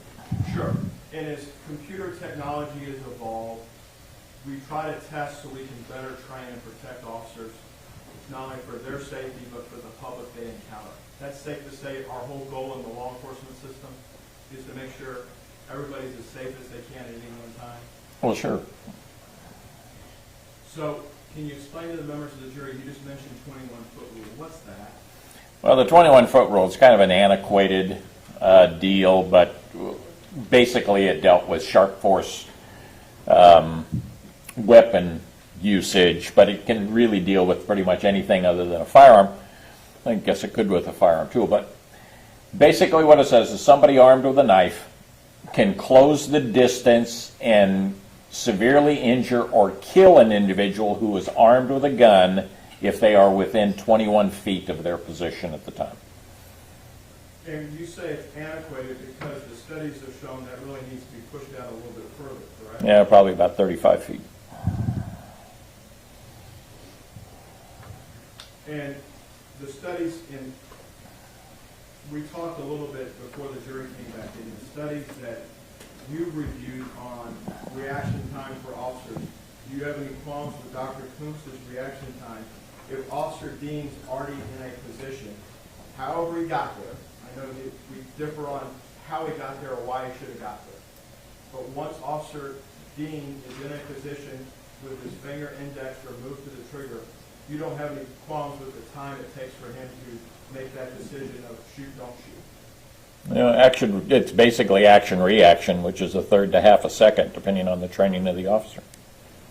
And at the point that he got there, I know we disagree on how he got there, but you talk about different decisions along the way. Would you agree with Dr. Koontz that once we're there and a weapon, if that's what Dean's testimony is, and what Mr. Frederick showed with an object in this individual's hand in the window, once we get to that point in Defense 40, slide 53 through 56, where there's an object coming forward, we're at a decision point of shoot, don't shoot, are we not?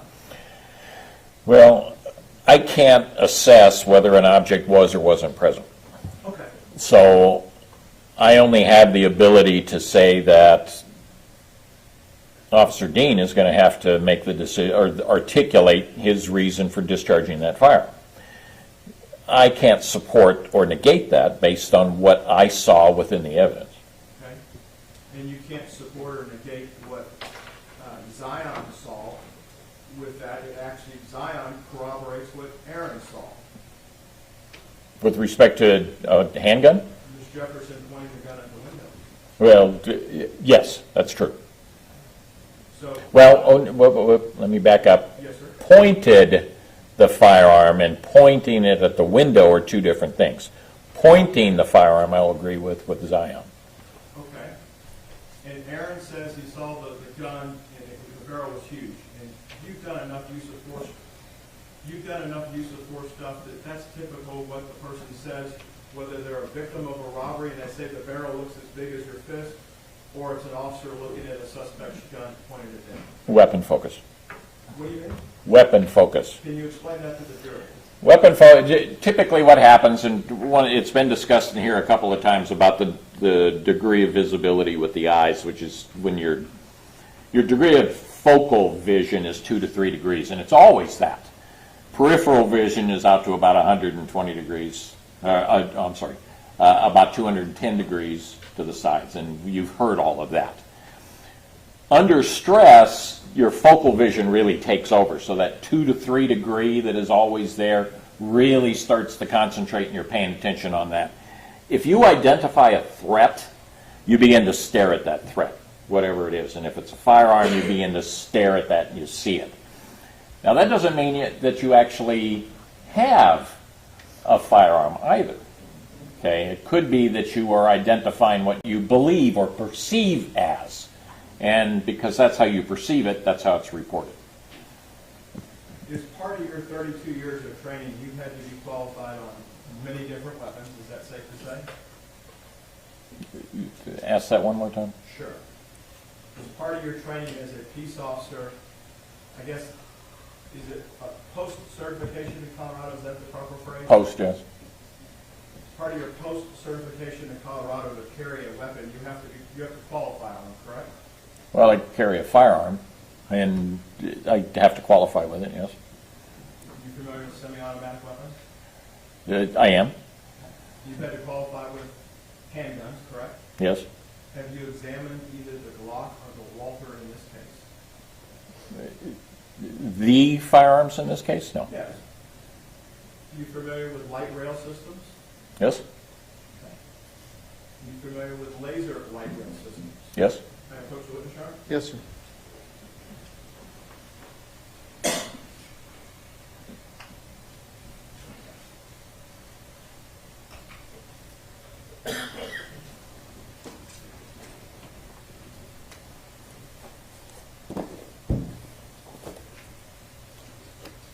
I'd ask you first, Lieutenant, to take a look at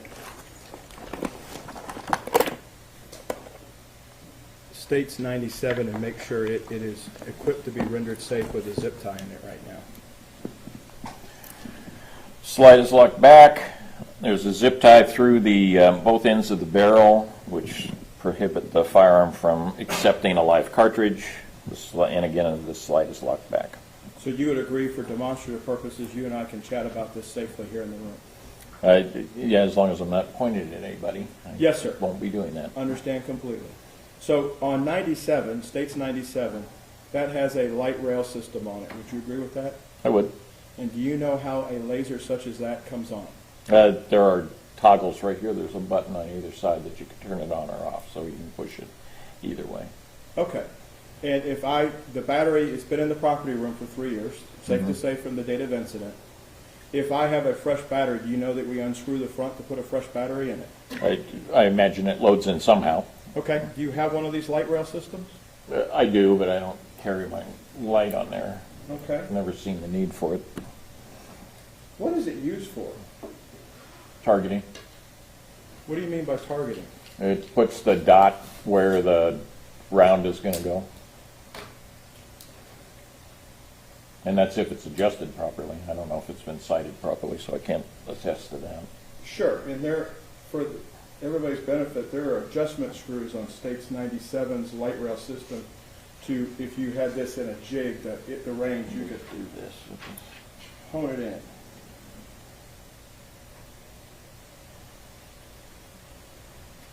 And showing 97, you mentioned a minute ago on 97, if you hit the button Yes.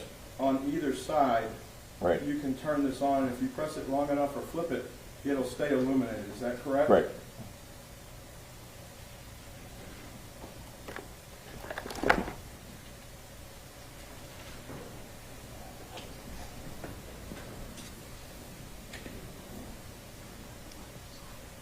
I want to go back to some of your teachings on behalf of your firm. Do you still hold the position that you taught nationally that we have criminal jury system which is superior to any in the world, and its efficiency is only marred by the difficulty of finding 12 men every day who don't know anything and can't read. Yeah. That's, And that's your view of a jury, is it not? it is a joke that is part of a PowerPoint for testimony. And it's to teach experts such as yourself how to testify in front of a jury, correct? No, it's to teach anybody that wants to talk about testimony, and it is a joke slide. Well, if you go through some of the other side, it says, get ready for rapid fire questions from, like that Dean had to experience. Yes? And get ready for questions that might be unfair in rapid fire. Correct. You think I've been fair with you today? You know, I've done this so long, I don't know that I'd identify an unfair question. I agree with you on that. Thank you. Pass the witness. Read the record. Now, Coach. Yes, sir.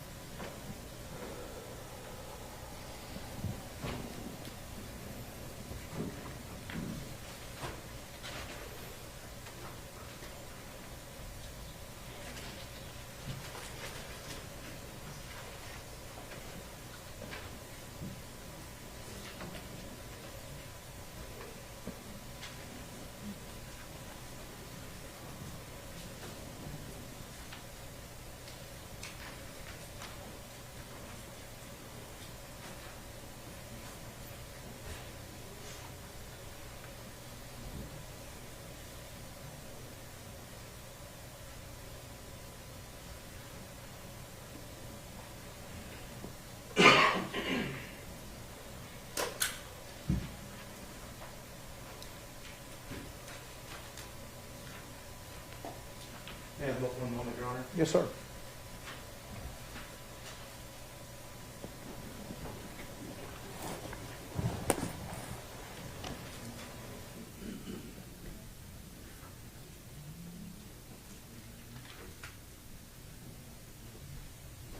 May I approach the witness, Your Honor? Yes, sir. Sir, I'm handing over to marked State's Exhibit 122. Do you recognize it? I do. And is that the same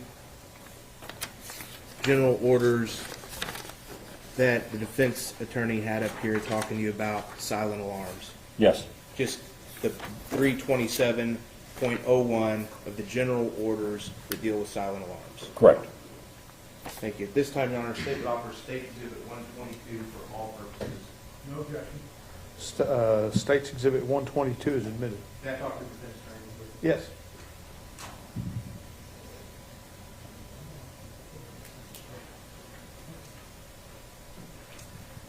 Now, Mr. Priest, this case in Fort Worth, the man that was shot, was he following the officer's orders? No. Did he have an opportunity to follow the orders? Yes. You've seen the video that Atatiana Jefferson had the opportunity to observe the defendant's orders? No. And the defense attorney asked you a bunch of names. Do you recognize the name of Atatiana Jefferson? Other than from this case, no. But you know the name now, don't you? Very well. And where did she die?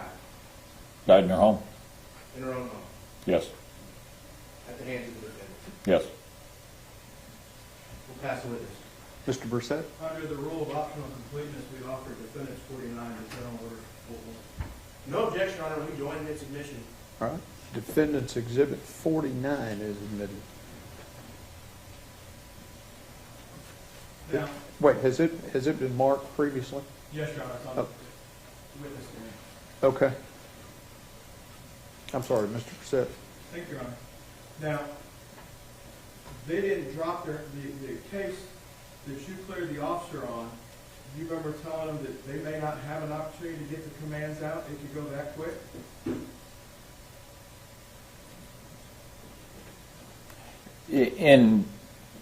I don't recall it specifically from this case, but yeah, that's quite possible that you can't get commands out very quick. And as you're visualizing as an officer what's coming up at you, the prerequisite that the media and everybody else wants to have in any shooting case that really isn't reality is officers are faced with deadly force, and it may be that quick, and they have to make a life-second decision. Agreed? And you don't have any problem with Dr. Kunz's timing for the split-second decision once he's, regardless of how he got there, once the decision is shoot, don't shoot. If Dean says he's faced with a deadly weapon and it's presented at him, you said earlier on direct that mere presence alone is sufficient to identify the officer. Do you recall that? Well, mere presence alone, if the officer is seen, can identify them. But yes, I mean, in a basic sense, the fact that the officer is there wearing a police uniform, that's enough to identify them as a police uniform if they are recognized. Correct. Sure. And that's the whole part of this. But that's the general training that Fort Worth and every other department in the United States operates under, correct? I'd agree. If you have a uniform on, that checks off the first box, you're a police officer. I agree. Like if somebody's in a military uniform, you know combatant versus non-combatant, correct? Agreed. And there may be situations in time, and you've seen the timing in this case, where if Mr. Fredericks stills on defendant's 40 at slides 53 through 56 have the timing with the voice overlay, that whatever's in that person's hand inside, Ms. Jefferson's hand, there's something coming up in her right arm. Do you disagree with that? Whatever it is, there's something, if Grant, do you disagree with Mr. Fredericks? I don't know what she's holding, if anything. So when you were looking at this, I know you didn't take any notes when you were looking at the videos. Did the state ever give you, we looked at Axon Interrogate yesterday with Mr. Fredericks. The precursor to that was Input Ace, which was Mr. Fredericks' product. And the Fort Worth Police Department or the Tarrant County DA's office both have copies of it. I have one. Do you have Input Ace? In your farm, you do a lot of crime scene stuff. Yeah, but no, I mean, we don't typically use that kind of program. Okay. You just look at it with whatever software is generally available to the public? When Yeah. you're doing your crime scene reconstruction? It is like body-worn camera? Yeah. Yes. So you never look at it, the forensic detail to see what is artifacts or anything like that, and you make your opinion just off of, you never interrogate it, for lack of a better term? Well, typically no, because again, my ability to look at that frame by frame by frame is not how the officer actually saw it. And they may see things that the video is not. So looking at the video, I see what the video is showing. You know, looking at it frame by frame is not how people see things. And would you agree that the video may, if it captures and saves stuff that's wrong, that didn't get recorded, like artifacts or overwash from the flashlight, that Mr. Frederick said yesterday, you can't unsee something you've seen, correct? Correct. You'd agree with that? Agreed. Were you given the individual stills from the Input Ace discovery that was done the morning of this shooting by the Fort Worth police, that everything Mr. Fredericks did, minus the arrows, was available to the police when they were investigating this by 10 o'clock Saturday, October the 12th, 2019? I would agree that they had the body-worn camera and could do that kind of analysis, yes. And have you seen the edited version that the city of Fort Worth put out that morning that was done in Input Ace? The stills were available, the edits were available, the triers that were looking at that, the officers could look at that in the same forensic software that morning. Have you ever looked at those forensic edits as you were looking through this case? I don't believe I have. Did they just not provide them to you? I can't say they haven't. I don't recall seeing individual stills, but I can't say they didn't provide them. It's part of your job, because you're a big consulting firm that goes around the world, correct? Yes. Do you have somebody on your team that intakes, here's a list of all the evidence I received so I know what I had when I'm forming my opinion? Well, I have a list of all of that. I just can't recall everything that I have from my head. How do you make the list if you don't take any notes? Well, I've got the file on my computer. Okay.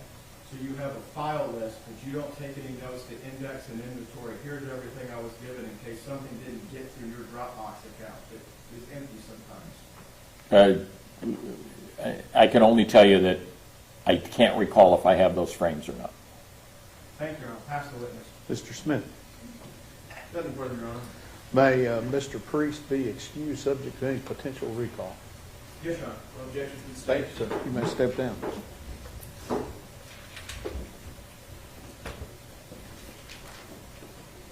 I need my microphone back. Come on.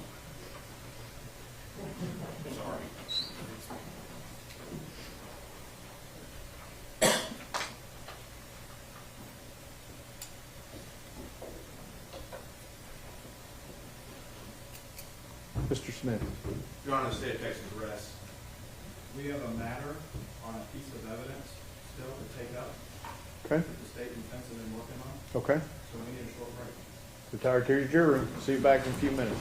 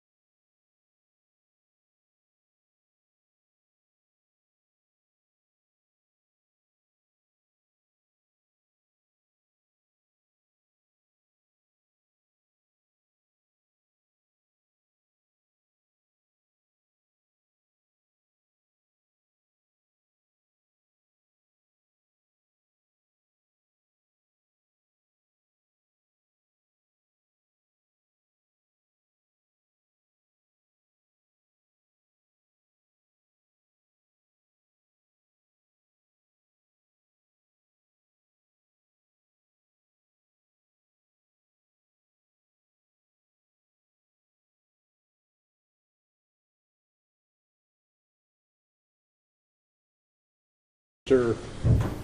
Gill, your turn. At this time, the defense offers the defendant's exhibit number 50. We had a discussion about this at the bench. It is another portion of the forensic interview of Zion Carr, portions of which have been offered and admitted at other points during the trial. I don't recall what the largest segment of it, I don't recall the state's exhibit number of that, but there was a second exhibit offered and admitted by the state, which is state's exhibit 116, which is the second portion of that interview. We offer this portion of the interview under Rules 106 and 107, it being part and parcel of the exhibit that was offered earlier by the state on the same subject matter of the forensic interview of Zion Carr. So as I understand the way the interview was admitted, it was agreed to between the parties as to certain portions of the interview would be played and certain portions would not be played. The interview was not admitted in its entirety. Is that correct, Mr. Smith? That is correct, Your Honor. And that's your understanding, Mr. Gill? It was the state's exhibit. We did not oppose its admission. The first exhibit was admitted without objection, and then there was a second portion offered by the state, which was state's exhibit 116, which came in without objection. Now we're offering defendant's exhibit 50, which is a part of the same interview. But it's my understanding that the portion that you're wanting to offer does not relate to the incident on trial here. It relates to a totally separate incident. It relates to Ms. Jefferson's handling of the weapon on a second occasion, which is consistent with her handling of the weapon on this occasion, in which Zion Carr also demonstrates with his hands how she manipulates the weapon. The relevance being on this occasion, a live round is found in her feet. And on the occasion described on defendant's exhibit number 50, it was described how in a separate incident she manipulated the slide of the weapon and ejected a live round and said, "Oh, it's already loaded," which is behavior consistent with her behavior on October 12th, 2019. Response. Your Honor, going back to Monday of last week, December 5th, after when Zion Carr testified, the state made it clear on the record that testimony was different than he had divulged to us in prior meetings and in the forensic interview. The defense acknowledged that we had been sending them disclosures about meeting with witnesses, and the defense at that time said that they did not believe that the state of Texas was holding anything back, and they acknowledged that the state had heard that new testimony for the first time with the defense in this courtroom, so there was not a 3914 or Brady violation. At that time, instead of subjecting Zion Carr to the lengthy process of rewatching the forensic interview piece by piece for the defense to impeach him with prior inconsistent statements, the state made an offer with the defense to play the portion of the forensic interview that dealt with what Zion Carr had discussed happened at his grandmother's home on the early morning hours of October 12, 2019. The state of Texas told Mr. Gill specifically, we don't care which parts we play, we just would like to keep the part out about the incident with the car on a different day and Atatiana Jefferson and her weapon, because it's extraneous, has nothing to do with this case, and has no evidentiary purpose whatsoever. At that time on Monday, Mr. Gill said, that's fine, and we played that first portion. A couple of days later last week, I can't remember if it was Mr. Brissett or Mr. Gill, they approached me and said, hey, we want another piece of the forensic interview played. I said, no problem. The state of Texas has in its possession a format of the forensic interview which makes it easier to redact. So they asked the state to redact that portion. We pulled it out. I showed it to them. Mr. Gill was nice enough to inform the state of Texas that that was not the right portion. It talked about something completely different. Another portion the state didn't want to keep in, so the state appreciated Mr. Gill telling us that. We got the right portion. They listened to it, and that was the second part of the forensic interview. So we would object to the optional completeness because this was done by agreement so that they didn't have to impeach Zion Carr in that lengthy process so they could get that testimony out the way they wanted. And then also that this is a completely extraneous matter on a different day, that its prejudicial value, its prejudicial effect outweighs its probative value. So do we have a complete copy of the forensic interview that has been introduced for purposes of the record? Yes, we have, Your Honor. That is State's Exhibit 94 Okay. for record purposes only. Right. And the exhibit that you're wanting to introduce, Defendant's Exhibit 50, is the final portion of State's 90 that you would want to show? Correct. Okay.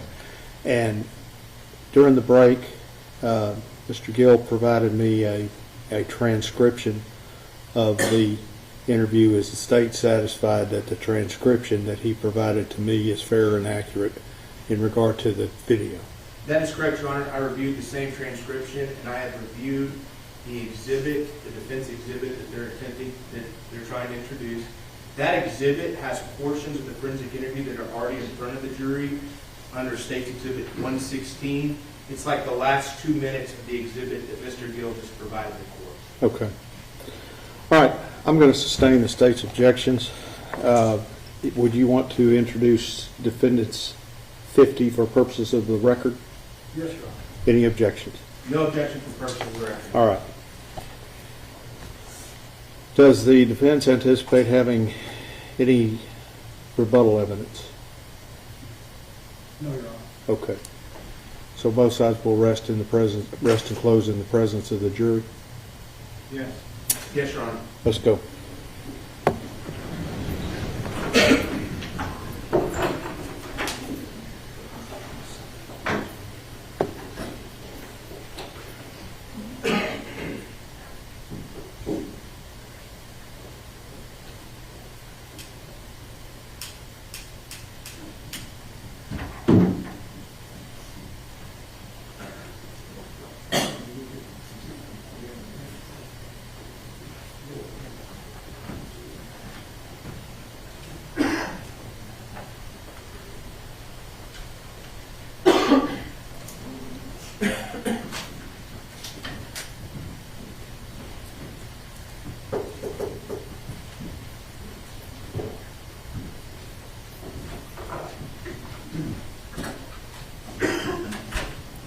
Everyone may be seated. Mr. Brissett, Mr. Gill. Your Honor, and ladies and gentlemen of the jury, the defense closes.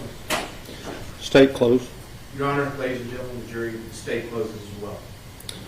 Thank you. You may be seated. That's going to be all the evidence that you're going to hear.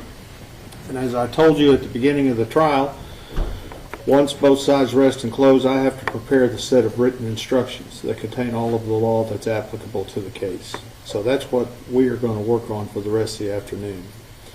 I'm going to allow you, however, to remain here for as long as you want to review your notes, because I anticipate in the morning when you come in, we'll hit the ground running. I'll read those instructions to you. The lawyers will make their closing arguments, and then you'll retire to your jury room to begin your deliberations.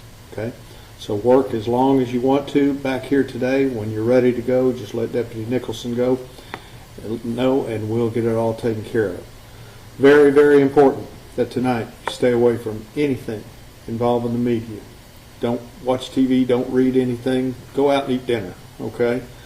Because tomorrow we begin on your time. You're in control of this tomorrow, not me. So work as long as you want to today. We'll see you in the morning. Your Honor, before we maybe approach. Yes? Yes.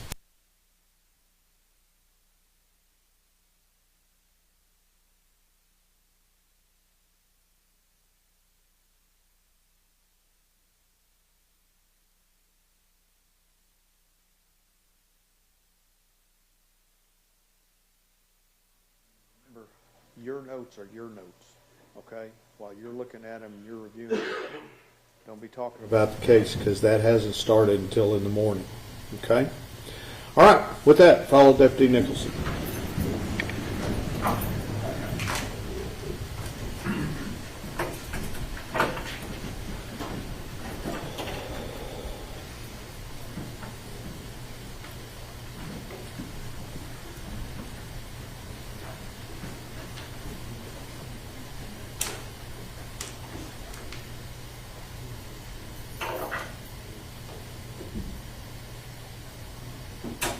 All right, everybody, we're through. Thank you.